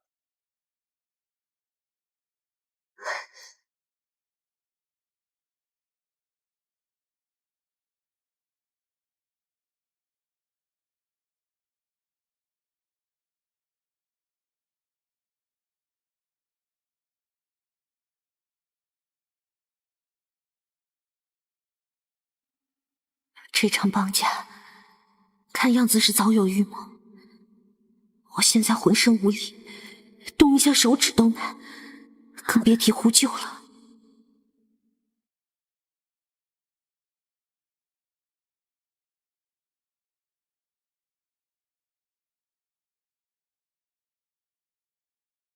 车中是何人？回官爷，这车中是我买来的媳妇儿。林玉带他到底想干什么？我治不好了，我这准备拖到乱坟岗给他埋了。官爷，这恶疾会传染，可得小心啊！他一发病就抽搐，许是碰到了相对。官爷，要不看看？先走。真晦气！谢谢官爷。谢谢官爷，谢谢官爷。若是到了荒郊野岭，可就真的难逃了。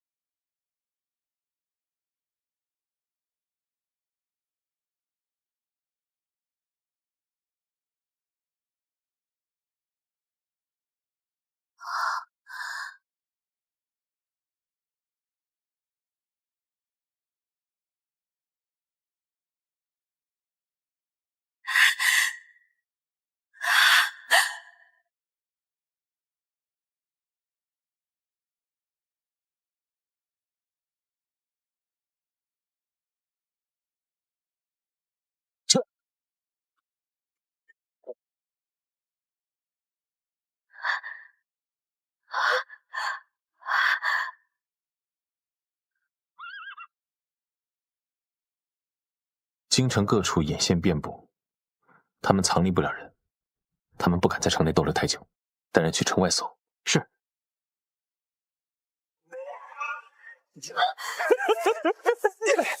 你速度点啊，我还等着呢。知道了，你把我包，这娘们细拼的肉呢，我先替你验货。你快点啊！好。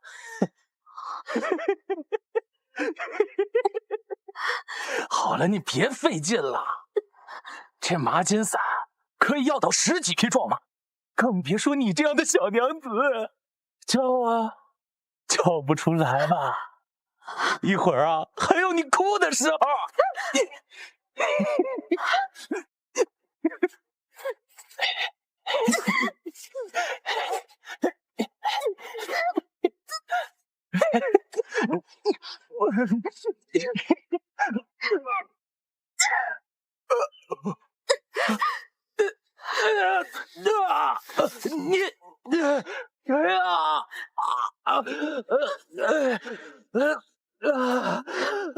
酒不吃吃罚酒。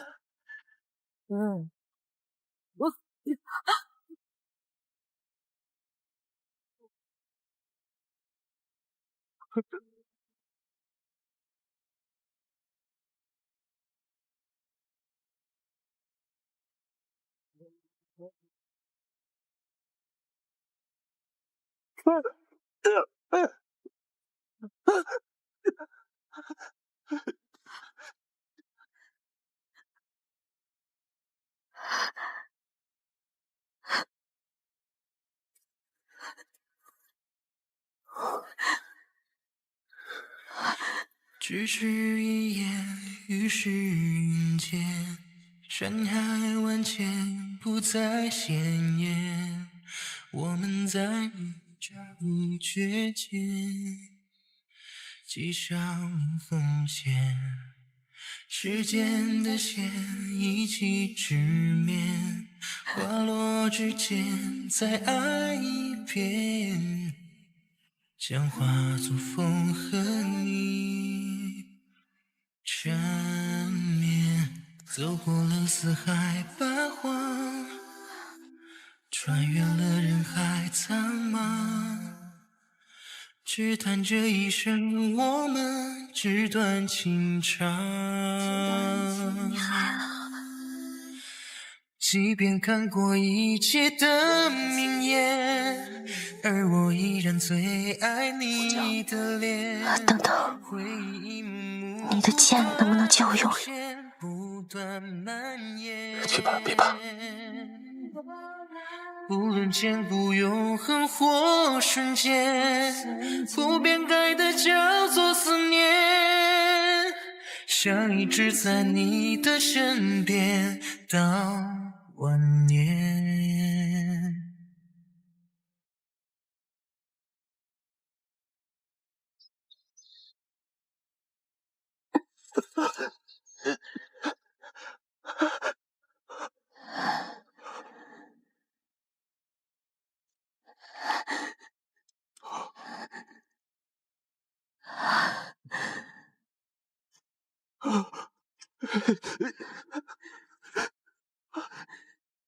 没扎穿，真可惜。郡主饶命！小的也是被人收买，小的以为只是普通的商家小姐，小的如果知道您是郡主的话，打死小的也不敢啊！郡主饶命！郡主饶命！郡主放过我！郡主放过我！郡主放过我吧！郡主放过我吧！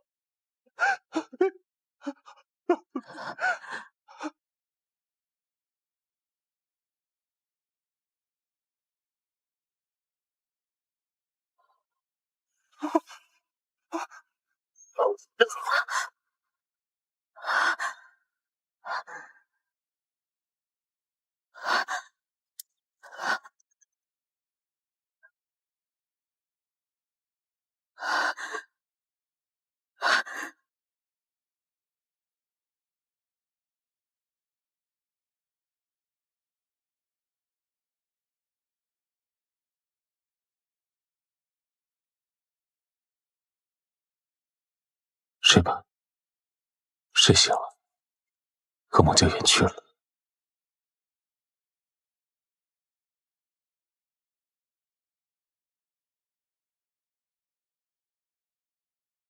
我说过的，你身后不仅有宁王府，还有我。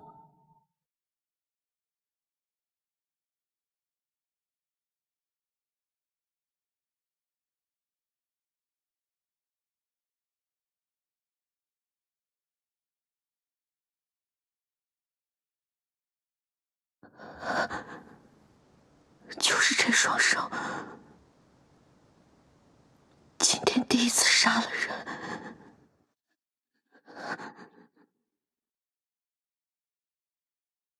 不久前，我还以为萧心恒当着我的面杀人，而吐了几天，现在却已经可以自己动手将人杀死，我还真是长进了呀。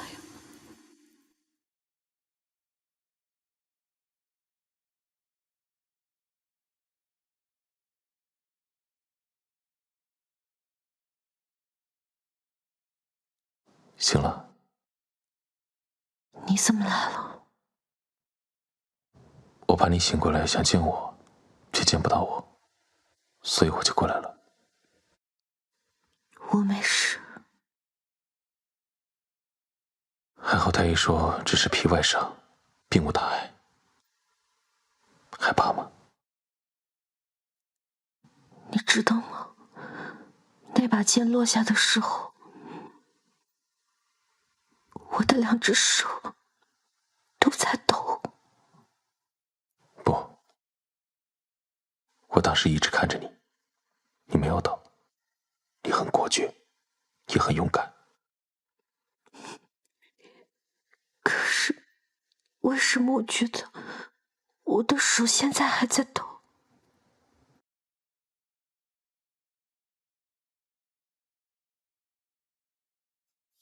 你看，我握住它，它就不会抖了。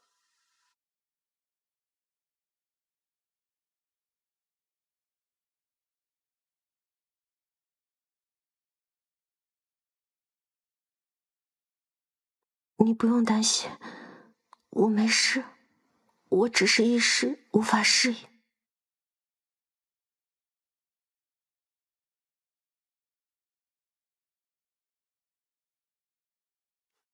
我能有什么事？难不成你还怕我自杀？林玉带想通过这种方式逼死我，他可太天真了。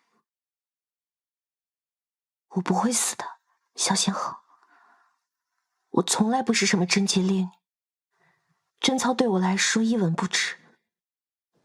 就算当时我被人侮辱了，我也不会寻死觅活。没有什么比我的命更重要。所以你看清楚，我就是这么自私。我不会觉得被人轻薄或者失真就觉得对不起你。我从来不觉得这是我的错。若你心存芥蒂，你就……宁主席，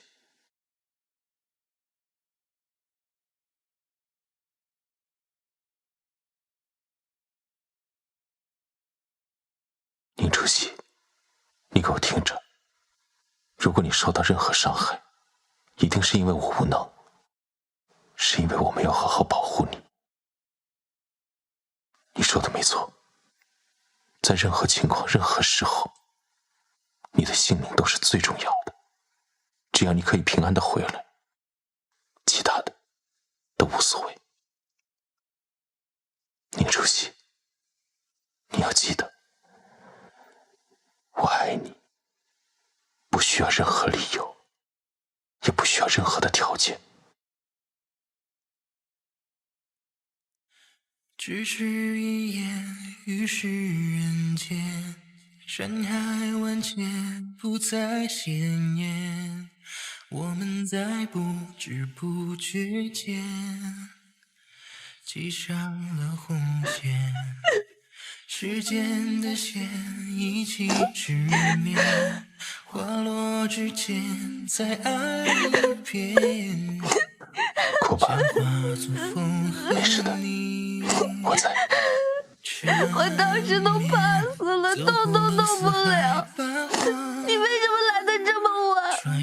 我以为我自己要玩完了。他妈的，林玉带走他长得这么恶心的人，我要弄死他！还好我藏了菜子在手里。我亲手弄死了那个男的，我可太厉害了。不断浮现，不断蔓延。过来了吗？永恒或瞬间，不变改的叫做思念，想一直在你的身边到晚年。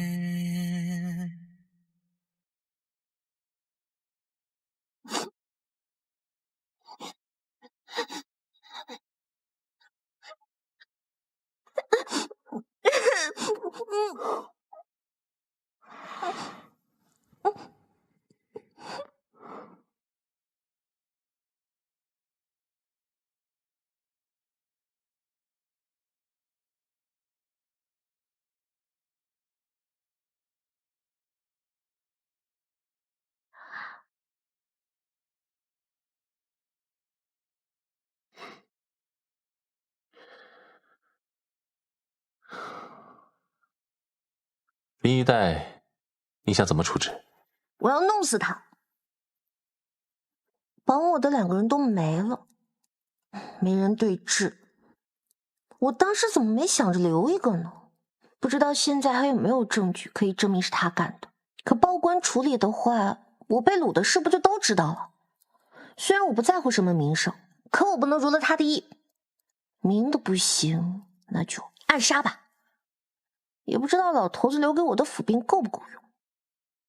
公公，被萧旭抓住了小尾巴，老头尚在前线。如果现在弄死他，等着萧旭反弹，那不是给老头子添麻烦了吗？喂，我在这认真思考对策，你不帮我你还笑。其实不用那么麻烦，若你想取他性命，我让怀流他们去做就行，即使萧旭会怀疑，也不会留下证据。我就怕萧旭发疯乱咬你，毕竟是原书男主，还是要避免萧旭的主角光环给萧星恒带来什么麻烦。我没事的，更不惧生死。萧星恒，我只说一遍，我既然已经答应嫁给你了，你以后就是我的人，没有我的允许，你不许受到任何伤害。我说不行就不行，听到没有？听到了，我是你的。还有，我跟林玉带之间的恩怨，我自己解决，你不许插手。忽然我就没有那么想让他死了。好。哼，让人最痛苦的不是身体上的折磨，而是精神上的毁灭。他越想得到什么，我偏偏要让他自以为快要成功的时候全部失去。林玉带最在乎的是什么？在乎他和萧旭的感情，在乎爬上高位掩饰出身的自卑，在乎他淑女才女的名声。那就让他最在乎的一一破灭在他眼前。若是他现在死了，倒成了萧旭心里的白月光了，我偏偏要让他跟萧旭反目成仇，让他刚爬上高位就跌入尘埃，让他声名狼藉，被人耻于提起。按你的意思来，你觉不觉得我们俩像在像画本里密谋阴谋诡计的大反派啊？瞎说！我觉得我们像画本里珠联璧合战胜反派的主人公。那你不觉得我恶毒啊？不，我觉得你很可爱。京城知名才女林玉带离奇失踪，究竟是采花大盗重出江湖，还是闺中小姐为爱私奔？是人性的扭曲，还是道德的沦丧？哼，姐姐，你比我标题党多了。我这京城第一八卦号应该退位让贤。少贫嘴，能不能想？姐姐交代的事肯定漂漂亮亮的完成啊。号外号外！京城才女林玉带离奇失踪，给你，究竟是人性的扭曲，还是道德的沦丧？号外号外！来，号外号外！京城日报每日关注，号外号外！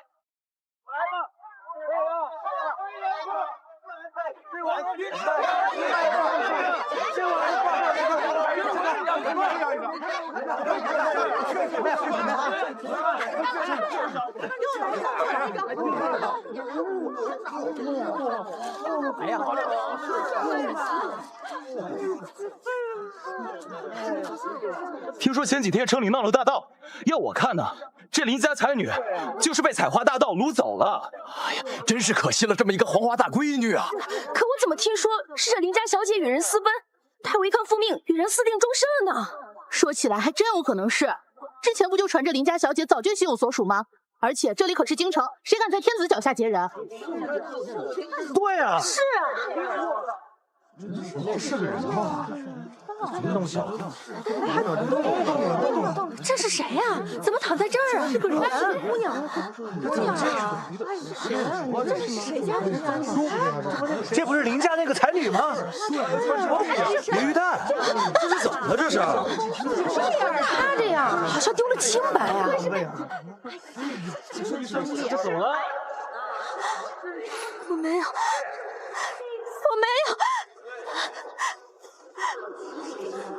看什么看？都给我滚开！滚！都给我滚开！林玉带总想着做人群中的焦点，声名鹊起也好，身败名裂也好，他不都得偿所愿了吗？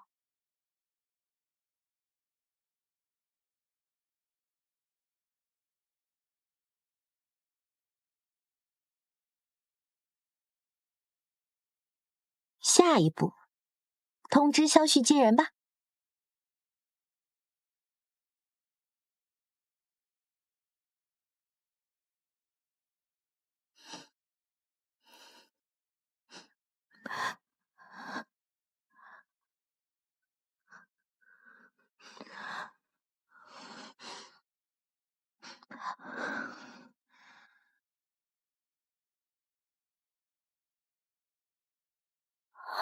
旭哥哥，玉儿，你这几日都去哪儿了？外面都在传你。旭哥哥，我没有，外面那些传言都是假的，我真的没有。好了，不哭了。既然你说外面传的都是假的，那你告诉我，这几日到底发生了什么？总不能告诉他我绑架宁初夕后被人掳去暗牢的事吧？不想说，便不说吧。旭哥哥，我真的没有。虽然我已经什么都记不清楚了，但是我的身体我自己知道，我绝对没有做对不起你的事情。而且旭哥哥，玉儿心里从始至终只爱过你一个人，又怎会与他人私奔？好了，不哭了。那是谁掳了你？你心中有没有怀疑的对象？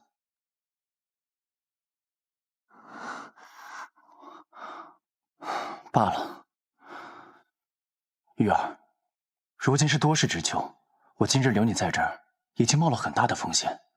玉儿，你知道的，皇家最要的就是体面，若是被有心之人拿去做文章，与我很不利。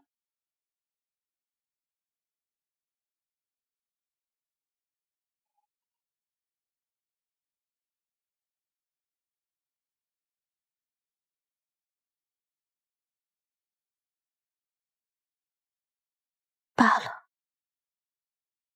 或许我与三皇子的缘分本该如此。玉儿，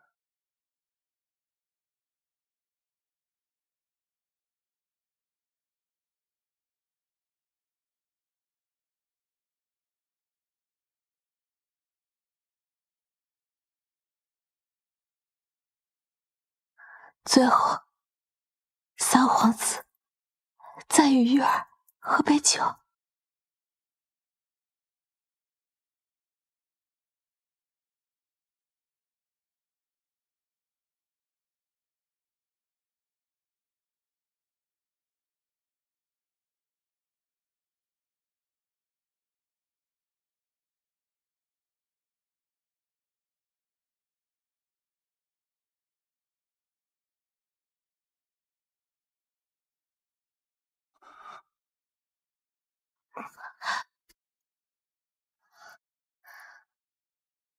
旭哥哥，玉儿这么做，都是因为太爱你了。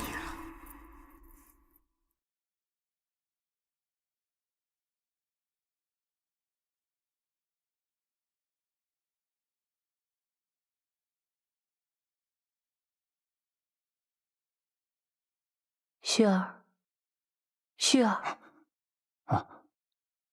姨母叫我。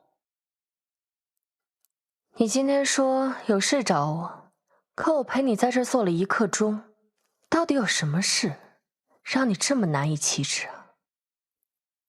姨母，旭儿想，旭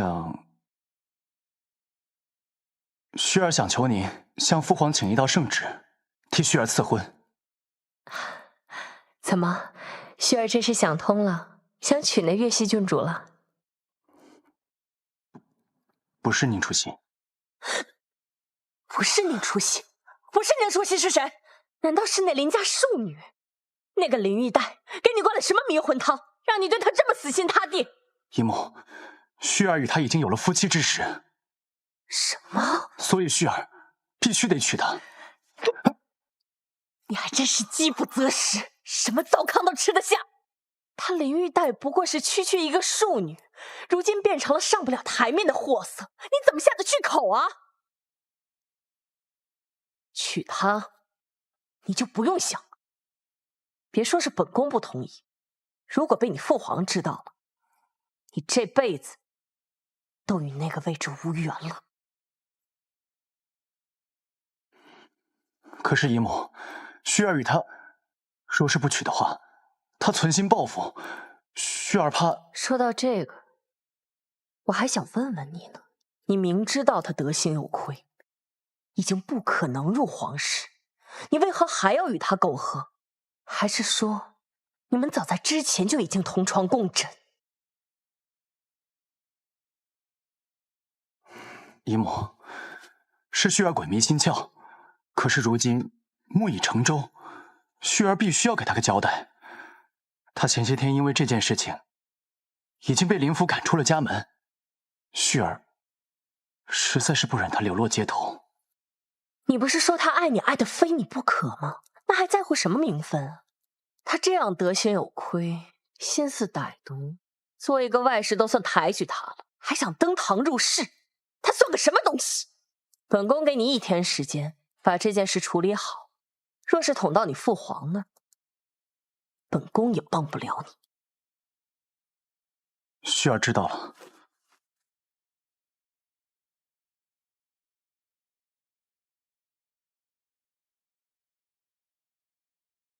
玉儿，最近我政务繁忙，我们暂时不要见面了。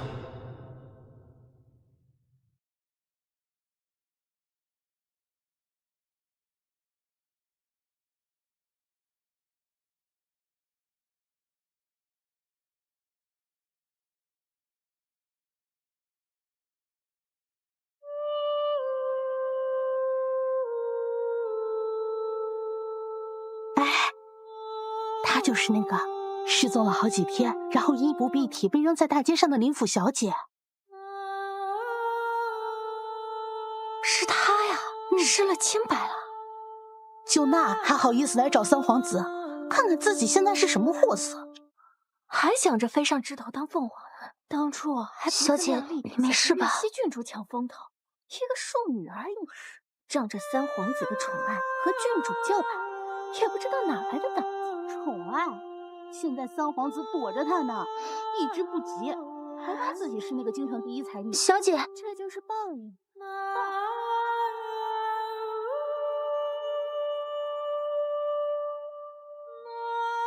萧旭遭人算计，也算吞了哑巴亏，遭此报应。对这个结果，你可还满意？还行吧。而在我看来，还不够。眼看他高楼起，眼看他楼塌了，还挺有戏剧性的。所有人都应该为自己的选择买单，他这个结果也是自己选的。秋霜寒凉，老夫人身染风寒，缠绵病榻，念及远游亲眷，心中郁结。盼希儿归家，以解亲人思念。我离开益州时，祖母还精神矍铄，怎么会久病不愈了呢？往日她最是疼我必须回去看看。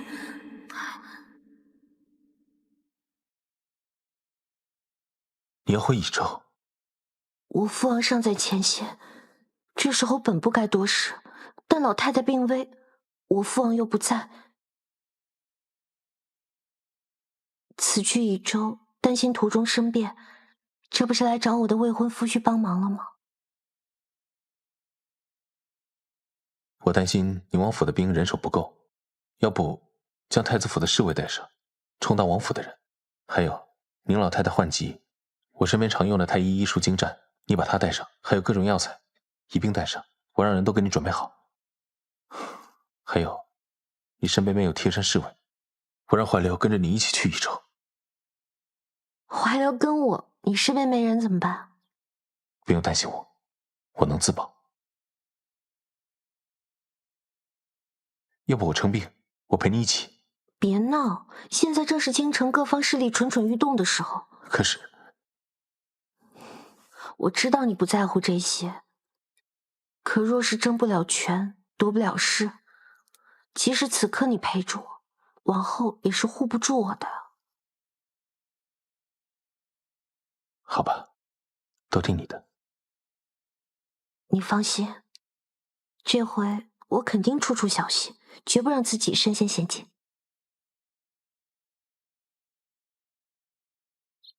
萧星恒，你都装了什么呀？我是去探病，又不是举家搬迁。多带点总是没错的，这些都是珍贵的药材。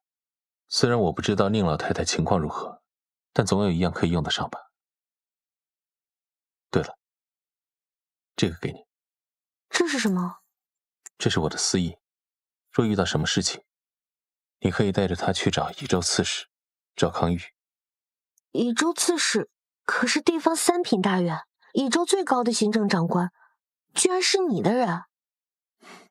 你忘了，我们第一次见面是在哪里？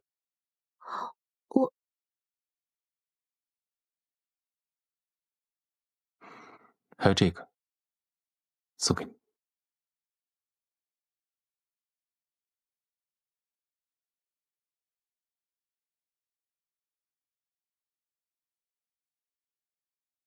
鸢尾花的手镯，帮我戴上。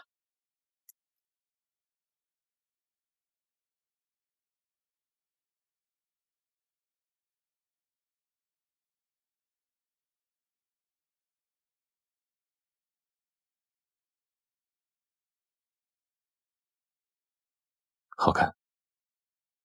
一只手镯可不够，准备好聘礼，等我回来。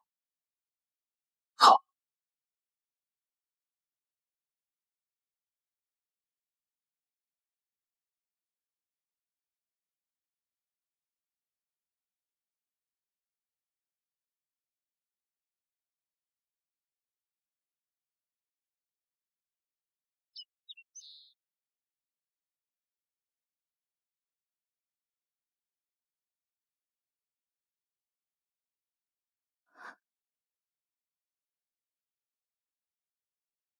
祖母，我回来了。祖母，祖母，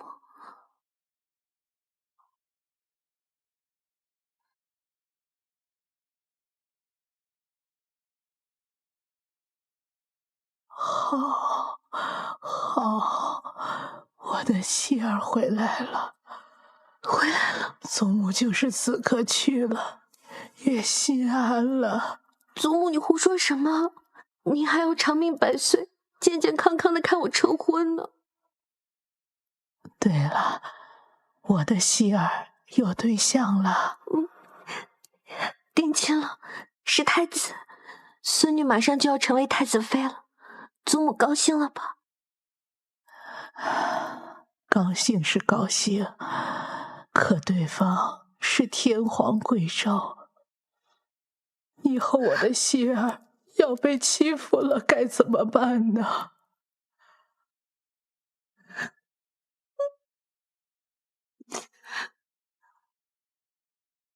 希儿不哭，都说生死由命，祖母不难过，你也不难过了啊。祖母，太医。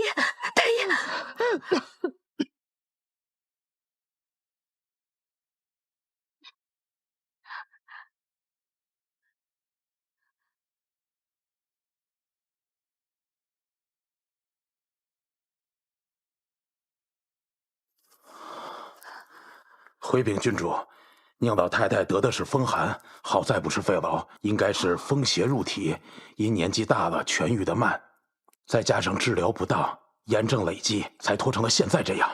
可能治疗？可以的，只是所需药材珍贵，好在咱们来益州前，殿下为您准备了大量药材，正好可以用上。只是宁老太太年岁高了，这病恢复得慢，急不得。能治就好。哎，臣这就去准备。祖母，你听到了吗？您的病能治，以后可千万别再说这些丧气话了，要配合太医好好治病。好，不说了，都听我希儿的。多亏了希儿带来的太医和药材，不然母亲的病不知何时能好。该三叔好好谢谢你才是。三叔见外了。咱们一家人不说两家话，父亲尚在前线，应家全靠三叔一人撑着，这些都是侄女儿应该做的。哎，我听闻圣上为你跟太子赐婚，也不知太子为人如何，你是否能跟他相处得来啊？希儿，这婚事可是你自愿的呀。啊，真正的亲人不会在意你为他们带来荣耀吉许，只会关心你是否过得如意。三叔二姑姑别担心，太子殿下清风朗月，待我更是极好。这次为祖母带来的药材和太医，都是殿下准备的。哦，那就好。那就好。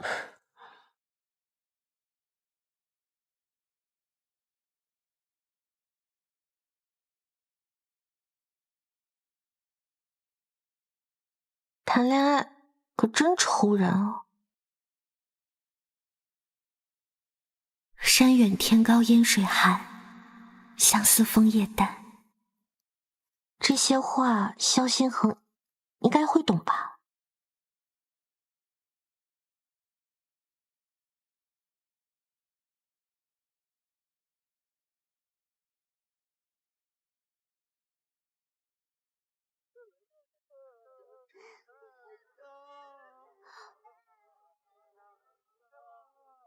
小姐，您的点心。哎，管家。哎，外面怎么这么多哭闹声啊？我这几天看到好多人家都在办丧事。最近城中死了许多人吗？最近不知道是不是入冬的原因，城中好多老人都患了风寒，都挨不住了。按理说今年冬天还没有去年冷，但这1个月陆陆续续走了好多老人。都是在这1个月里？是。就是这1个月，连那个棺材铺的生意都好了很多。哎，小姐，您是觉得哪里不对吗？总觉得哪里怪怪的，难道是我想多了？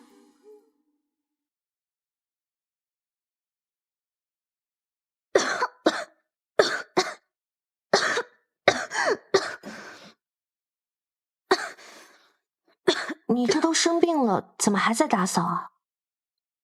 谢郡主关心，只是奴婢是负责花园洒扫的，其余负责的姐妹也都染上了风寒，奴婢担心无人值守，这才让在这打扫的。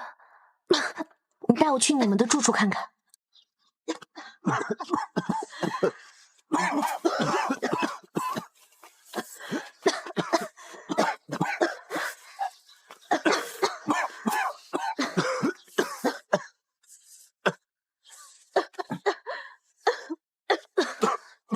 都染病了，府上郎中就没来看看吗？回郡主，府上郎中来瞧了，说是普通风寒，也都给开了药，可有痊愈的？说来奇怪，好似还真没有痊愈的。不过大家都只是咳嗽，并没有其他什么毛病。因为怕影响主子，所以我们染病的也都没敢往内院去。今日实在是没有人手了，奴婢才带兵进。没有别的症状，只是一直在咳嗽。小美，去吩咐外面所有的人都远离这个院子。华流，去找些侍卫，将宁府暂时封了，让他们远远守着，不许任何人出去。我这就去。哎，你别出去，就待在这儿，想办法传令出去就是了。是。叫外面的人去把徐太医喊来，顺便再通知三叔和二姑姑。明白。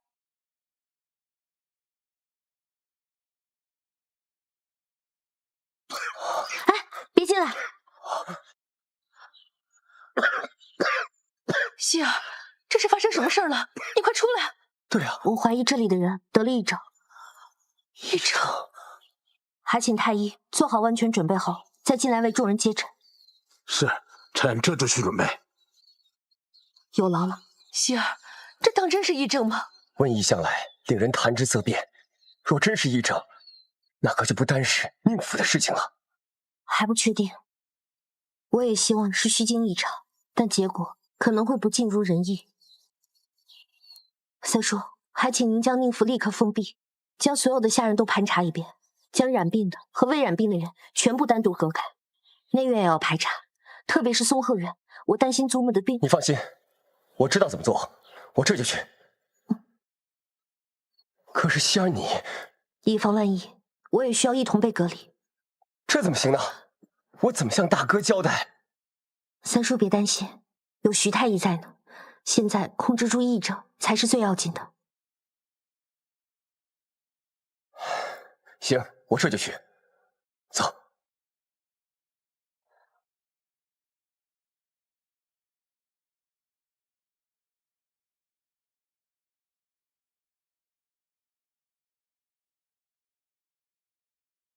郡主，你猜的没错，经过下官反复确认，确实是癔症。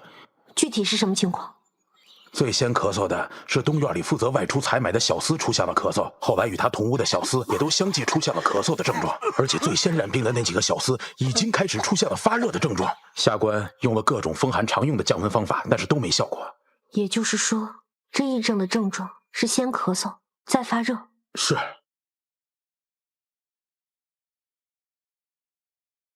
那祖母一直咳嗽，会不会也是？郡主请放心，宁老太太虽然也有咳疾，但是肺病，脉象也跟这些患了癔症的人不同。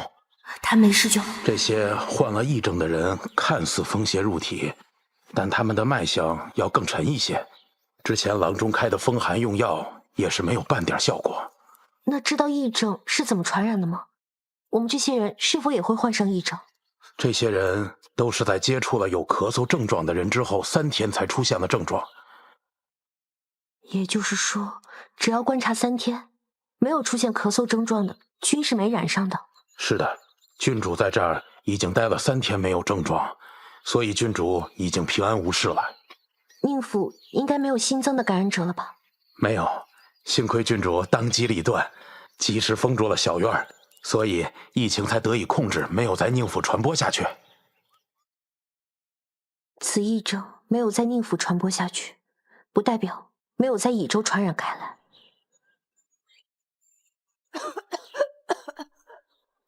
可是明明已经传播1月有余，为什么城中一点防疫措施都没有？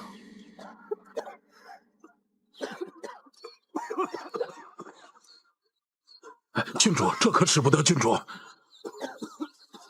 徐太医，还请您劳心费力，尽快找出治疗之法。这乙州城的百姓，就靠您了。郡主请放心，下官定当竭尽全力。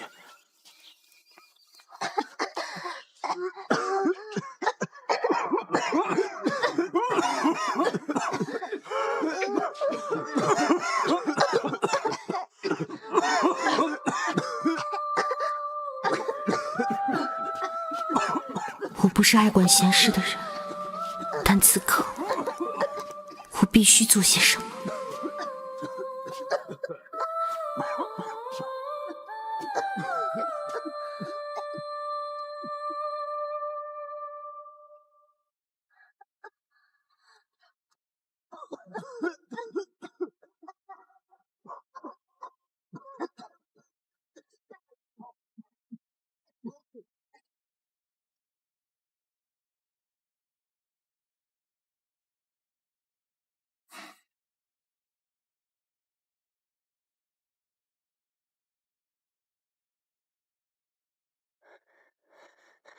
殿下，乙州传来消息，说是发生了瘟疫，圣上已经秘密下旨封城，现下正召集各位大臣殿前商议。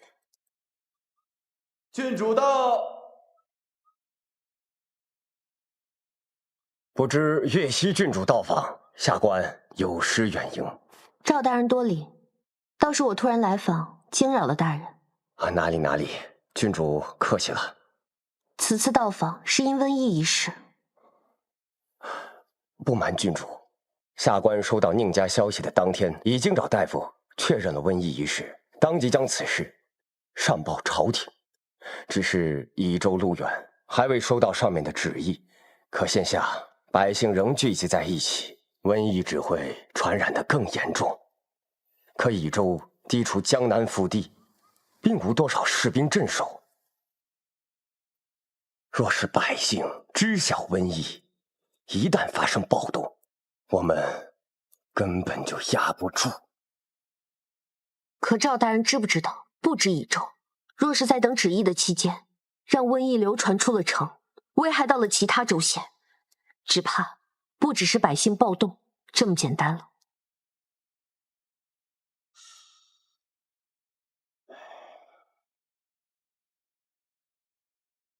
殿下说过，见此章如见他本人，只是不知赵大人还认不认这章子。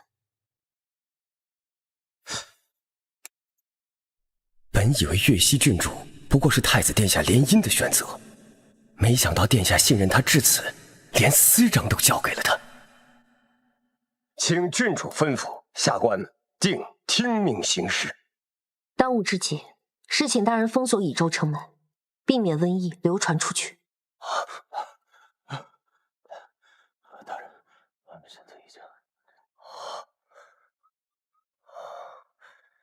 郡主，这话说晚了。下官刚刚收到消息，宜州城门已经从外面封闭，现在的宜州无人能出。这么快？京城到宜州，不论是一差800里加急，还是飞鸽传书，最快都要10日才能送达。封城的消息今日就到了，说明最起码10日之前，京城就收到了宜州瘟疫的消息。而那个时候，宜州的丧事变多，不过刚刚出现了一点苗头。这究竟是有人未卜先知，还是说这场瘟疫本就是一场阴谋？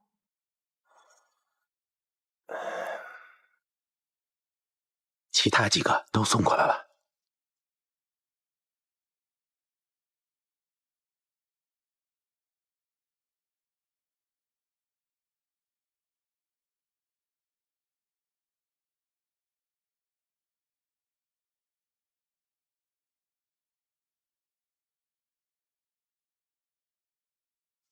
大人，城中百姓不知从何处得知了有瘟疫，现在全部聚集在隔离点，闹着要出城。守城士兵喊着要将他们格杀勿论，我们快拦不住了。快我们出城！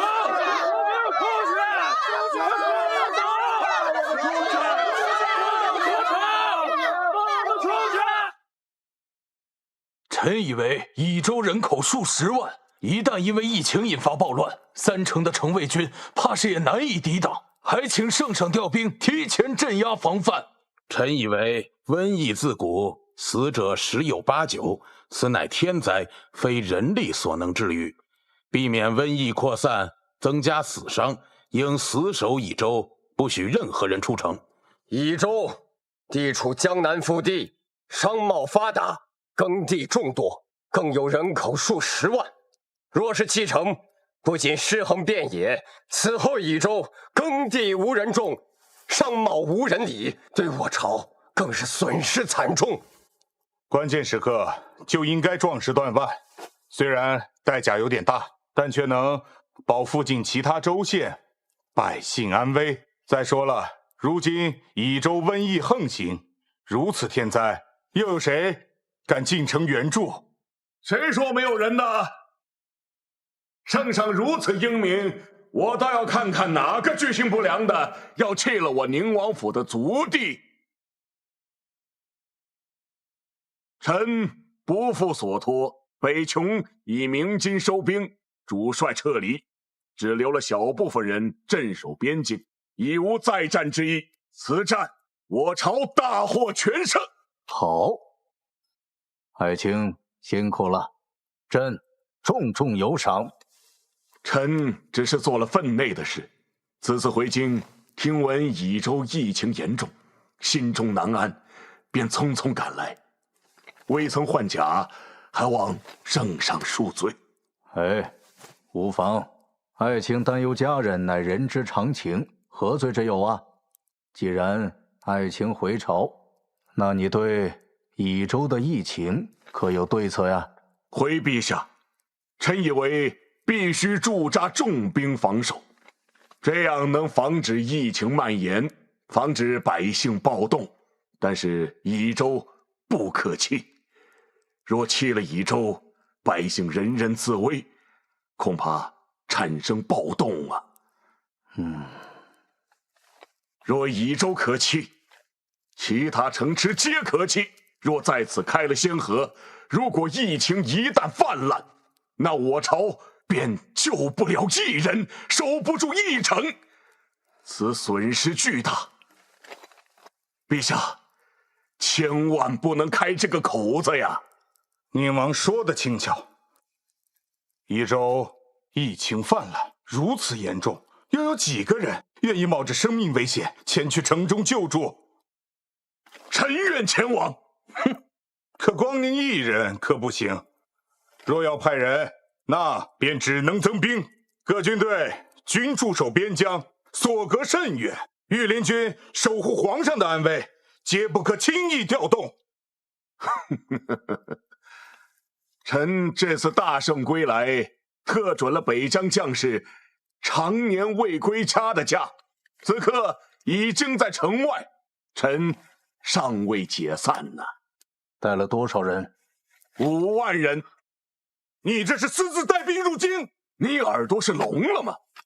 我只是准了将士们的假，让他们一同陪我回京，而且我为了急匆匆的面见陛下，所以才未将他们解散而已。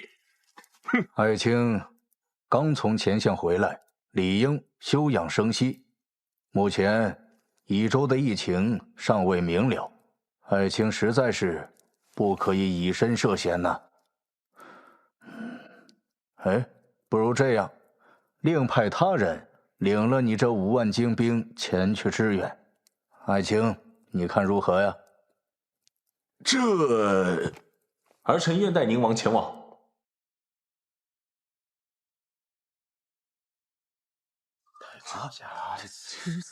这不懂，你是一国太子，怎可以身涉险呢？正因为儿臣是太子，所以应该以天下万民为己任。益州不仅有儿臣的爱人，还有我大理数10万臣民。也罢，将这5万军队交给太子，那宁王便无话可说了。既如此，着太子领5万精兵前往益州赈灾吧。儿臣领命。多亏殿下传书，我才带回这么多将士，不至于让益州成为一座孤城啊。还是要多谢郡主。既然希儿这么看重你，那我有话就直说了。您请说。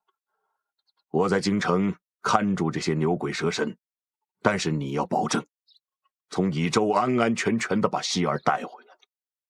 您放心，我定以性命护之。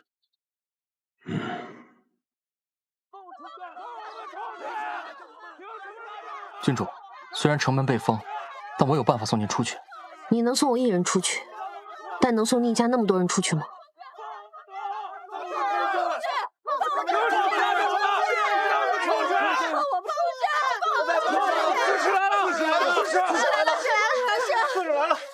赵刺史，益州为何被封？城中瘟疫，还不让我们逃难，朝廷是放弃我们了吗？是啊，让我出去，我不要在城里等死！你们是要逼死我们吗？出去！我们要诸位，请听我一言，益州被封是为了防止疫症外溢，是为了更多人的安全。朝廷的援助已经在路上，马上就到。现在，各位应配合官府，减少聚集，防止疫症传染更多人。你骗人！外面的兵说出城者杀无赦，你分明就是想困死我们，你根本没把我们放在眼里。放我出去！放我出去！放我出去！城中的高官世家早都跑光了，留下我们这些可怜的老百姓。你们这些大官分明就是罔顾人命！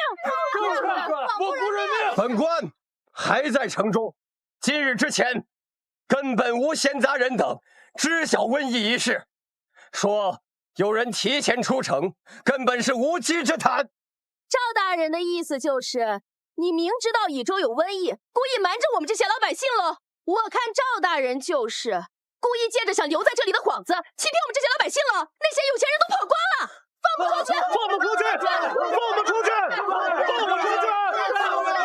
放我出去！今日带的人多吗？本来不多，但是属下刚刚从人群中看到了不少太子府的人，应该是殿下从京城派来的，刚进城就堵在这儿了。通知宁府所有的侍卫和府兵，要他们全部赶来城门，维护秩序。加上新来的人，应该能拦住这些百姓一时片刻，不让他们冲出城了。你能从人群中直接把他单拎出来吗？我看那面生不像益州人，也没在这次病源中见过。明白，郡主放心。放我出去！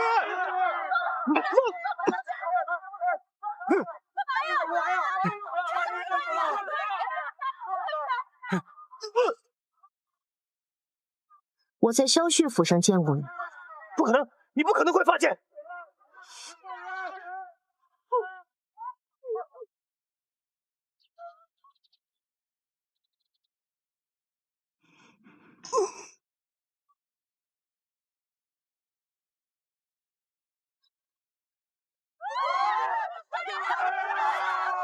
大家不要被奸人怂恿蛊惑，速度离去，免得伤了自己。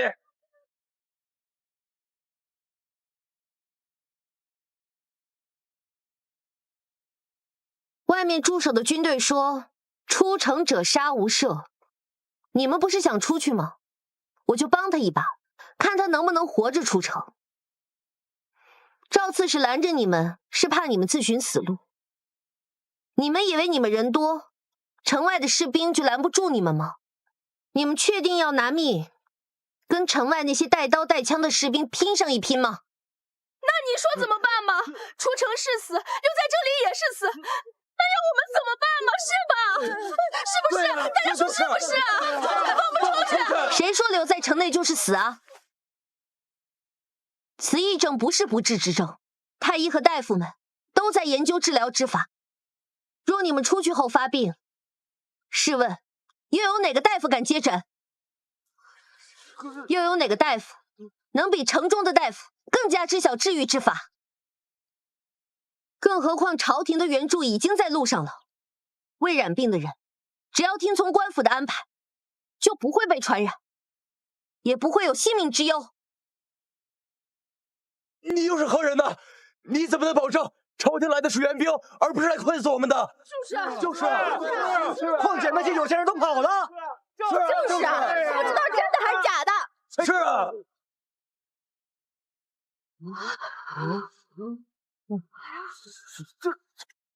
我乃宁王嫡女岳西郡主，更是皇太子妃。只要我还在城中，只要我的父王和未婚夫婿都还活着，就无人敢弃以周城。岳西郡主，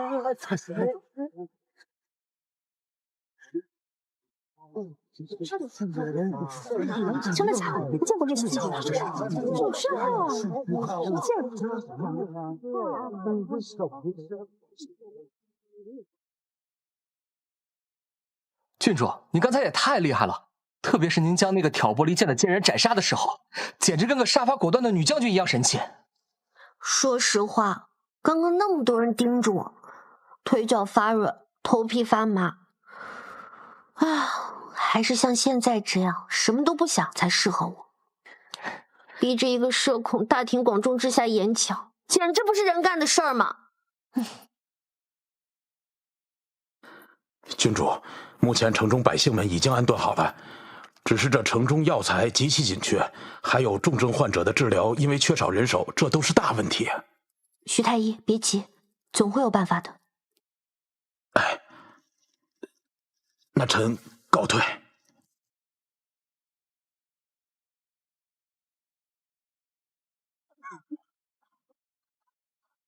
这个马上磨好。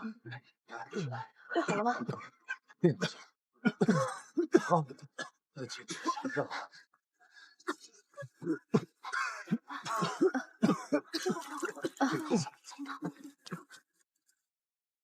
这个等一下拿回去。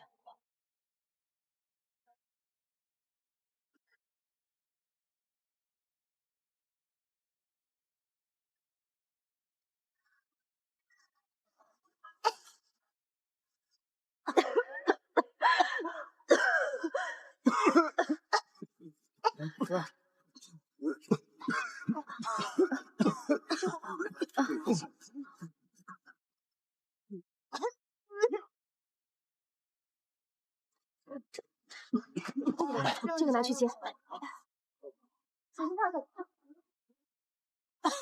来。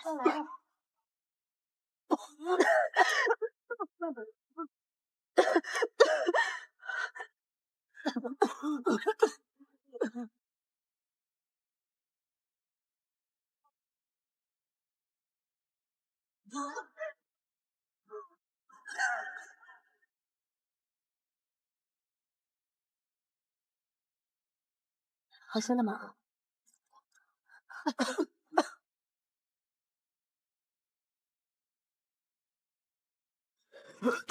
慢点。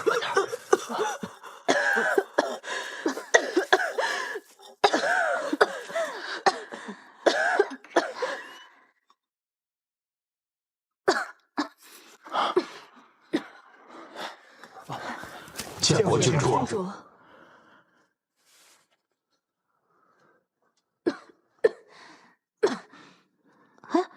小春花呢？我给她带了糖葫芦来。小春花昨夜病发，没能救得过来。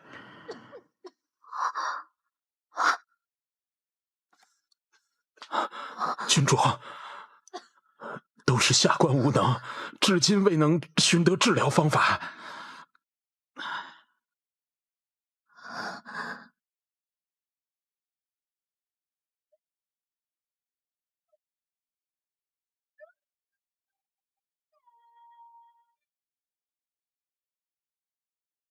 好了，姐姐真漂亮。那姐姐下次来的时候啊，给你带糖葫芦吃，好不好？谢谢姐姐，真乖。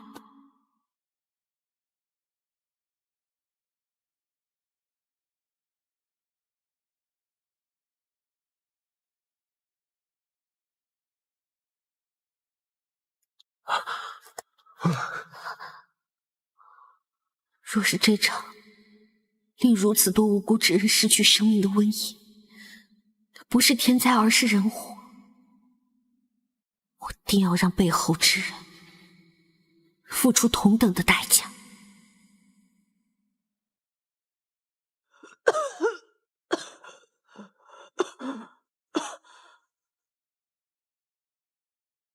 打听到了吗？我找到了金月来最先办丧事的10几户人家，居然有一大半都出自同一条巷子。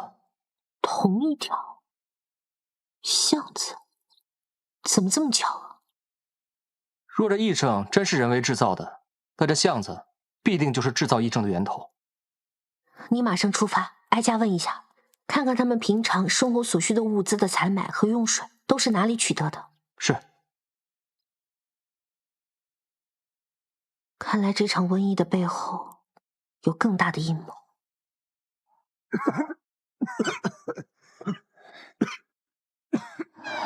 敢问大娘，你们最近采水在什么地方？哎，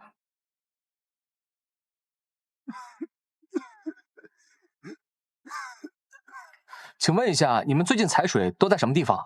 就在那个地方。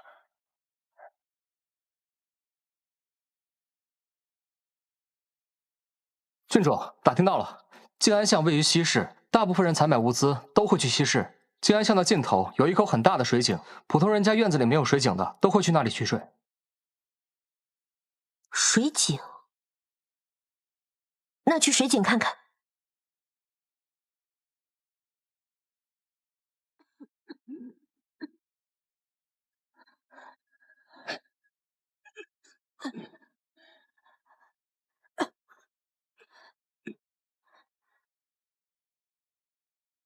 这口井最近有发生什么奇怪的事情吗？奇怪的事情？啊，对了，刚刚还有个婆婆抱怨到，说之前不知道哪个泼皮无赖将不要的旧衣服扔进了井中，大家都骂了好久。旧衣服？去请徐太医过来，让他带人验验这口井。是。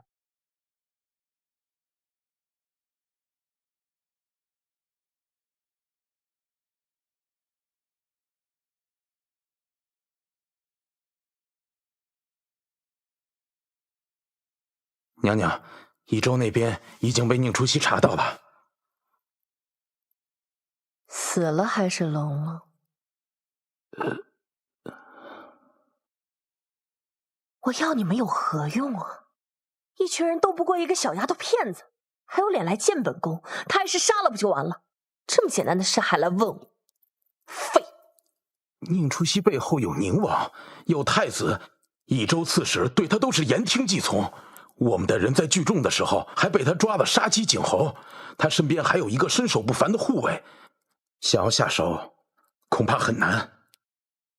他在益州待了那么久，竟然没染上疫病，还真是命大。他到益州的时候，宁府里已经有人咳嗽、高热，但他反应太快了，迅速把众人隔离了。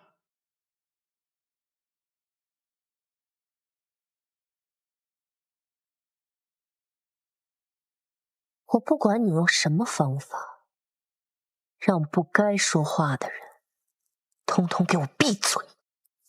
是。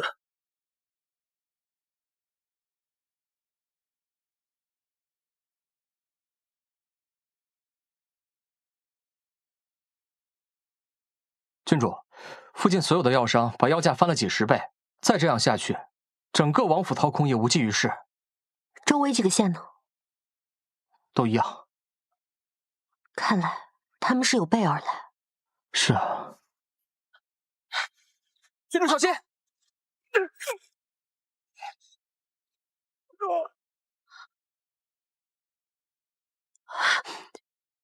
怀流，你怎么样？我没事。小姐，小姐，你没事吧？我没事，快把怀流扶进房间去。啊，是。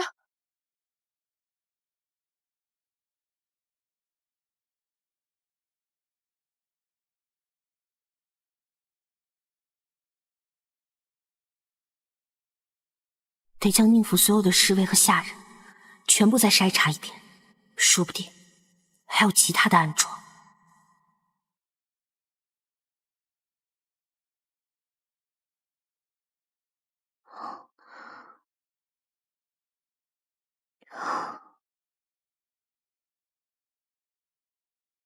太医，郡主，还好那一刀扎进去的位置不深，万幸避开了脏器，再加上治疗及时，怀流已无生命之忧了。那这伤不会有什么后遗症吧？哎呀，郡主放心，臣先开几服止血消炎的药来，后续慢慢调养即可痊愈。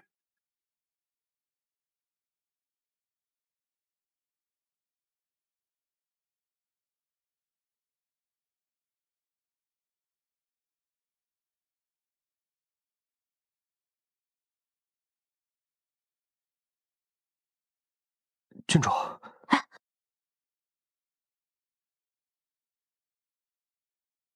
属下如何担得起郡主行此大礼？救命之恩等同再造，你如何担不起？郡主言重，保护郡主本就是我等的职责。可你是萧先恒的人，若不是听命去保护我，本不用跟我一起进入蚁州，陷入险地。郡主不必自责，本就是怀流心怀愧疚。你对我有愧？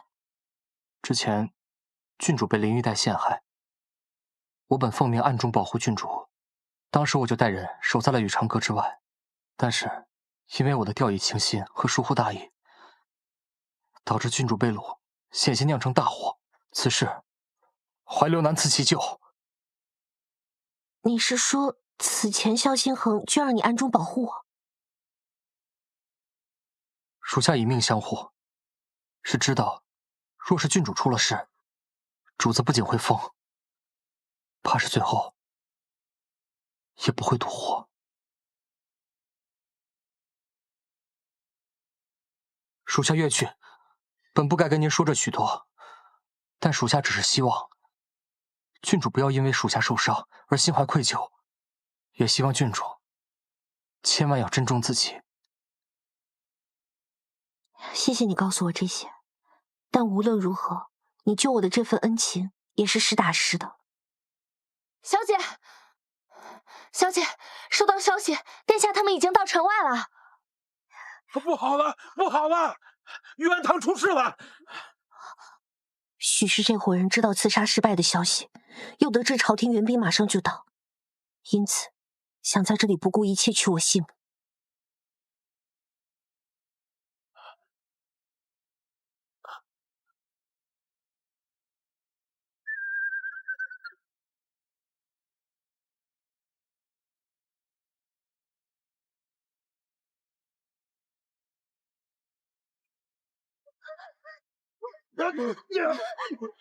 若是一会儿刺客进了玉安堂，我会掩护郡主向前跑，郡主只管往城门附近跑。程卫军和主子应该马上就能赶到。玉安堂内全是老弱病患，若是这群刺客冲了进来，整个玉安堂都凶多吉少。郡主，不要想这么多了。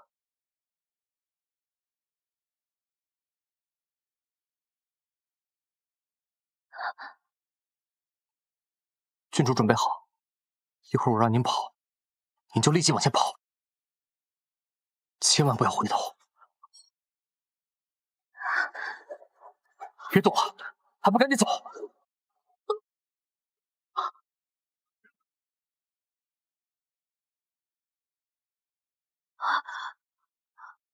郡主，快跑！跑啊！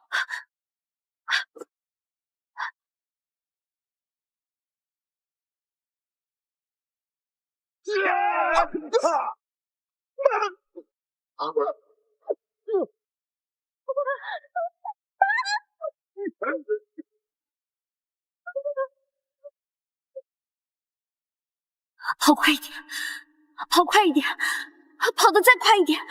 怀流和玉安堂的人都还在等着我。希儿，小心恒，玉安堂，快去救援！快点！所有人留下，保护郡主安全。是，撤。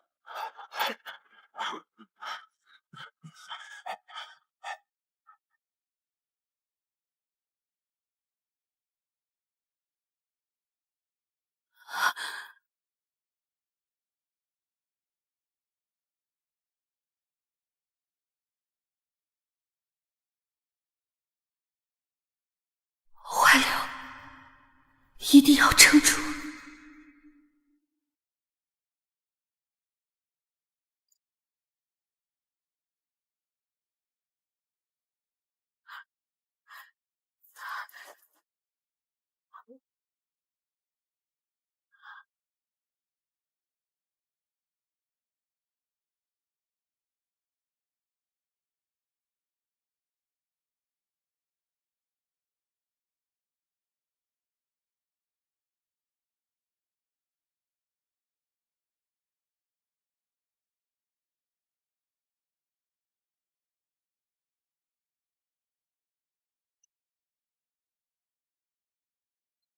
殿下，这次瘟疫是有蹊跷，牵扯众多，殿下还需多加小心。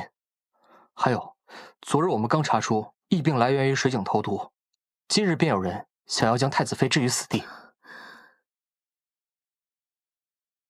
小心恒，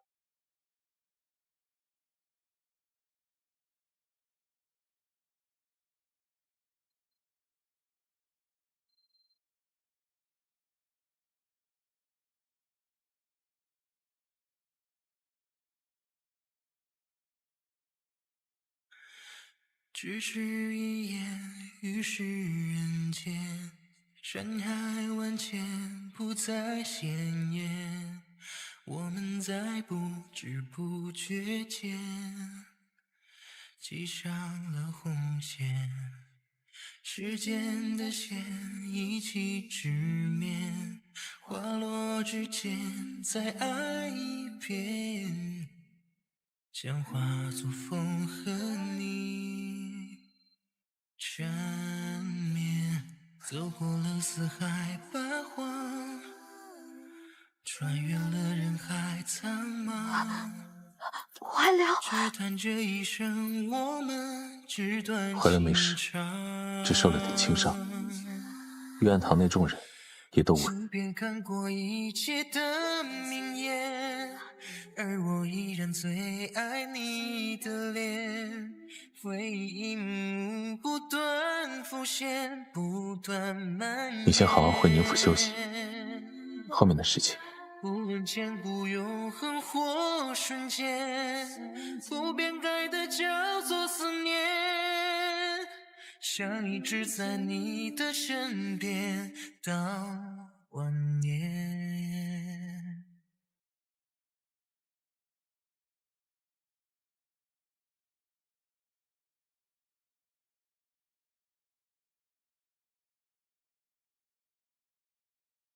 小姐，你这是要吓死我！我就一天没跟着你，你怎么又出事儿了？这段时间还真是多灾多难。你说我是不是应该找个庙去拜一拜？您是该去拜拜，让佛祖保佑您呢，别再受伤了。这算什么伤啊？这是我跑脱力后不小心在地上磕的，怀流那才是真受伤了。要不我去庙里拜一拜的时候，也顺带捎上怀流？幸亏太子殿下来得及时，要不然，是挺及时的，还挺帅的。你说谁帅？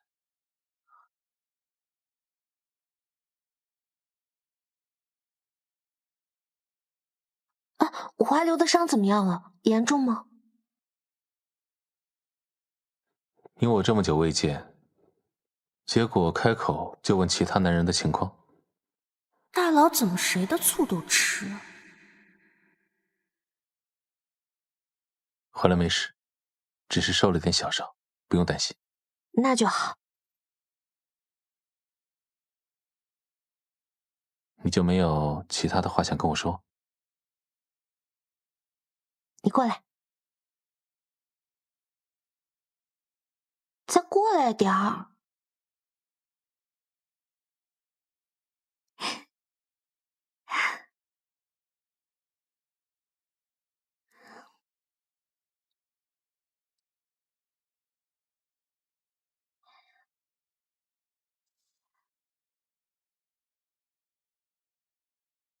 萧星河，我好想你。我也是。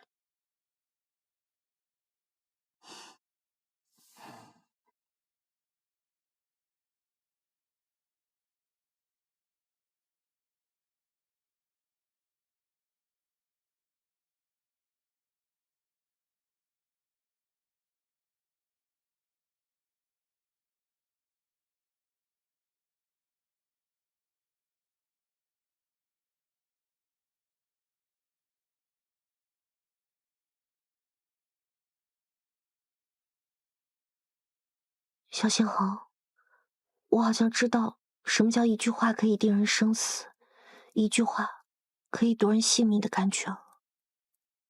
那种情况下，以一人性命镇住场面，这是最好的选择。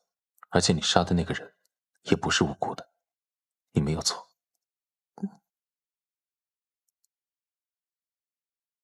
我以为你过几日才会到。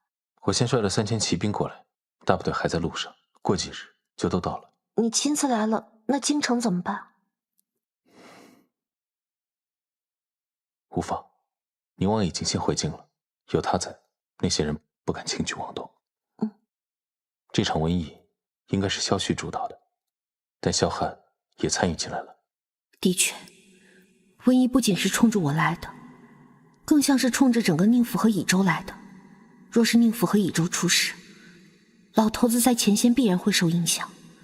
若我再出事，跟萧星恒的婚事自然是告吹，老头子也很有可能跟萧星恒反目，可谓是一箭双雕。这种为达目的便草菅人命的手段，的确和萧旭想获取兵权，便想折损15万将士的阴毒计划如出一辙。那萧汉又是怎么回事？我已经派人查过了，封城那日煽风点火剩下的2个人，与这2次刺杀你的刺客是同一拨人。你是说萧旭派了人传染瘟疫和挑拨闹事，而另一批人则是专门来刺杀我的？是。谈个恋爱好烦哦。后悔了？那倒是没有。不过殿下的聘礼准备好了吗？娶本郡主可是很贵的。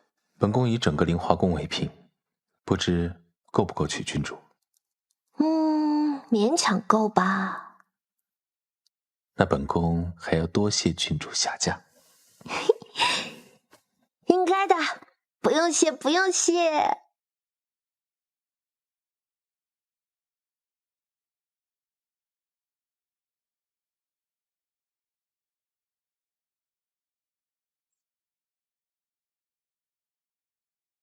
小姐，小姐不好了，府外被一群世家子包围了，他们叫嚷着要让小姐出面呢。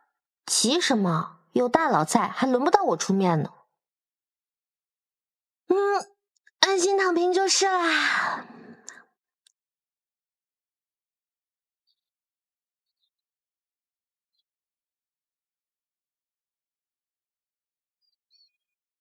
我说李成，你脑子进水了吧你？竟敢来我宁王府闹事儿！你是不是忘了，我们家只是因为低调，所以才没在门上挂宁王府3个大字。哎，此言差矣，我们今天可不是来闹事儿的，不过是想求见岳西郡主，希望岳西郡主赐我们一些药草罢了。我呸！有你这样求药的？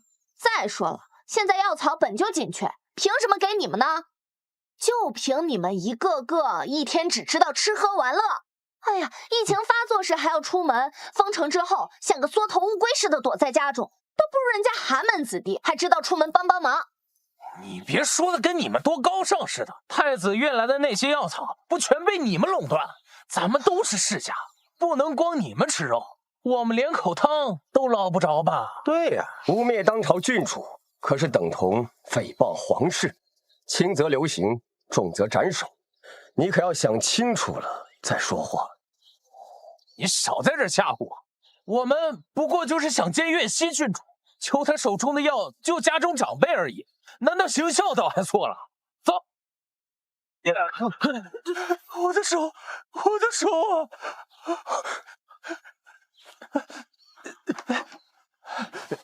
拜见太子殿下，拜见太子殿下。哪来的狗东西，也敢找岳西郡主的麻烦？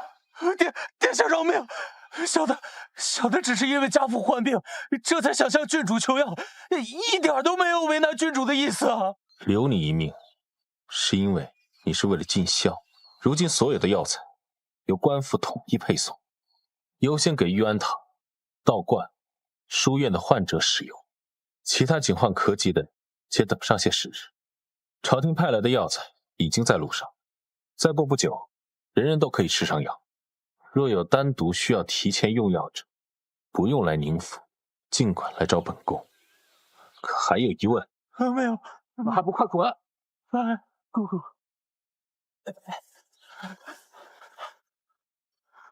多谢太子殿下为宁府解围。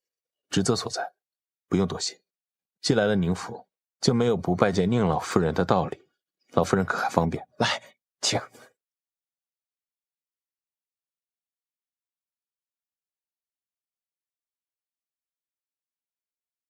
马上就是年关了，殿下一个人身在益州，无亲无故的，若不介意，就在府上过节吧。是，祖母。哎，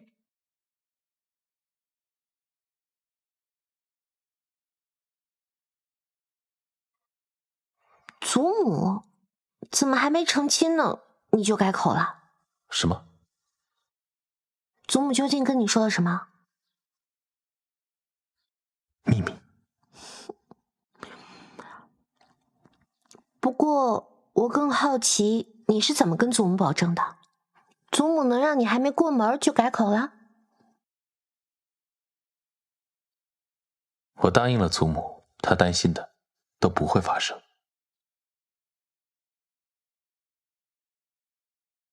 啊，对了，祖母还让我来府上过年。祖母还真把你当自己人了。早晚都是一家人。那我的家庭地位不是有威胁了？有你，才有家。主子，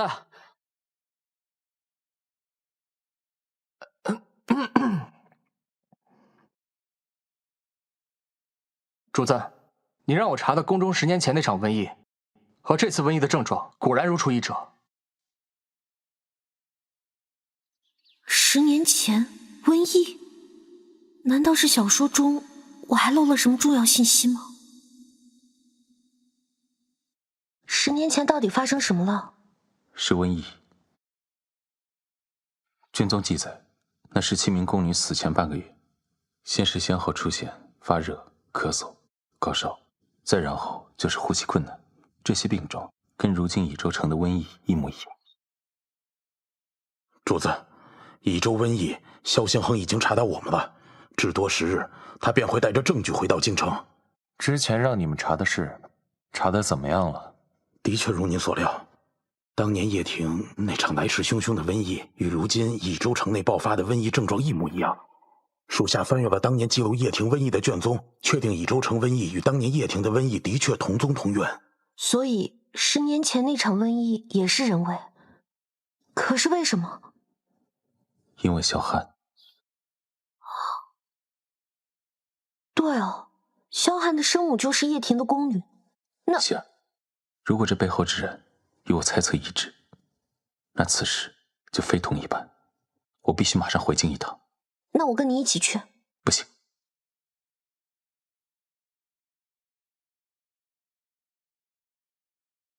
如果你觉得危险，就不想带上我，那我就必须去。至少我在你身边，你才不会把自己置于危险之中。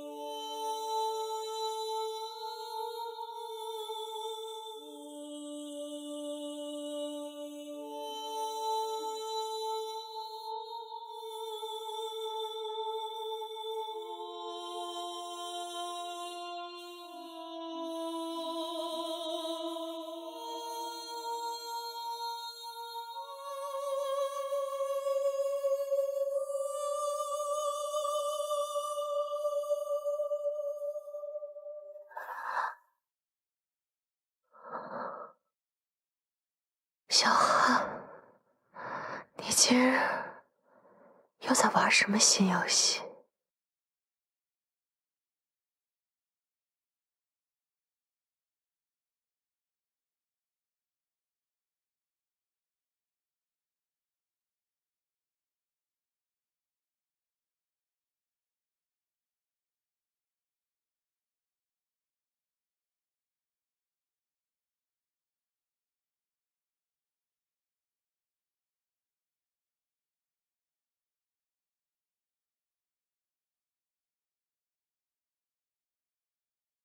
你怎么了？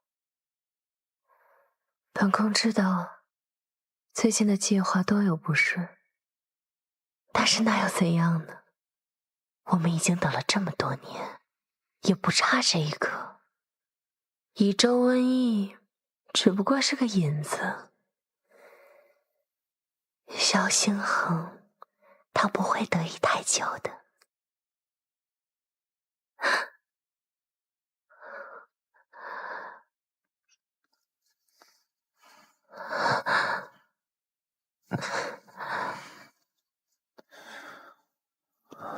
7年前，后宫掖庭17名宫女相继发病身亡，娘娘可还记得？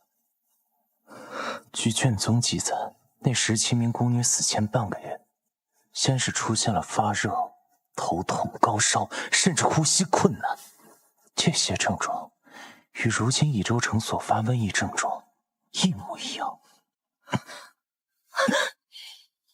而那瘟疫从何而来？娘娘与儿臣心知肚明。为何？贵妃娘娘，当年在掖庭之中，你想杀之人是谁？儿臣辗转反侧，彻夜难眠多日，左思右想，也只能是一个人。你是何时知晓的？从你小杀宁出西灭口的那一晚。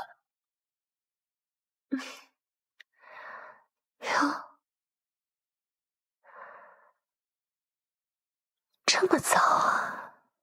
那你为何现在才来问本宫啊？你想听什么？是不是想听我说我不忍、不愿、不信？的确，除了小心求证，我也曾试图说服过自己，这不过是巧合。可是贵妃娘娘，这益州城百姓的瘟疫，只能出自于娘娘之手，要我怎么能不信？为何杀我母亲？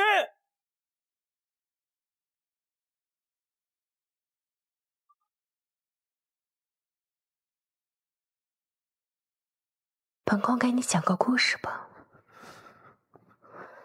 从前有位女子，因为家族趋炎附势，谄媚权贵，被当作族姐顾宠的礼物送入宫中。她果然不负家族厚望，得了几月的恩宠，有了身孕。可防不住深宫重重，人心险恶，孩子没了，女子也失去了做母亲的资格。后来，族姐的孩子长大了，家族也从一开始寻求后宫顾宠，变成了储君之位的争夺。于是，便开始劝说女子收养深宫中的皇子为己所用。可拿捏人心不易，不能找后宫中有母族作为依靠的皇子，只有一无所有、深陷绝望的孩子，才能被铸成最听话的头。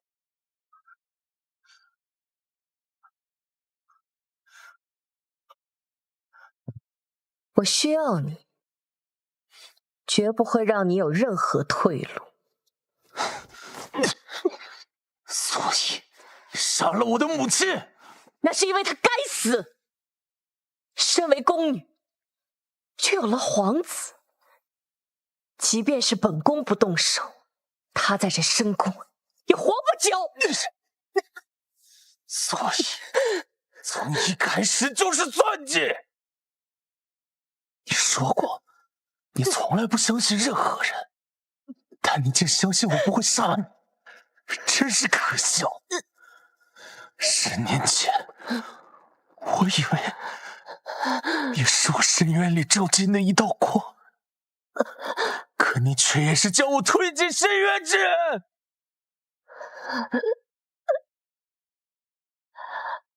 小寒，别！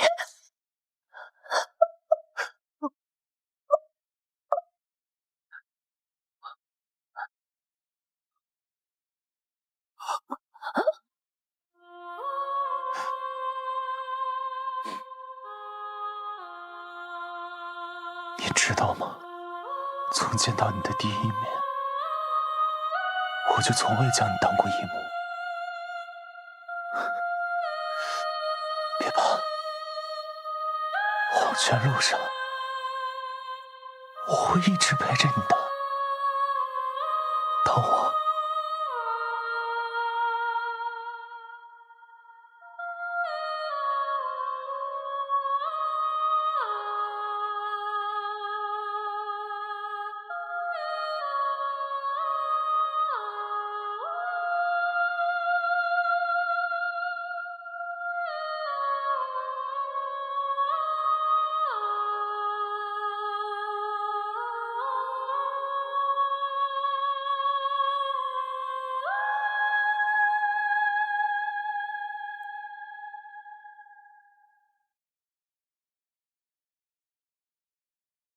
没想到，在我死之前，我还能见到你。你杀了他，他本就该死，难道不是吗？我帮你动手，免得脏了太子殿下的手。贵妃之罪，自有大理皇法处置他。轮不到你处决他。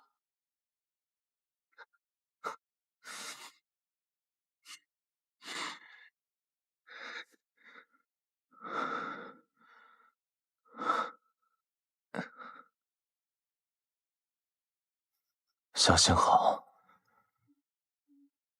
你知道吗？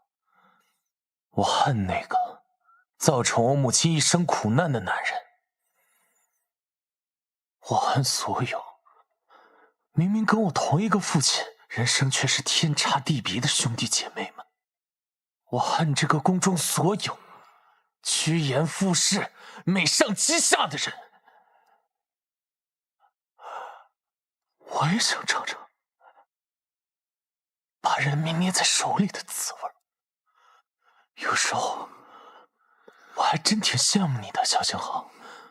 你虽与我一样，自小被抛弃，在刘国皇室受着与我一样的苦，回到宫里受到朝臣和圣上的冷落。可是你却比我幸运，你的母家门第显赫，权势滔天，还有宁初曦的喜欢和宁王府的支持。而我什么都没有。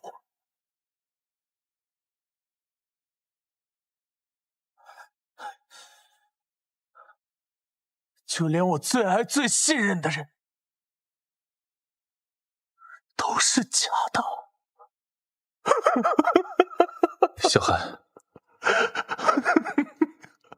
别再执迷不悟了，你还可以回头的。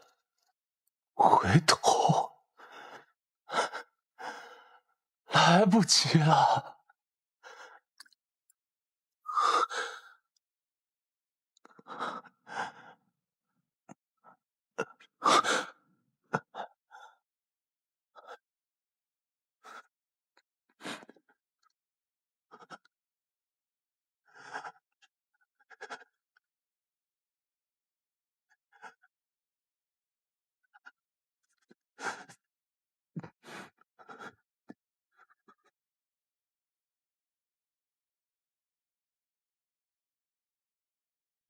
从今往后，有我在，就不会有人敢欺负你了。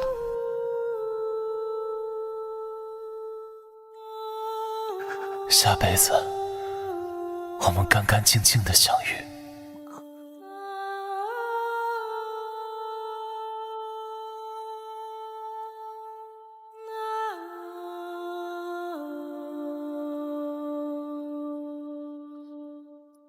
他们。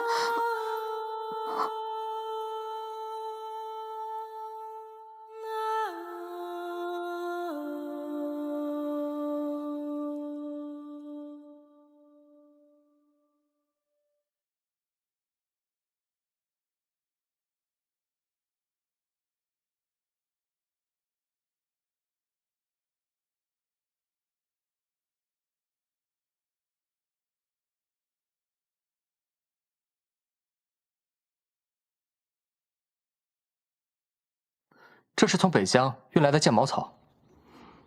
剑茅草是什么？北疆人有用剑茅草煮水的习惯，他们认为剑茅水不仅能驱寒，还能辟邪，所以好些人在遇到没事时，便喜欢煮剑茅水沐浴，或者在严寒时用以驱寒。难道这就是治疗瘟疫的药？不好，我已经拿了一些给太医，让他给乙州病患的士兵先喝下了。参见太子殿下，郡主。下官将剑茅草熬成浓之后，喂给了垂危的几个病人，他们的烧已经开始往下降了。这剑茅有用啊！那这剑茅乙州可有足够的存量？说来惭愧，这剑茅产自北疆，多用来驱寒辟邪，并未被列入正统草药的范围，这才被下官等忽略了。因这剑茅多作为小众的生活百货售卖，所以存量并不多。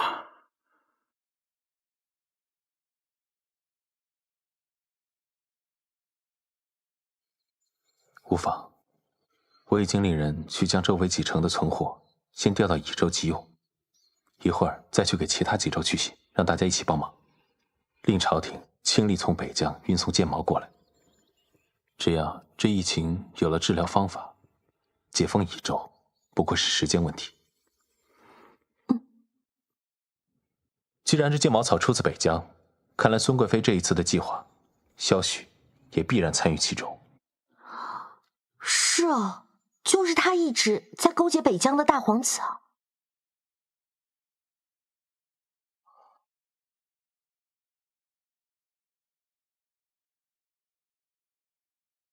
太子和郡主给大伙儿发救命的药草了，大家快过来领啊！快，乡亲们，快过来领药草啊！谢谢，太好了，太好了，谢谢，谢谢，太好了，有救了！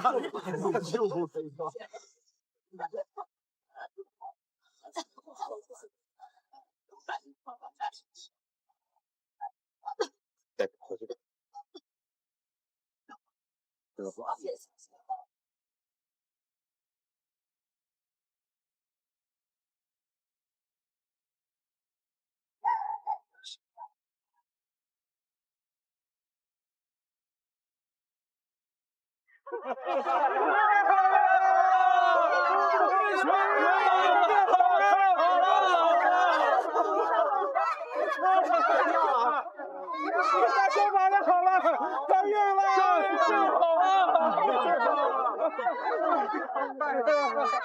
都好了，终于怀孕了，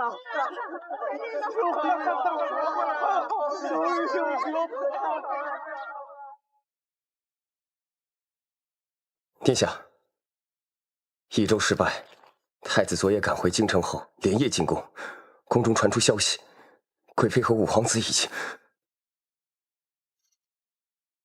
太子见了萧汉，恐怕计划要提前了。是。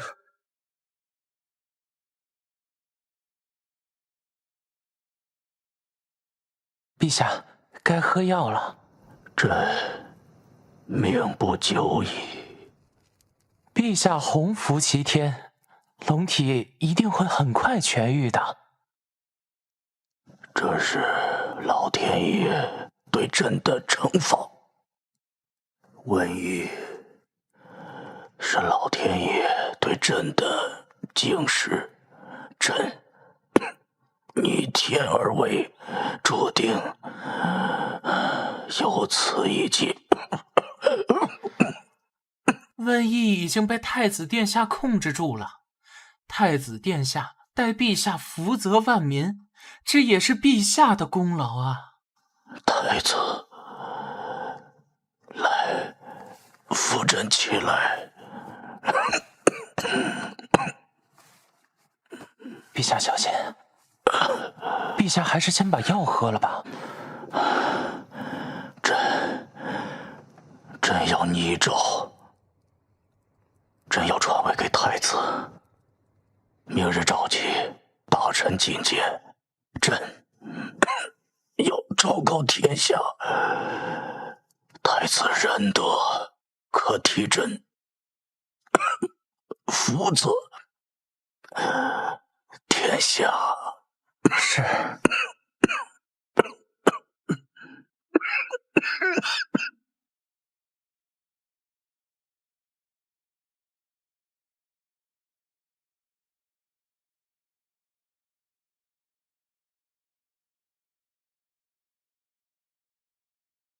今日是你们执行的最后一个任务，只许成功，不许失败。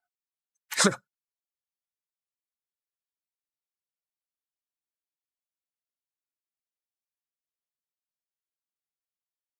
外面是什么声音啊？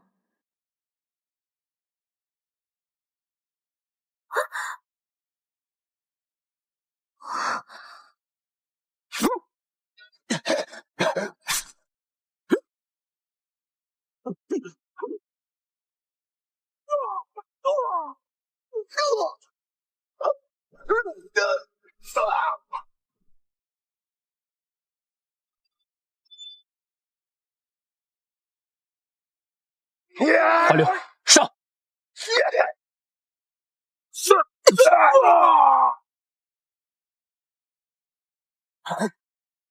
小花柳，没有我不行吧？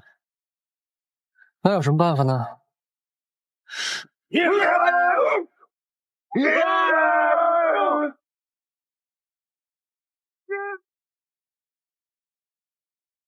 外面到底什么声音？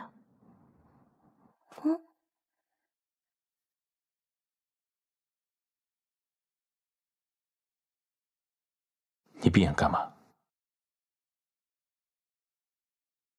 以为我要对你做什么？该睡觉了。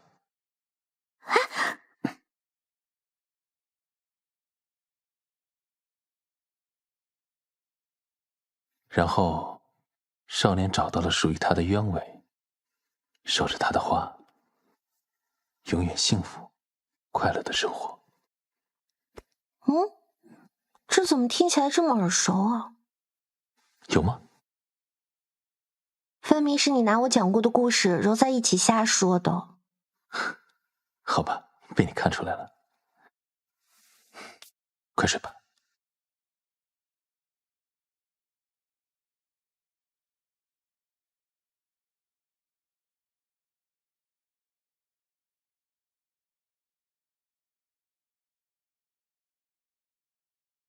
主子，宫内传来消息，陛下病重难医，恐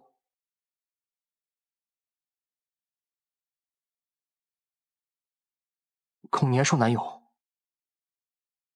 萧旭是怕陛下突然薨逝，太子会名正言顺的继位，所以才迫不及待的动手。萧旭既然已经有所行动，怕是已经留有后手了。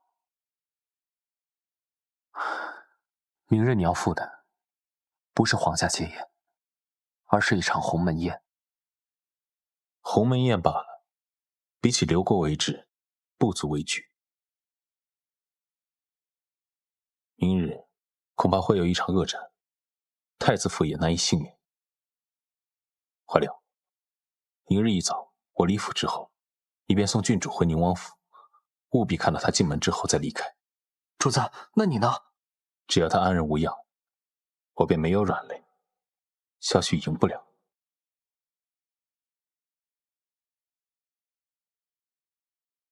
明日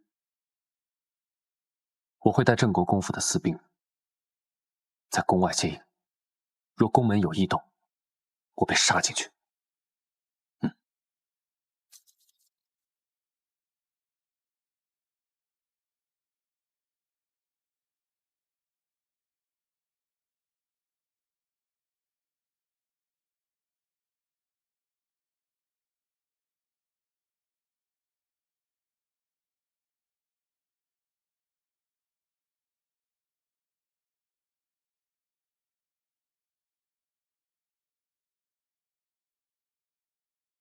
怎么有种暴风雨来临前的宁静感？郡主，哎，怀流，怀流，萧敬腾呢？怎么今天起来就没见着他？主子今日有事外出，特命属下留守府中。主子说，郡主自乙州回来，离家多日，想必会思念宁王。待郡主醒来，便让我护送您回宁王府。怎么突然要我回宁王府啊？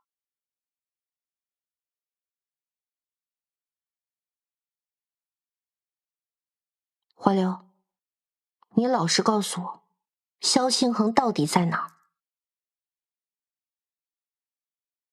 太子殿下到！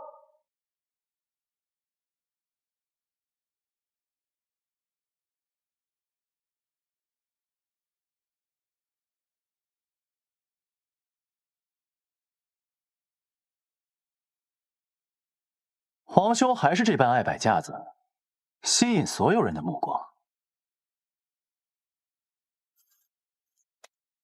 儿臣来迟，参见父皇。事情的前因后果便是如此，所以主子一定得先护好您，才能心无旁骛地对付萧旭。怀流，你帮我办件事。郡主尽管吩咐。本郡主今日要在威园大设宴席，宴请百官家眷，共赏威园盛景。主子这还在，您就开席不合适吧？你想什么呢？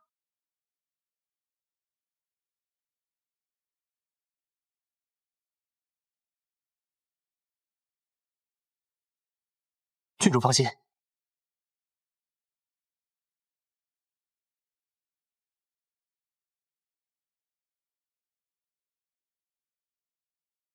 不算迟。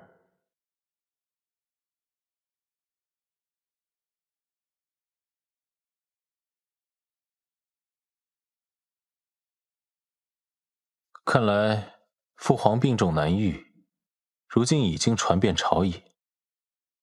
诸位心里已经择好了明主，只是父皇还安然无恙坐在此处，诸位便如此迫不及待，莫非是想逼宫？皇兄此言差矣，识时务者为俊杰，他们不过是做了最正确的选择。父皇年迈病重，也不宜为朝政与百姓忧思，不如早些退位，颐养天年。好，本宫作为太子，尚不能接下江山社稷的重担，三弟倒是比父皇和本宫还着急。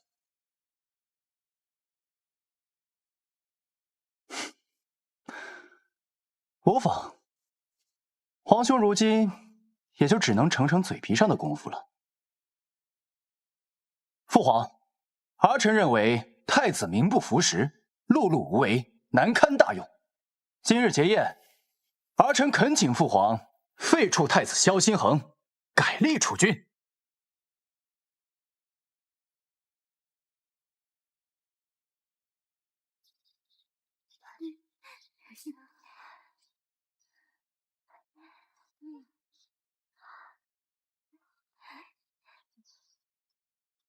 李小姐，你怎么会在此？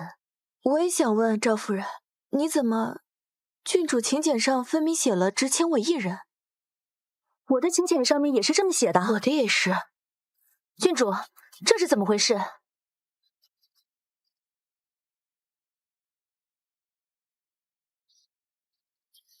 宴请之事，是本郡主欺骗了各位。今日请各位前来，是想借各位的命，解我夫君危困。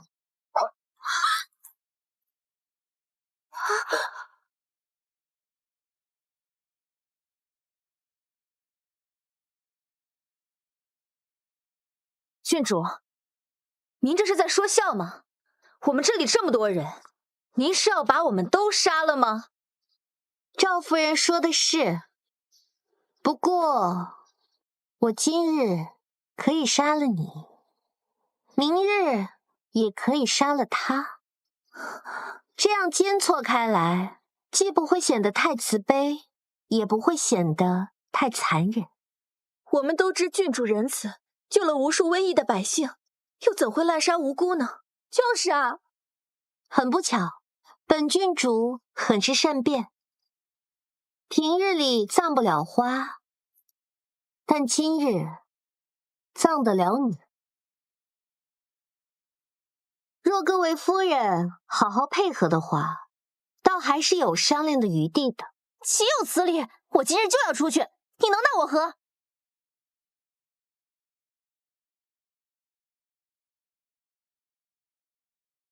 我想你还没有搞清楚，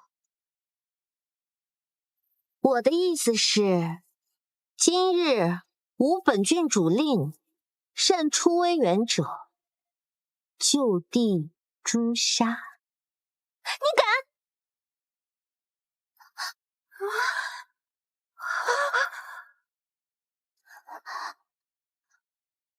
你可以试试，我敢不敢？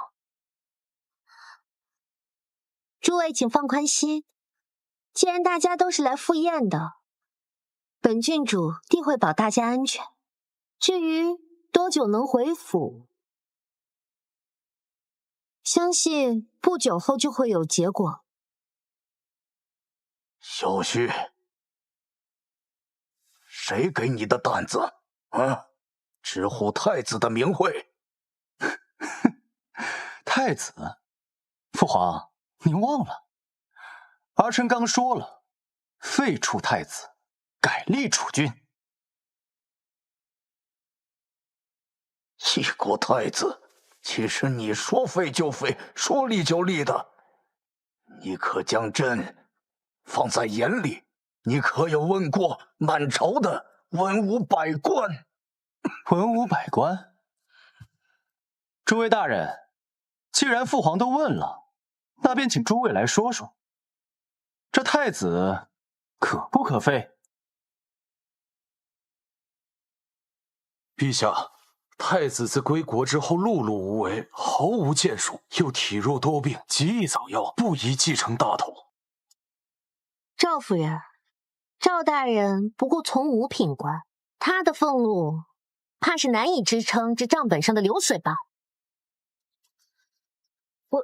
我不知道你在说什么。陛下，太子从小入刘国为质，只怕早已胸无大志，难当大任了。李大人这外交使臣做的倒是称职，与他国臣子的来往信件有数十封，卖国求荣，真是无辈楷模呀。陛下，太子长于刘国，难保不会包藏祸心，又从未学过治国之策，若是太子继位，大理100年基业，只怕要断送于此。明码标价，买卖官爵，将一群胸无点墨的纨绔纳入朝堂，往小了说是贪财丧志，往大了说，杜大人这是想从内部瓦解，毁了我大理100年基业。我不知道。你们朕竟养了一群有目无珠、目光短浅的酒囊饭袋。陛下，保重龙体。父皇，您看，为了让您高兴，儿臣让这满朝文武都同意了，您还有什么要求？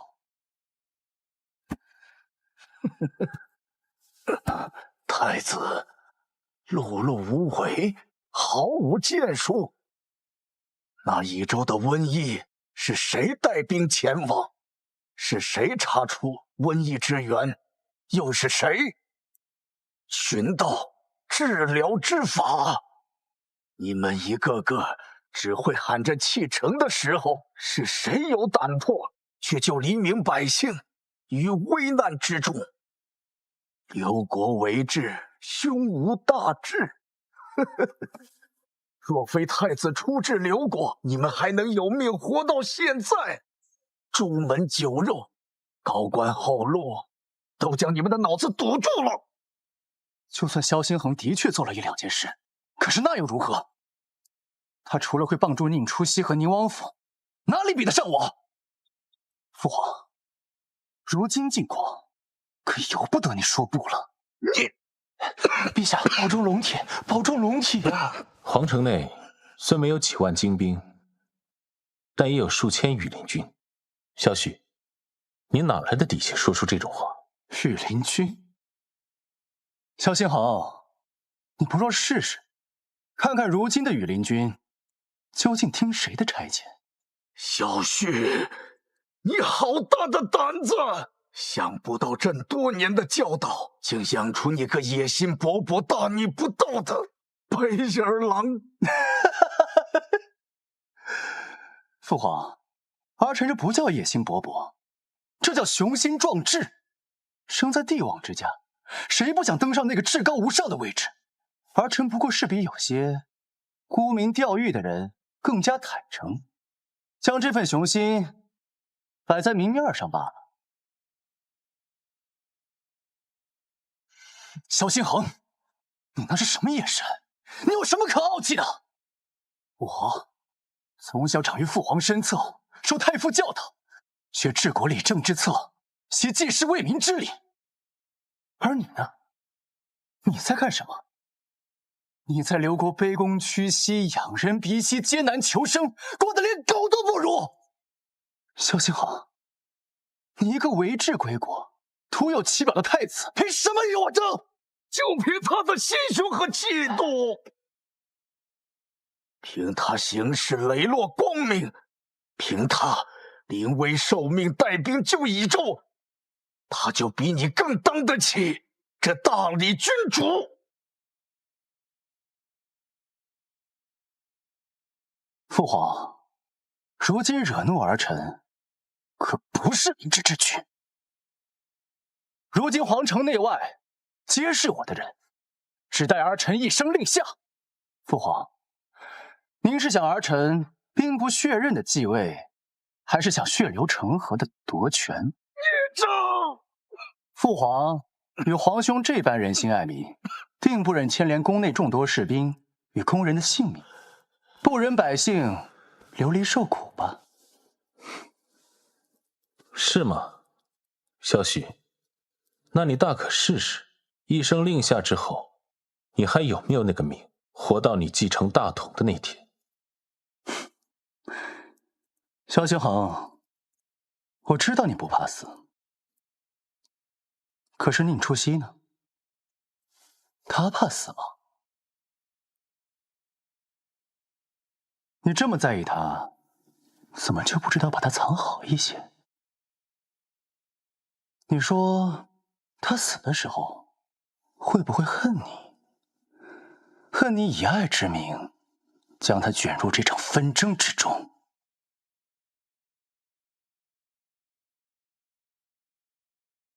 皇兄着急了，心疼了。不如这样吧，臣弟与皇兄做笔交易，倘若皇兄能劝父皇拟下诏书禅位于我，臣弟保证定将宁初曦完好无损的还给你，让你们双宿双飞，如何？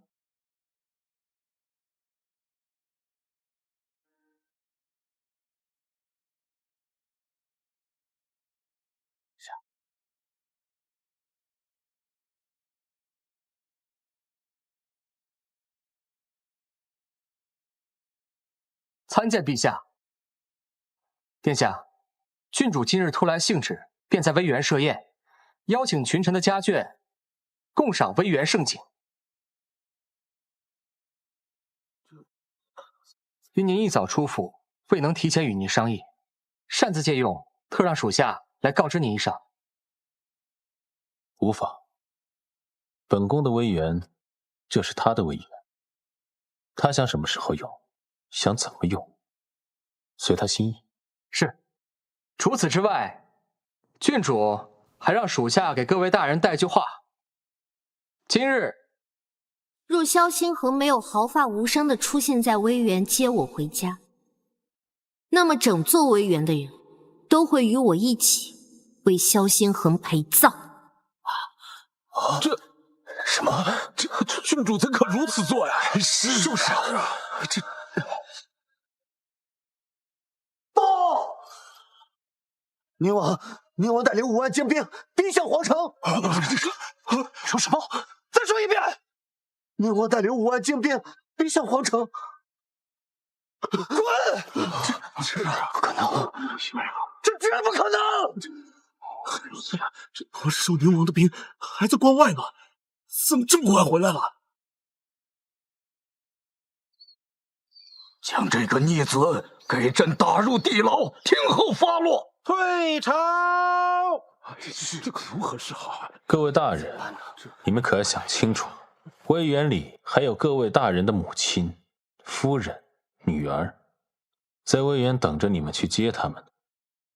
尔等宵小，勿以强权逼迫我等就范，天理昭昭，真相总有一日会大白天下，吾愿以死明志。这，哎呀，还有气。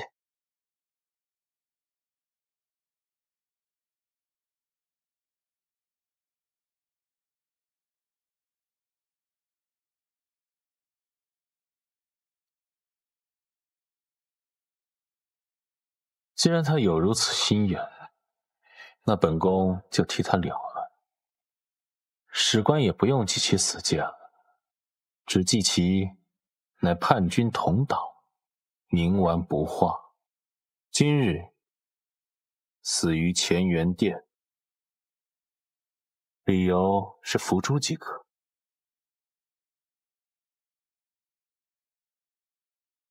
哎呀，太子如今行事果决，手段毒辣，再也不是那个温文尔雅的太子殿下了。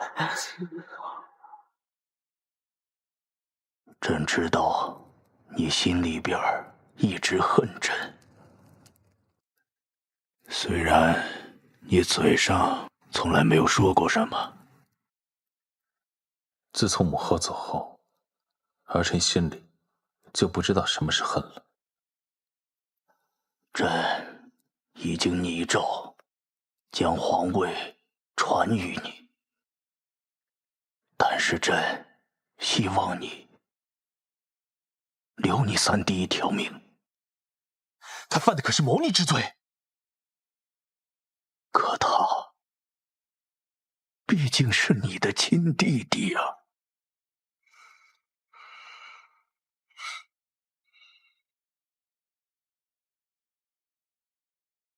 父皇还是好好休息吧。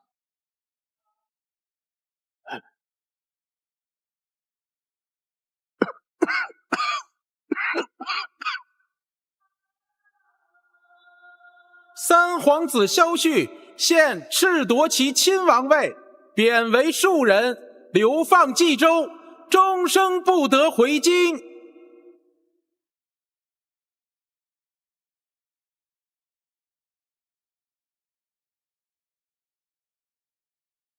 希儿，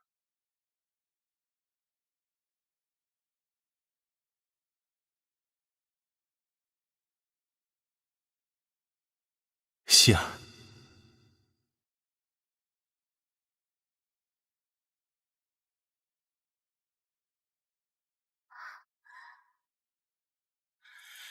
咫尺一眼，于世人间，山海万千，不再鲜艳。我们在不知不觉间，其实，在他们第一次有谋反之心的时候，我就知道，只是我一直在放任他们的联系。你会不会觉得我这样很坏，很自私？是挺坏的。走过了四海八荒，穿越了人海。那你会讨厌我吗？不会，我还挺喜欢的。萧星河，你很好，自私也好，狠毒也罢，都是为了将幕后危害家国安宁之人一网打尽。你保护了你的父亲、你的妻子、你的子女，是无私，更是大爱。所以，不要怕。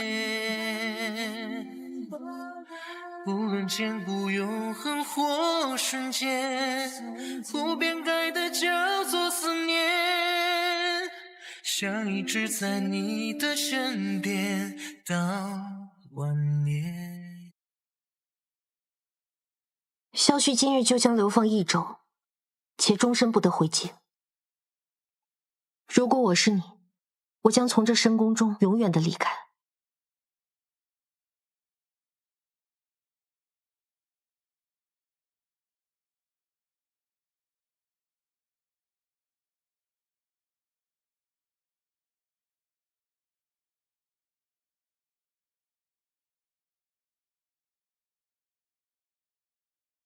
旭哥哥，玉儿来了，玉儿会和旭哥哥一起，不会让你孤单的。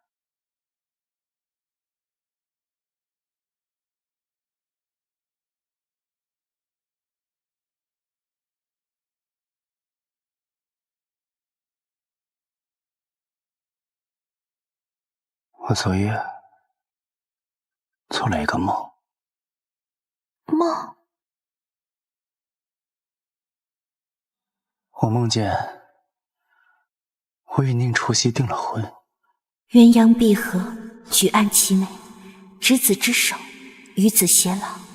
宁初曦仍旧爱我如痴，而我借助宁王府的势力，仅仅用3年时间，便蚕食了部分北疆士兵。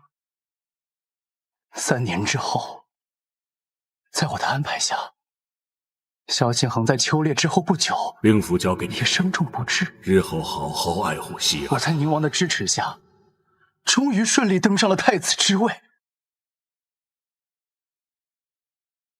再后来，我为了迎娶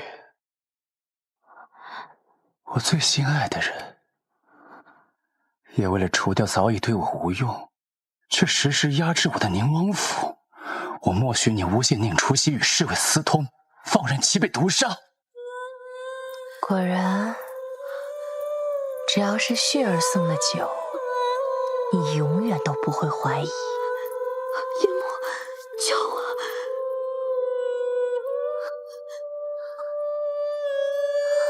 旭儿，为何要这么想不开啊？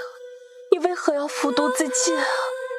只要你肯听从于我，这后位早晚都是你的。你为何要这么心急做出这种傻事啊？不过今天，就算你死在这儿，也不会有人看见的。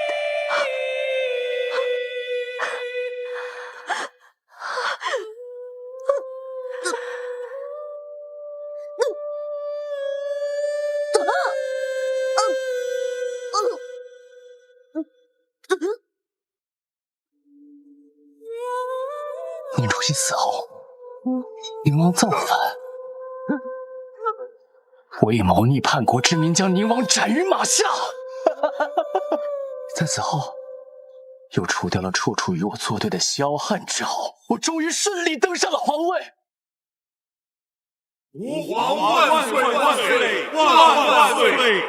封了我心爱之人为后，是不是很疯狂？是不是？太真实，真实到让我觉得这就是我的一生，这本该就是属于我的一生。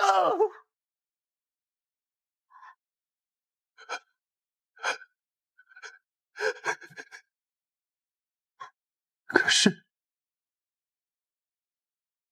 为什么会变成如今这样？为什么？为什么？为什么？为什么？为什么？为什么？滚开！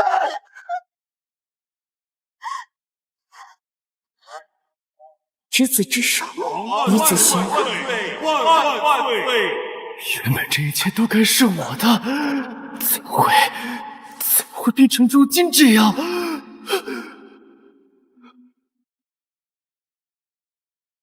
是不是你？我知道为什么了。如果不是你从中作梗，如果不是你迷惑了我，宁初心照样会嫁给我。这梦中的一切，就都还是真的。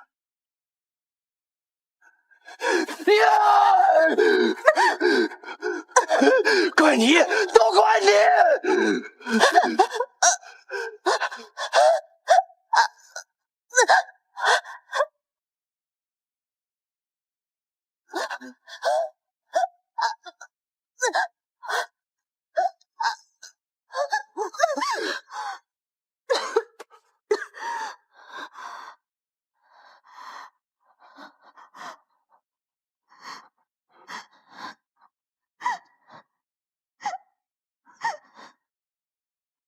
是我对不起，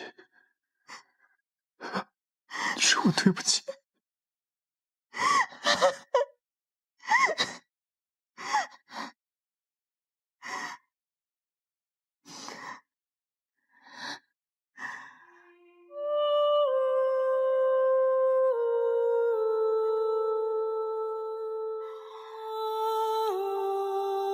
你真的爱过我吗？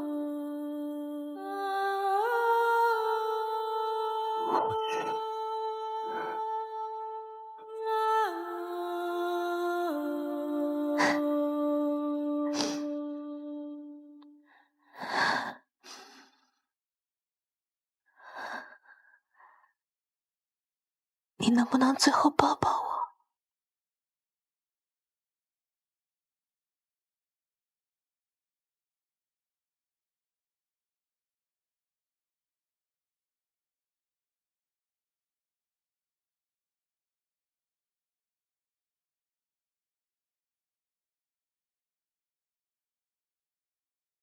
青色记，镜中人不曾知迷。问风月，一滴泪眼角悲语。余生遥望着你，相思不可及，像是一场梦不留痕迹。别故人如遥可曾见讯息，望来生任沧海抚平朝夕。青丝落入故里，弹针只一句，天涯若追寻，久别意难平。生死契过是初吻中的心，凉薄了记忆，何必为无情之人掏心，要是无意。居然凄美是梦中的光景，呀梦中会醒，秋风起，枫叶落秋意。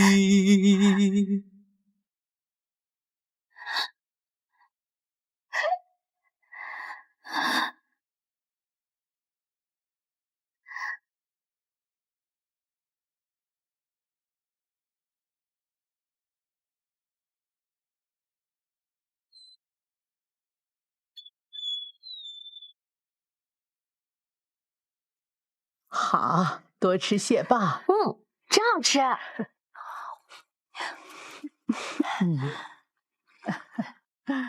慢点吃。知道了，我又不是小孩子了。是啊，您多吃点，吃点儿。要不我给你剥点虾吧。我的希儿终于找到好的归宿了。母亲，你就少操点心吧，儿孙自有儿孙福。大哥，太子这个女婿，您可还满意？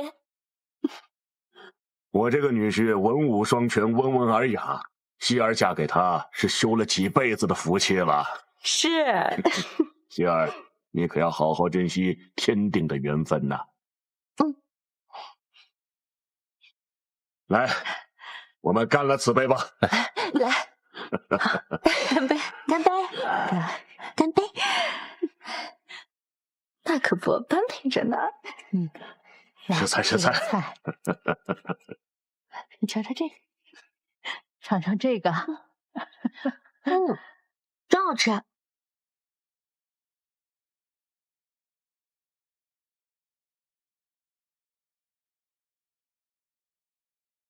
太子殿下现在应该日理万机，怎么会有这种闲情雅致，做这种细枝末微的事儿？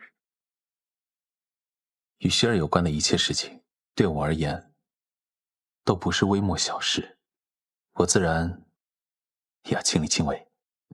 我知道啦。哎呦，我宁王府都买不起一个新碟子装调料了。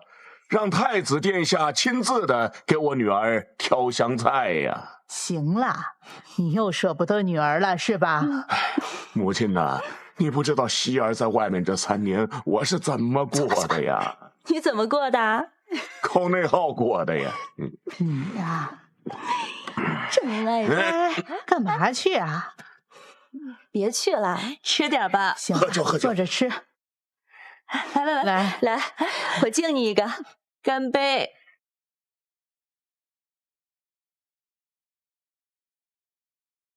为什么我觉得今晚有点不真实？喝多了吧你啊？应该没醉，毕竟我现在怀里抱的是真实的。萧星豪，你看，天上有什么？有星星。星星发光，是为了让每个人都能找到属于自己的那颗星星。那地上有什么？有你。我也有你，萧星豪。虽然你的过去我不能感同身受，但是从现在开始，我会是你的最佳听众。